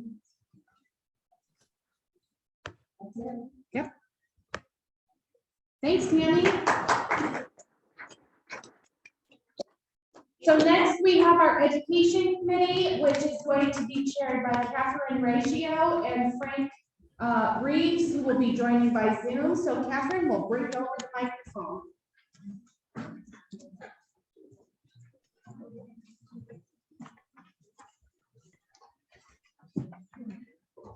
All right. Yeah, you have to talk like, yeah. We have to talk like this. All right. Take that down. Here we are at the end of the day, and you must stay for the most exciting portion of today. Better. So, Frank is on line. We can see you, Frank. Thank you so much for joining and welcome to the room. And I have a couple little housekeeping items I need to let you know about. Welcome to our committee meeting. In accordance with our bylaws, we ask that only current Telecom members participate and vote on matters of policy development. If you are interested in becoming a Telecom member, please see a member of our staff for more information. Discussion is open to members and guests and is a critical part of our committee meetings. When asking a question or making a comment, please use the microphone and speak loudly so everyone can hear you. Can you hear me just fine? Speaking loudly, department? Very good. For I those think so. I seated in the did front of the look, but I got an email from please it. do not Okay. turn on your Thank microphone until the committee chair has acknowledged you, and then turn it off when you're done. For those of you in the back of the room, a 20 staff will be walking around with the microphone for you to use. We don't need to do introductions. All right. So, again, today is a short version of an education committee meeting where we're really aiming to provide some updates in the K-12 and higher education landscape. As you can imagine, pre-pandemic, mid-pandemic, coming out of the pandemic, and how that has impacted our educational landscapes is quite tremendous. And so we're going to cover a few of those things, a few legislative items, take some questions, and go from there. How's that sound? Ooh. Let's get started. Frank, you are up. Thank you, Catherine. And I'm going to share my screen. I'm going to cover the pre-K through 12 portion of this. If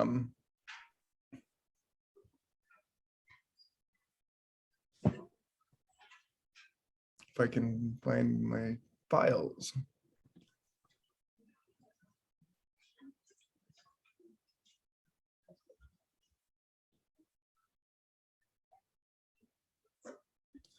And there we go.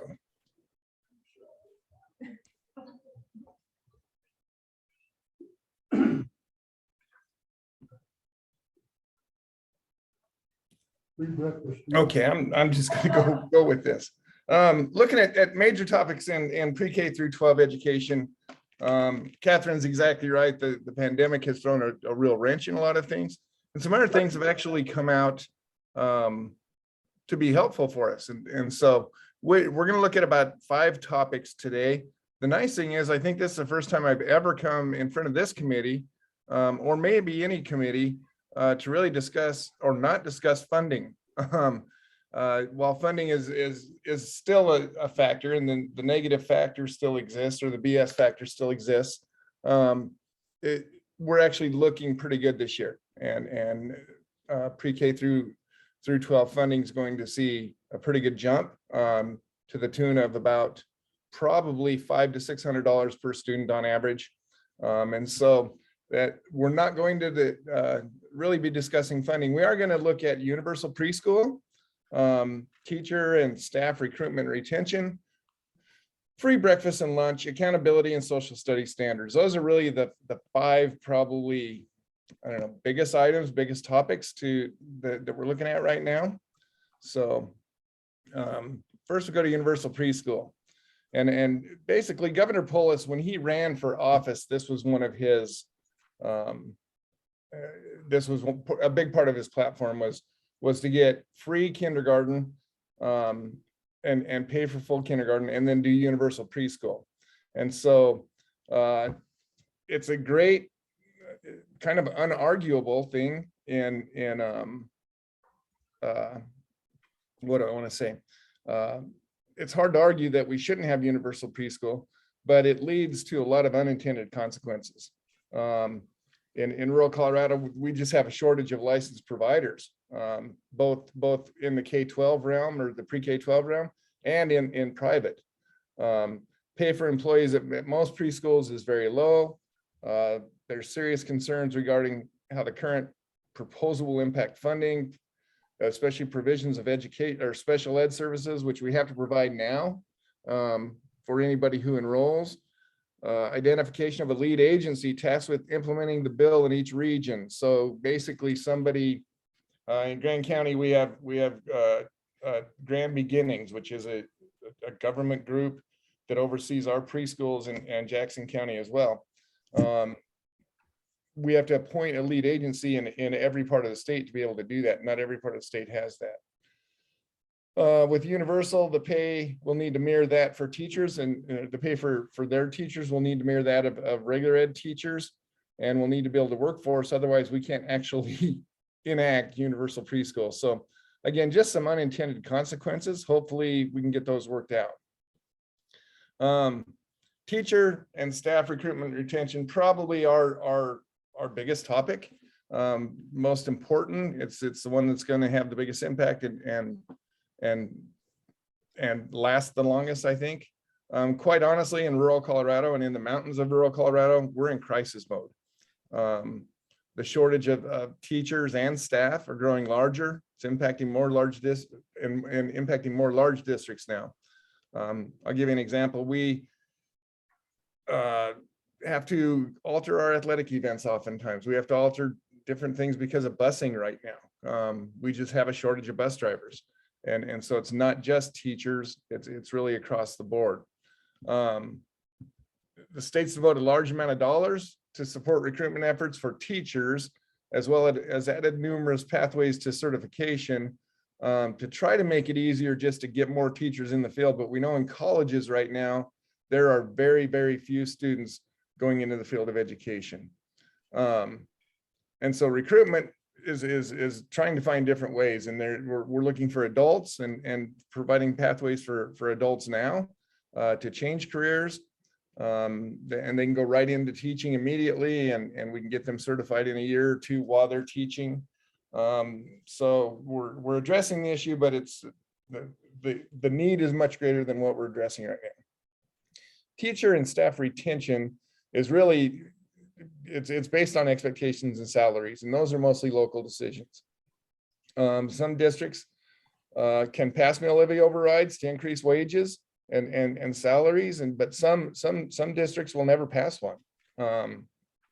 And some districts are poor enough that even if they do pass a meal levy override, it is so expensive and adds to their taxes so much that it really isn't feasible to do so. So hopefully finding different ways to be able to pay our staffs a wage that will keep them in rural areas, really any area, I guess, right now. Free breakfast and lunch. And this is one that I put on here, and as of yesterday afternoon, it looks like it's dead at the state level. The federal level, and that's where I'm at right now. I'm in Nashville at a National Superintendent's Conference where I'm on the governing board. The federal level, it looks like the USDA will at least continue their free breakfast and lunch program that they started during the pandemic. That is basically funded by the feds giving stipends to food companies, national food companies, and reimbursements to schools. The state was looking at doing that, and right now it sounds like it's dead in the water, but it's still kind of hovering out there. If the state did it, it would cost anywhere from $30 to $100 million a year, which is pretty concerning to say, can that last? And so it looks like it's dead at the state, and the feds looks like it will continue at least for one more year to get us through that. So that one, as of yesterday afternoon isn't nearly the issue that it once was. Accountability. School accountability has been a big subject for a long time.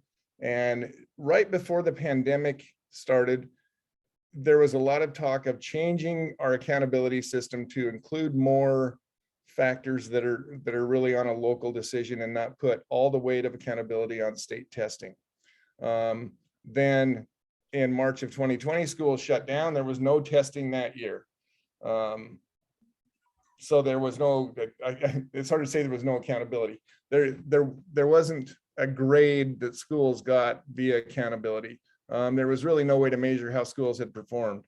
And so they determined they would take a year off of doing accountability. 2021, testing was greatly limited. So what schools did was tested every other grade level in every other subject. So if third grade did math, fourth grade did language arts, fifth grade math, sixth grade language arts. And that's how the testing was. So there was really no comparability to be able to say, you could compare schools, but you couldn't really compare last year to this year and say how much growth was made or any of that. And so that's still in discussion today. There are numerous bills in the legislature on accountability, some taking us back to the way we did it before, and some really almost eliminating test scores, at least statewide testing scores, and saying use local measures. But yeah, that's probably the number of bills we see, at least related to education this year, is all on accountability. The biggest issue with some of the accountability are those schools and districts that are on the clock, and that means they have scored so poorly over the last 4 or 5 years that they start on the clock. And in essence, the state says improve or we're taking you over.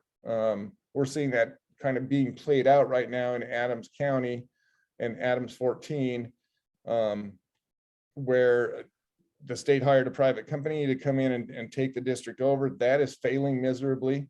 They just fired that company, I believe, last week, and we'll start over again. That company's been working in Adams 14 for 1.5 years. So it's there's not a lot of answers to how to fix those schools that are really failing. So hopefully some things will come out with accountability. One, to make it so there is some local control over that, and two, to fix those or help those schools that go on the clock to really drastically improve.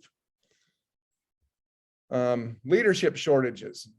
Much like the teacher shortage, we are seeing mass exodus of people in leadership positions in education. Both superintendents and principals are leaving the field of education. They're getting out. They're not just changing jobs or moving from place to place. They're really getting out. The pandemic has just caused this incredibly stressful and difficult job for anybody in administration, and so many are driving away from it. Changes in school boards, misinformation, empowered parents, empowered teachers, increased political division. That's all led to this exodus. And currently there's no legislation or priorities to really look at fixing or resolving this issue, but that's going to as well put us in crisis mode. I was just talking to somebody here in Nashville today that what their state is seeing, and I believe we will be seeing this, is that very inexperienced teachers are now applying for principal and superintendent's jobs, and I believe we will see people with very little experience in education at all leading our schools, maybe even by next year. So hopefully something will help fix that. And I believe coming out of the pandemic will play the biggest role in helping to fix that. Then the last thing this is in front of the State Board of Education right now is the social studies standards. Excuse me. By law, the State Board of Education has to review our standards in every subject every 6 years. And this is the year for social studies standards to be reviewed. Timing's really the greatest challenge right now. And as you may have heard in the news and those things, there's a big push to really change social studies standards. There's states that have made laws that basically how you can teach social studies. Some states have gone so far as to say social studies shouldn't be taught where a person is offended because of their nationality or their race or their skin color in the past, which is probably true. But it's really hard to teach a history class and not have somebody, be concerned about their race, that in the past. And I do think there are ways teachers can go about that and should be going about that. But you're going to have to teach history the way it was, the way we know it. So those are being reviewed right now, and with the political divisions that are happening, it's very tough on the state board and the committees reviewing those standards to come up with any kind of consensus on what that looks like. Those have to be done. And so districts can, if they have to change curriculums, if they have to buy books, if they have to do those things, to enact this by next year. So the standards need to be approved as soon as possible while we're still dealing with kind of that political division. So those are really the big topics in education right now. Like I said, I'm happy to say funding was not a big topic. So I have just a couple of minutes before Catherine goes. If anyone has any questions right now, I will do that. And I will say that I could hardly hear anybody in the room. Catherine, with the microphone, I could hear you, but the previous presenters' questions I couldn't really hear. So I might have to have them repeated.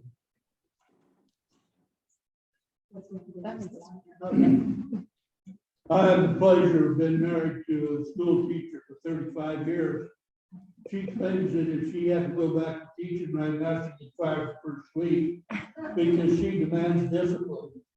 And it seems like discipline is one of the big things that's missing in schools. She said that if she had a problem in class right now, she'd have, with the Spanish student, the parents came in and said, what do we have to take care of this kid? And it was corrected. The other kids came in and the parents said, what did you do to my kid? And from there it was downhill. The problem that I see is we've got a whole bunch of kids that are coming to school that don't have no respect for the teachers, have no respect for the rules, and then they're trying to get God's all the consequences by coming up with some excuse not to do it. And it's a problem. It's a major problem. There's one of the kids was in the paper here a while back. And he's been in trouble. My wife said, I knew in first grade he was going to be that way, but this way he acted, and I couldn't do anything about it. Yeah, and discipline's always a big factor. I would say that addressing the teacher shortage, addressing a leadership challenge and shortage will help with that because we'll have some consistency. Yeah, times are different, definitely, and that is a challenge. I think in every school and every district is really dealing with much more challenging kids and that are bringing more problems to school. We still are public ed, and we have to take every kid and we have to try to work with them and that. But yeah, you're right, it is a big challenge.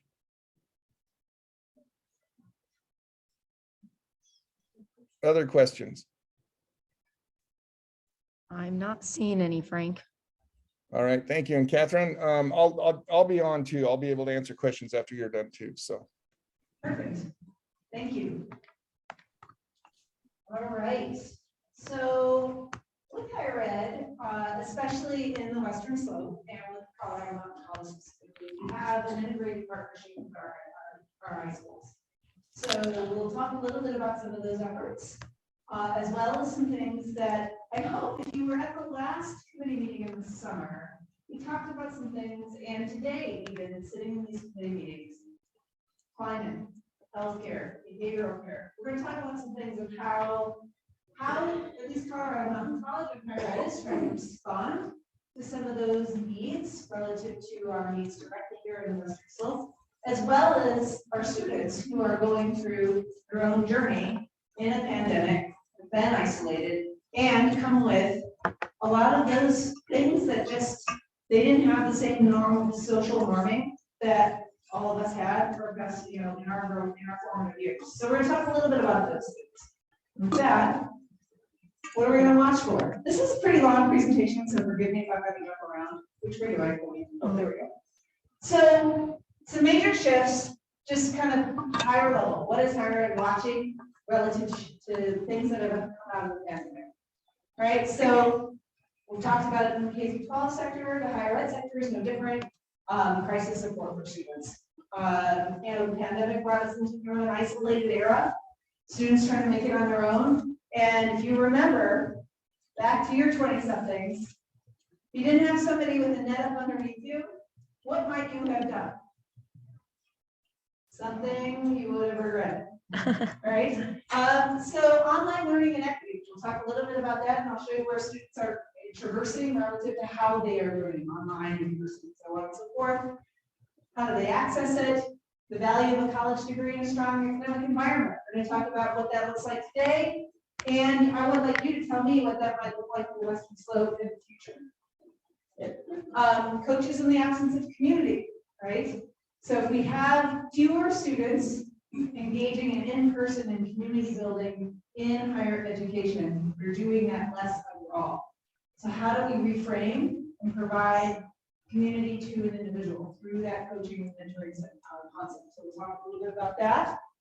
Continued pressure on the cost and quality of education. What does that look like? Frank touched on that a little bit. Tuition and market force correction, right? So we are hearing this and colleges are responding, but it makes it difficult for a lot of colleges. Tuition is too high, but we're going to cut your funding. But tuition is too high, but now colleges are correcting their tuition because tuition is too high. So how does that manifest itself in an educational environment for students? And then finally, Frank mentioned this as well. We are seeing it in higher ed as well, the faculty and staff burnout. Imagine, at least in the higher ed space, we have a classroom, and I think people are going to come in person to learn today, but then 2 show up, 2 went to another campus and showed up through a TV screen, 3 others joined via Zoom and online, and I'm supposed to have class, and that's Monday. Well, Wednesday is going to look different. And so this constant shifting and constant reading of how are we going to learn, how are we going to be ready to learn, how are we going to be ready to teach in this environment has been very exhausting K through 20. So if you're wondering where that burnout comes from, that's a big portion of it. And so when we think about what Club 20 can do, what kind of things can we do to help to inspire and engage our faculty and our staff? Because we're going to go forward in this environment, right? It has changed the landscape, specifically in higher education. So how do we create policies and procedures that lift our faculty and staff up to keep going? So those are just some thoughts I'll leave you with for now. Okay. So legislative updates. I'm just going to touch on a couple of these. Early childhood system. When we think about education, it's starting to create these spaces where local taxing districts can be created for early childhood. That's essentially about what that is. Compensation for school district board members. Matt, you might want to speak to that a little bit more, but that is having an ability to compensate school board members. I don't know if you want to say anything about that. Or... So that policy is a direct response from the Greater Front Range that they have people that don't want to serve in a nonpartisan office. They're trying to get it to work. It's, in my estimation, in our rural areas and our frontier areas, this is a poor legislative bill. You guys have, your local school board members in your local communities. Make the communications, make the personal representations. One thing I don't think most people understand is Colorado is one of 6 states in the nation that is a local control state. And that's a very valuable thing in our perspective in Colorado. It's so valuable in Colorado is written in the Constitution. So that local control issue is what each of us get affected by, but we have to remind everybody throughout the state that's going to do this. And this compensation for school board members, they're talking about having a way to opt out. And they're having a hard time when people are throwing rocks and threatening bombs. That Cherry Creek School District had to go and do their remote school board meetings at a bomb threat. Douglas County is seeing threats, physical threats at meetings and to workers. So some of that is a response to that they're going to aim to take that bullet. I think service is service. All right, thank you, ma'am. That's okay. The last one was about private lenders being folded into the Student Loan Servicing Act. So up until now, private lenders weren't counted in the act in the protections they're in. And so now private lenders are also folded into that Student Loan Servicing Act. All right. 1330. This is where a little bit more of an impact happens to the Western Slope. So we certainly had allocated more money for stimulus. As Frank said, money is not necessarily the problem. All of the resources around what we can try to do with the money is more of an issue at this stage. There is in the works right now the creation of a reverse transfer associate's degree for students who started out at a 4-year institution. So let's say they started out at CU Boulder. CU Boulder is not authorized to grant associate's degrees. But let's say that student completed 60 credits at CU Boulder and left. What we'd like to be able to do in the state of Colorado is be able to invite that person back and allow CU Boulder to grant an associate's degree to that student because that's where they were. How you do that though is through your community college partners.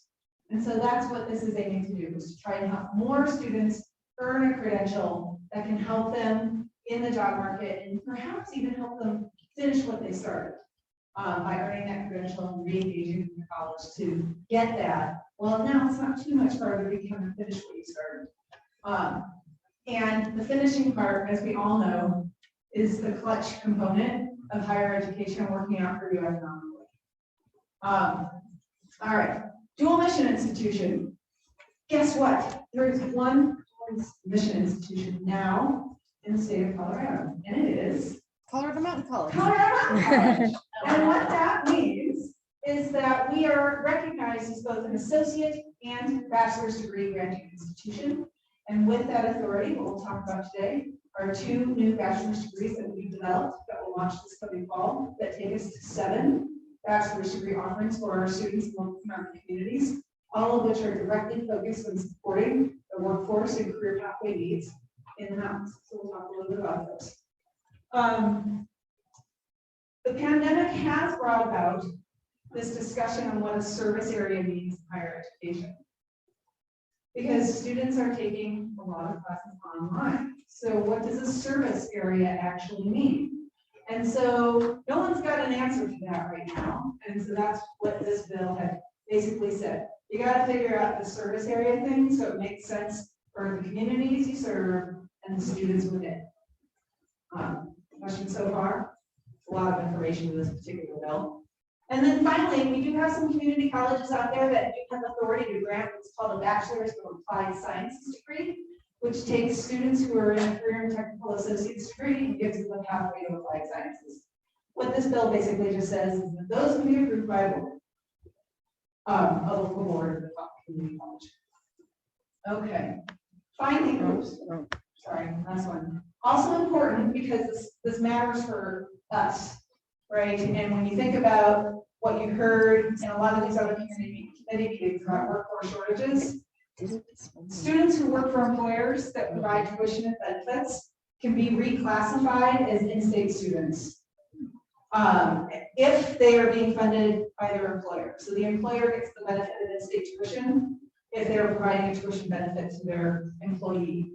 So super important because in a rural resort type of infrastructure, we bring a lot of people in every year, and then we have to bring a lot of people in every other year after that. If you are an organization that's providing tuition benefits to someone who came from Vermont, you're on the hook for out-of-state tuition.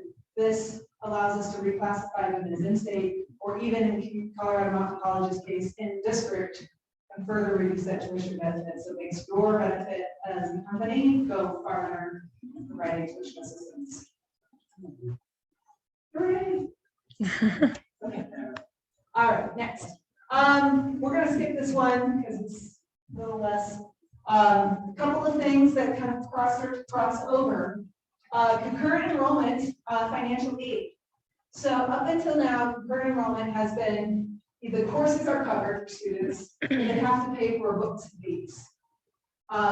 This allows for some financial aid provisions to be provided to concurrent enrollment students based on free and reduced lunch provisions, where they can receive monies from the state for tuition and fees, or excuse me, not tuition, but books and fees associated with those college level courses that they're taking as concurrent enrollment. So very exciting opportunity in providing greater access. Because once again, your class might be free, but that psychology book is $200. And now what do I do with that if I'm a high school student? Perhaps parents don't quite understand yet, because it's an access position. They don't quite understand yet what the student free tuition is doing for the student. And say to the student, no, I'm sorry, you can't do that. We can't afford it. All right. Rural Teacher Fellowship. This establishes some stipend, housing and living stipends for teachers in rural areas to help finish out their final years, specifically in the years to be teaching, because they basically have to stop working in order to student teach. And so this reenacts that fellowship that provides some funding to help support some living stipends for faculty or teacher candidates. So some good things did happen. And so in the sea of worry, there is some hope. All right. So I'm going to start to shift gears a little bit into Colorado Mountain College's response to Western Slope needs, because that's who we're here for. We're here for you. And our model in education is often been to go to you. And so this is an initiative. It's called the RISE Grant. And what it is the installation of technology in 54 high schools across the Western Slope to connect all those high schools into classrooms so that we can have greater access to concurrent enrollment for students at all high schools. And so Matt might want to talk a little bit about this, but what's happening is, so in the college, you can go into the Steamboat campus and there's a room that can connect you to the Ambulance campus. Well, now those two rooms can also connect to Rifle High School, to Parachute, to DeBeck, all of these places that have small, very, very small populations of concurrent enrollment interest currently and no real access to it. And so these classrooms will allow us to connect in with other high schools offering concurrent enrollment options and the colleges classes to bring those concurrent enrollment student classes to the student. So Matt, I don't know if you wanted to talk a little bit about your own success story in this, but this is a very big initiative, very transformative for K-20 education. So Matt. So one thing that's very, very exciting about this is when the opportunity came out, these folks helped us with the funding of it. We didn't have to come out of our own budgets to do some of this, but it is also outreach to the community. There's some adult education outreach that we can do, English language learners. There's a whole bunch of secondary things that we can add to it. So it's been awesome to start. We're just getting it implemented. The only problem we have is broadband. Sometimes the thing that snail mail works better. So that's one of the things in rural Colorado, that having access to the internet and bidirectional services is a big deal to make this successful area. Thank you very much. We just had our big kickoff meetings and start launching this because it has several phases, right? The first is just to get the technology in. The second, which has its own pandemic problems of supply chain. A lot of the equipment we were just starting to get, we ordered it last 2 Julys ago. So it's just been a long time. All right, so next slide. All right, so we talked a little bit and you've heard these committee meetings all day. And what I certainly heard from some of them is we need more staff, which the college can do a little bit about, but we also need them to be educated in certain things, which the college can do a lot about. And so we're going to talk a little bit about some of the things that we've been adjusted to maintain relevancy for the Western Slope and its educational needs. So that first, where we are, right? So what this is showing is just before the pandemic, what were students doing? Here in the Western Slope communities, about 80% of the students were taking in-person classes and 20% of them were taking online classes. Flash forward to last fall, that has moved to 67% of students taking in-person classes and 33% joining remote classes. Now, remote classes now don't just mean online classes where you log in and do your thing and log back out. It's the Zoom session. It's those connected classrooms. It's all of those virtual pieces and where we're seeing our shifts. Some colleges may actually have more than this. We do a lot of in-person instruction, right? Fire science, paramedic, nursing, that require, we can't do paramedic very easily online.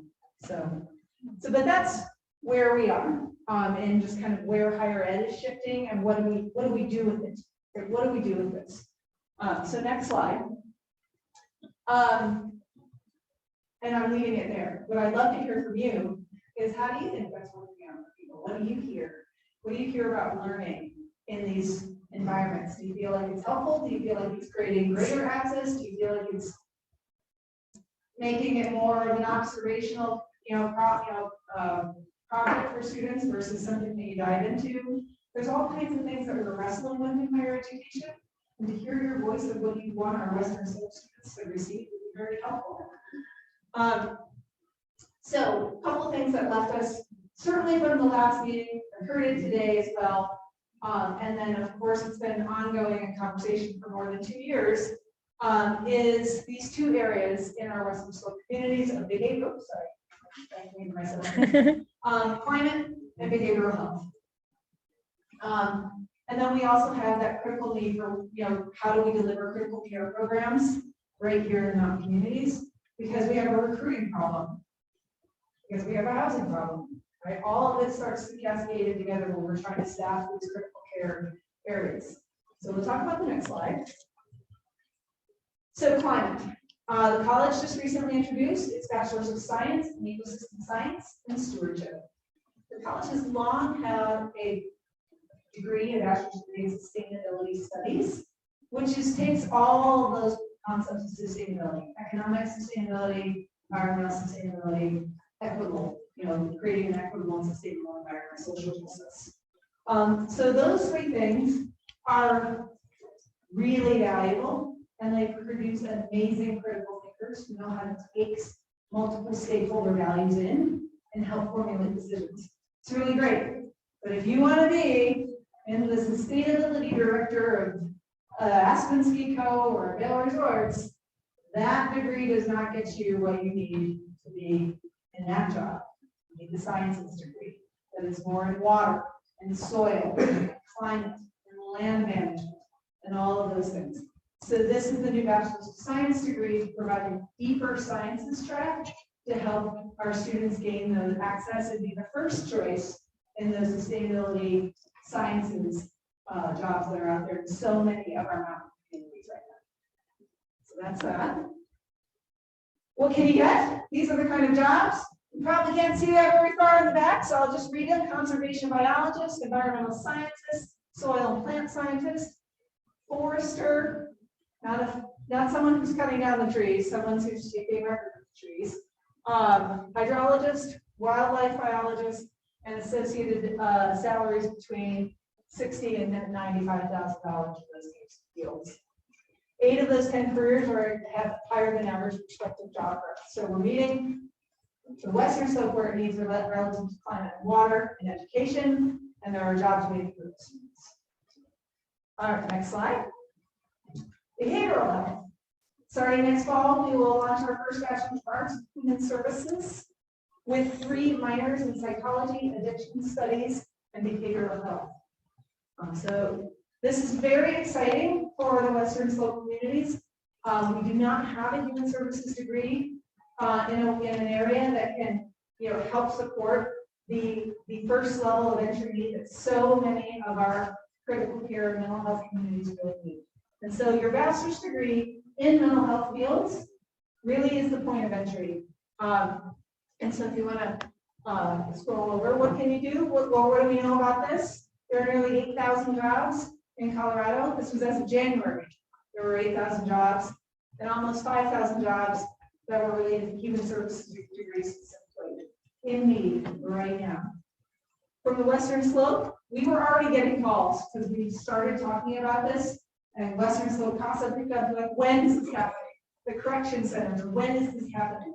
There's just this high need for those who can be kind, positive, and compassionate humans to take in humans who are in crisis. Next slide. So what kind of jobs are out there? With the degree that we are providing, addiction technician and specialist, we're the only human services degree that will provide these two certificates within the degree and also provide them for individuals who may already have degrees and just want to get that certificate in addiction specialist and addiction technician. That is one of the primary needs in our Western Slope communities, is to be able to receive and intake information on a person suffering from addiction. Case managers, interventionists, support advocates, probation officers, youth advocates, the list can go on. In the K through 12 setting, in the higher ed setting, we could probably point out 3 or 4 of those that we need directly to. So this is not just, a public agency issue. Companies need these positions, schools need these positions, hospitals need these positions. We're very, very excited to be serving our Western Slope communities this way in small. All right, next slide. Since we're here, and we're talking about education, I thought I'd talk about some advancements in teacher education to try and respond to what we're seeing. Because certainly what we're seeing is that no one wants to come from high school right now to learn to be a teacher. There is just nobody is interested in that. Or okay, maybe like 10 people are interested in that. What we had done almost by accident, we did not know it was going to be this needed because we started developing this before the pandemic. But we did develop an alternative licensure for education, and that was what Frank was talking about. In the same space where high school students don't want to be teachers, we have a lot of people reevaluating their life and thinking about teaching. And so if you have a bachelor's degree, you can join this alternative certification for licensure and help fill that pipeline of becoming a teacher. Interestingly, while we had last fall, we had literally about 10 new students join the bachelor's program. We had over 20 in the alternative certification program. So when we promote this, and this is where how can Club 20 help and advocate, is when we promote this, what can we do for our mountain communities of education? How many more people are out there right now who are moving to the mountains because they can and they want to do something different? How do we capitalize on that component? How do we capitalize on those things by making sure that we advocate for these options available? That students have stipends available to them if they want to teach in their rural communities. You can do your licensure in a year, and you could probably start teaching right now in K through 12 if you're working on this. We've seen some of that happen as well, where these are alternative cert students are starting to already get into the classroom. So there's lots of positive things that we can do with good advocacy and promotion. Next slide. All right, so the other piece, dual mission, right? Associate's degree, bachelor's degree, is also the ability to come in for upskilling certificates, right? And these are just a handful of the new certificates we have available that are, again, in direct response to some of the things we were talking about at our last meeting together, as well as things that our mountain communities have needed, right? Action sports technician, as an example. We think about our recreation and tourism communities. That is a summer-winter program. So it takes somebody who wants to be here and they want to do loop fitting and they want to do ski tuning and they want to do those things. And then what happens? When the snow goes away, now what do? I leave. No, stay, because we need mountain bike technicians and all these other recreational sport technicians. And that is just a simple certificate that someone who came here for the love of Colorado can now stay here somewhere. And so all these things, again, renovation and remodel. Last time we were together, we spent a lot of time on the trades. So we have new certificates in renovation and remodeling that are in the high schools to meet that need of interest. And that is where high schools and colleges partner really well to build out facilities, to build concurrent enrollment, gauge that interest back in the trades, to get them into the companies for their internships. That's the goal of those certificate programs.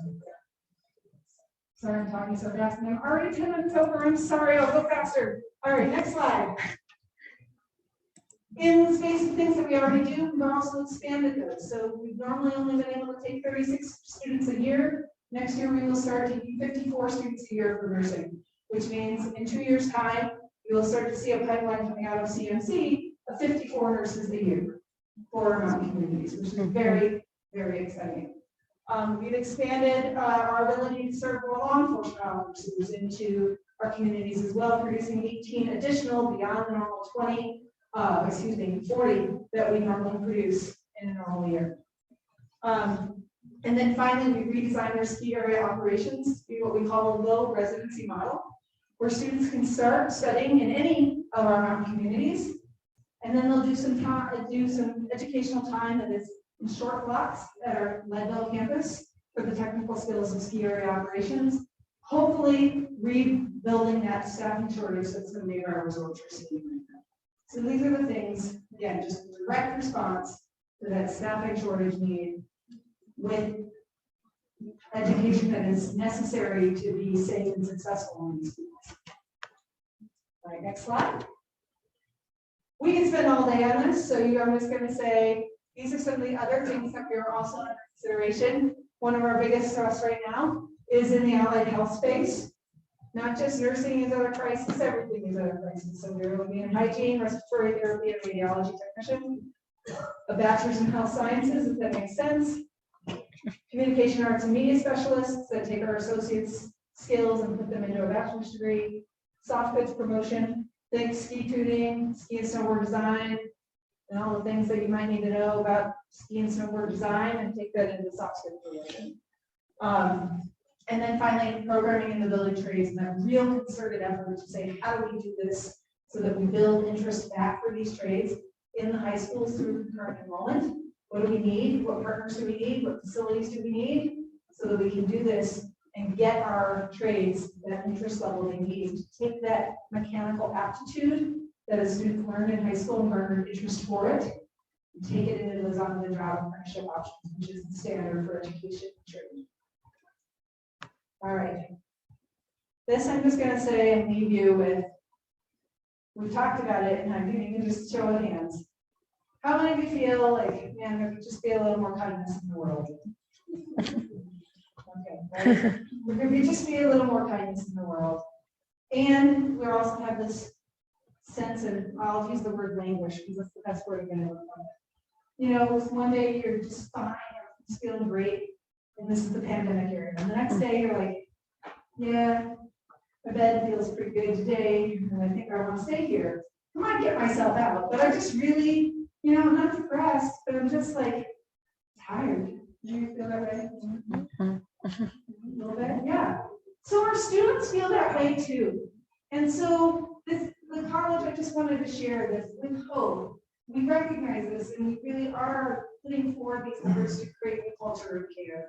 If you go to next slide, we've introduced the CNC compass that is really taking a look at that coaching, mentoring, and advising to create that culture of care and bring it back into a young adult's mindset, because it really hasn't been about everyone else, which is crux to the Western Slope Mountain way of living, right? It takes everybody's resources to come together to do something great. And in a pandemic, nobody got to do that, right? Everybody sat at home and learned online. Learned by themselves, had to do it my way, had to do it the best way I could, or just phone it in because I don't care, right? There was nobody there to encourage them to think differently about that. And so re-inviting this cultural care with orientations, advising, mental health support services, healthy, we have received healthy eating designation, where all students have access to free food at our college campuses. We're working on establishing a Healthy Minds designation, which provides access to health and well-being resources. So it all comes together to support that person we need in our communities. So I just share, you know, I know that you have a really big advocate for the mountainous regions in your colleges, and that, and really, I hope I leave you with hope. And if there's any questions, thank you for staying in this. Yes.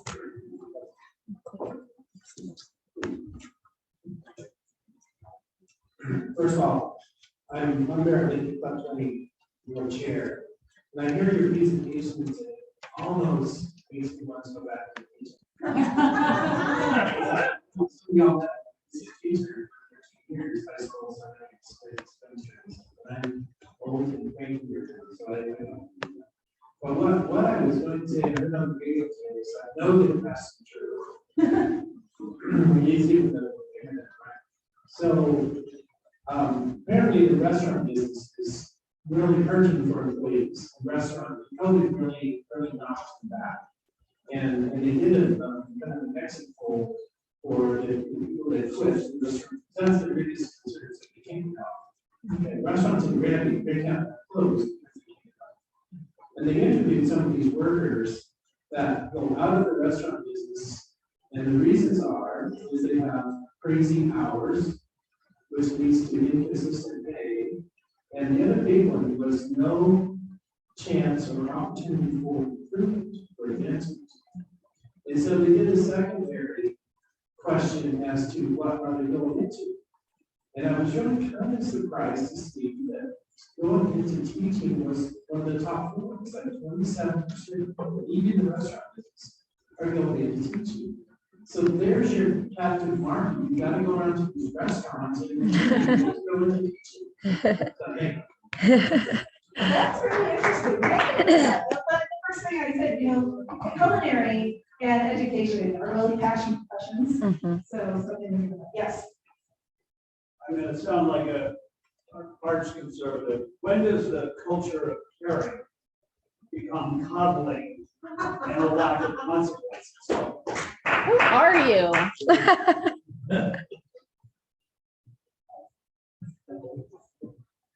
Good question. And I think I said this the last time that, someday we should have beer. So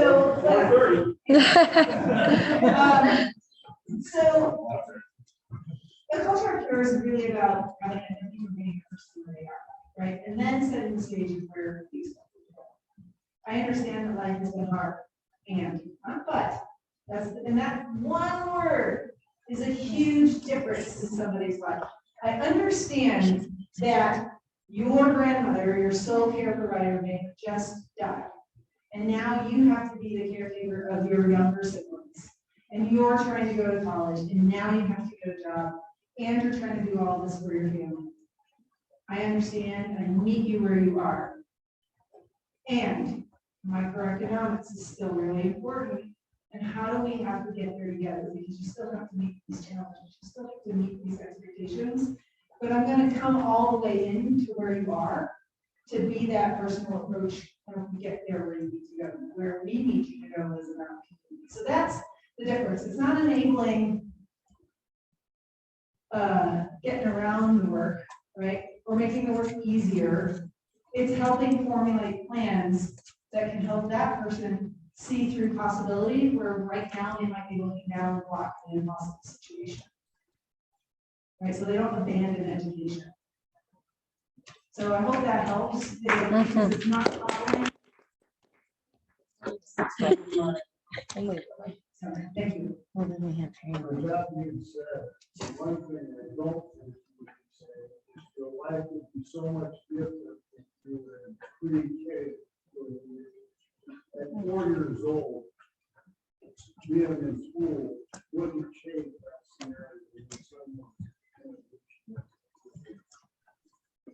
Look at what kids go through when they grow up with social media. When they go through stages where they're not, they're peaks and valleys. So we're creating babies that we're putting in school, so the parents don't have part of the responsibility, they're the parents. Is to teach the kids. It's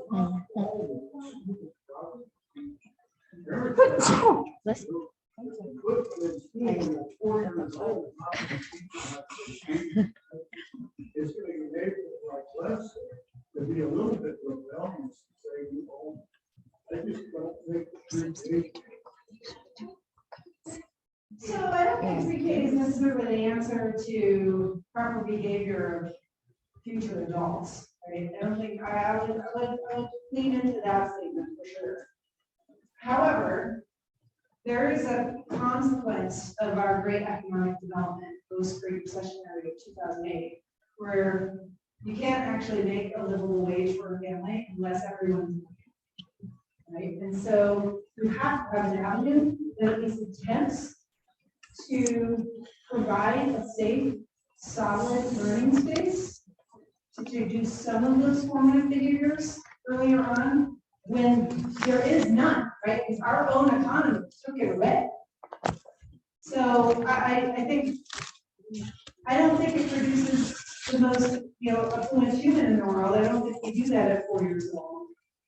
But in absence of a solid, safe learning space, even if it's just learning how to share your toys nicely, when the parents are not available, is really critical. Because otherwise, what are we doing? We either are sending a greater divide, the richer getting richer and the poorer getting poorer because there is no option for them to work if they want to work. So I think it is part of the economic development equation. Is it part of the 4-year-old and if they go to the right preschool, they're going to be the next Bill Gates? He certainly has more things going on for him, that led into his pathway, right? But I think it's part of the puzzle that we need today to create it ourselves. Our own economy and our own development to do that. If you're asking for opinions, which you did not, but I gave it to you. As you should. Other questions? I use this all day. Yes, and then. You had asked the person feedback about the different style of learning we have. Yes, please. I've experienced a lot of parents who have had kids who were A students, or B+ students, good trajectories, headed to college, COVID debt, drug addicts, failed walking out of high school, didn't get a high school degree. He's not exaggerating. Yeah. Yeah. At the same time, my son, the year before COVID hit, had gone to France to do a semester abroad. In the 18th girlfriend, COVID hit. He finished his bachelor's degree from here in France. He got his first job with an American company in France, and it's worked well for him. So I think that the important thing is to identify that every individual is still individual, and it's not for everybody. I'm glad it worked out for myself. I'm sad that it didn't work out for somebody. Thank you. And it's one of the biggest conundrums. We did a survey for our students just to share. We had over 600 students respond, which if you're a statistician, an N of 600, it's pretty darn high. And what did they tell us? Absolutely nothing. Because some liked online, some like the flexibility, some like the flexibility and they need it, even though they learn better in person. Some were like, I will do whatever it takes to come in person. And it was this 50-50 split. And so we go back to that one slide where we saw that shift, right? 67% now in person, 33-ish online. I think that's where higher ed probably has to find itself in order to meet students where they are to get them to plan where they need to go. So they don't get bombarded by life in years, but they have an option to continue that they can decide if they're going to buckle up to do that option, even if it's not their preferred. There's all those things, but I do think that's where we'll probably end up. Where somehow the cost equation for higher education has got to make that more feasible. And so we're wrestling with that right now in college. Like, how do we make that more feasible? Because it might mean that I have to be okay with smaller classes in person and bigger classes online. I might have to be okay with that. I don't know yet. I don't know if our students really know yet. They know they have a choice now. And so how do we respond to that choice is a really big thing. Sorry, I'm using this there right now. Thank you for listening. Yes. So quickly, I really appreciate your adaptability and your modification of classes to suit the needs of the students. I singles there. So I do that. I appreciate that that's fitting the demand that's coming. I really appreciate your energy. I almost feel like we're going to.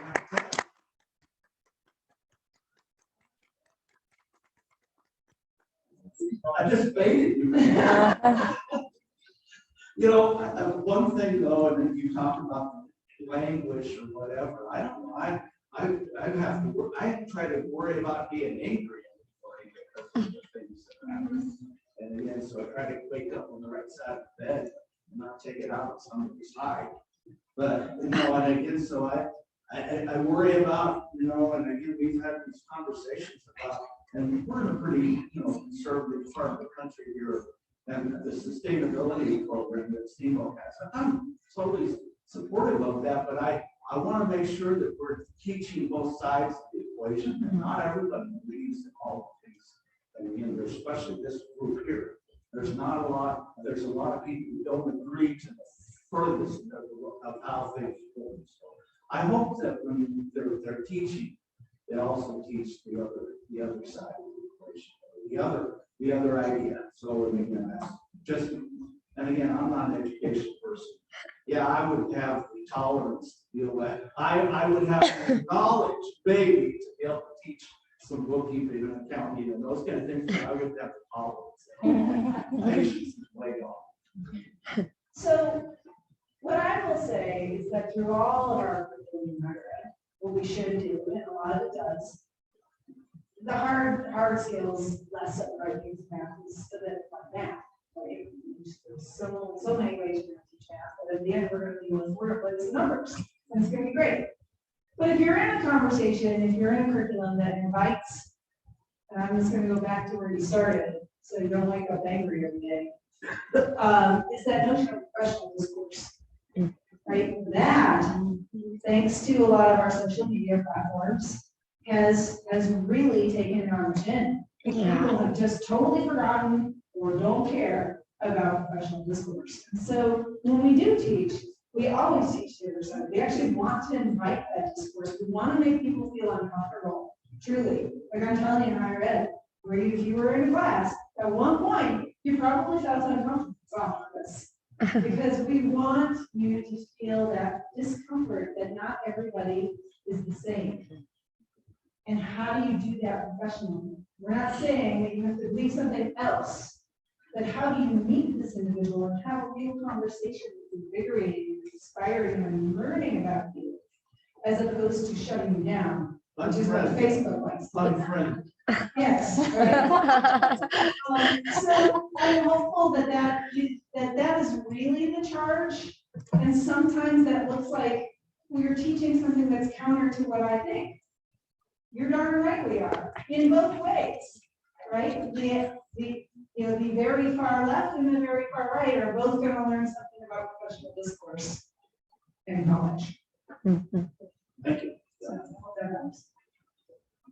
Yes. Well, I think that the ski industry has really developed a good program with Colorado College. I am familiar with the ski load. It appears that you've got a great law, but I would think the job really what is to consider how do you apply that law to Euclid and Navarrete down in Montrose County. They're sort of a bedroom community for Telluride, but how do you apply that model to every other little small town in Colorado that doesn't have the benefit of the money that you have in a mountain town? And anybody that skis sees these rate per day for a ski lift ticket. Telluride right now is $195 a day to ski. And then in the busy season, it goes up to $205, and most of them are at that rate. So how in the world are you going to ever attract teachers to go to these small rural schools? I think that's made the job. The free ski pass. There you go. Yeah, I'll take a brief ski pass. What you need to do is you need to build a ski area in every single one. small town, like, where it's Well, can we please give such a huge round of applause for Catherine? I've never recalled this many people staying for education committee before cocktails in a long time. And Catherine, it is because of your energy that makes this interesting and exciting, and that's why people are here. So thank you for bringing that energy today. I said it was gonna be the best part of the meeting. Had to live it up. And assessment, you can let me know what it really was, or what needs to be better, and what you'd like to hear more about, because that's what I'm here to do, is to serve our Western communities for education. So thank you. Thank you both. As a reminder, our networking session begins in a minute at Rock Slide. So if you want to join, it'll go on for a while because people have a couple drinks and then stay for dinner. So please head over there. You are a We rock do star begin tomorrow every morning at time. 8 I swear. a.m. So please You're join us amazing. regularly. Have a wonderful day. Absolutely amazing. Yes, thank you. Thank you. Okay, listen, I understand your agenda says we're starting already. Yeah, the federal update started. Yes. Okay. Yes. Yes. Clarify things for me. Yeah. It's the new format. Yeah, that makes sense. I can't do it here. And, so. Well, I do a little bit here and there, like I'm teaching a night class this semester on issues in state government, which is super fun. So. Awesome. Good stuff, right? Good work, right? Everyone works. I mean, I hope so. You know, Good cream went on last week. All back. I thought the program, the email you sent out Yes. had us starting at 8:30 tomorrow. So the federal updates will start at 8. The agriculture committee will start at 8:30. Okay, I So- thought I just looked at it and it said 8:30 for the federal update. Oh, did it? I thought so, but that's why I was checking. So we were starting at 8. Okay, I wanna Yes, be federal at 8. updates at 8. All right. He's retired. He's got all the time. You got 6. Are you going down the rock slide? Yeah. I'll see you down there. Yeah, yeah. Need to catch I up. don't think he was saying like teach both sides of the Holocaust in terms of not coddling people's opinions. No, Well, that we're had hearing- nothing to do with We're what I hearing was a lot saying. of that now. I You know, know. out of Texas, Yes, you I know. know. That, wait a second. We don't want to tell anybody anything that might upset Right. their Oh, worldview you know. of who we want to hate Yeah. and who really doesn't deserve to. It's been a couple of years ago, but I read a book called The Coddling of the American Mind. And it's talking mostly about the Gen Zs. And it's so fun for me because my son is a Gen Z and my daughter is a millennial. And it's fun to read the book and see what has happened. It really didn't impact my kids because it was really how parents treated their kids. And my kids just got the old fashioned treatment. So Just they, beatings. yeah, Yeah. well, you know, Sonny, I came in one time and Sonny said, you could tell her attention, he come from Virginia. He goes, Mom, child abused me. I said, oh my God, really? Let's go upstairs. Let's get you away. Computers had just come out. I Googled child abuse and we sat for 1 hour. You read what it was? Well, no, showing pictures, videos. I said, when you look like that, that's what it is. And you can say that word. Until then, don't say that word because you know what happens? Right. You Social and Mom- services shows up. Right. He's now 24 years old. He remembers that day. Is that right? Isn't it funny how kids can remember some Yeah. very specific things? Yeah, I didn't beat him. I just showed him a picture of a chick. But anyway, it's interesting to read that book, and it is. You do. I mean, for all of us, our historical touchstones really come back from our grandparents. Right. And World War II and things like that. Those are really what formed our childhood. Whereas for most kids nowadays, if anything, it was 9/11. If anything, it was other events. And so like even talking about the Vietnam War is not really a touchstone No, to no, them no. at all. And so it's a totally Has no meaning ungrounded for them. world. And you know, I mean, we're different, we're rural, but if you were in a major city in the country with millions of people, and you live on the 5th floor or the 15th floor of a high rise in a little teeny studio, you go home at the end of work and you put on your virtual reality glasses and you go to another world that's a lot more enjoyable than the one you're working in. And that's the difference. It really is. Well, It you know, really the- is. the big, you know, Harry's point, I mean, you know, all-day kindergarten is really valuable when you don't have all-day parenthood. Right. You know. No. It's just not an education. It shouldn't be sold as an educational thing, which it kind of is, but. It's a developmental thing. I mean, I think, you know, it's education, but it's And it developmental. prevents people, these young kids from getting in big trouble at an early age. Yeah, no, they've shown how much communication, how much word talk back and forth with the child happens. And, you know, you drop a couple kids off at the babysitter for cheap and she's watching TV all day. They're not getting numbers and they're not getting colors. And it's amazing what a kid is supposed to know before they get to first grade anymore. Period. They don't know.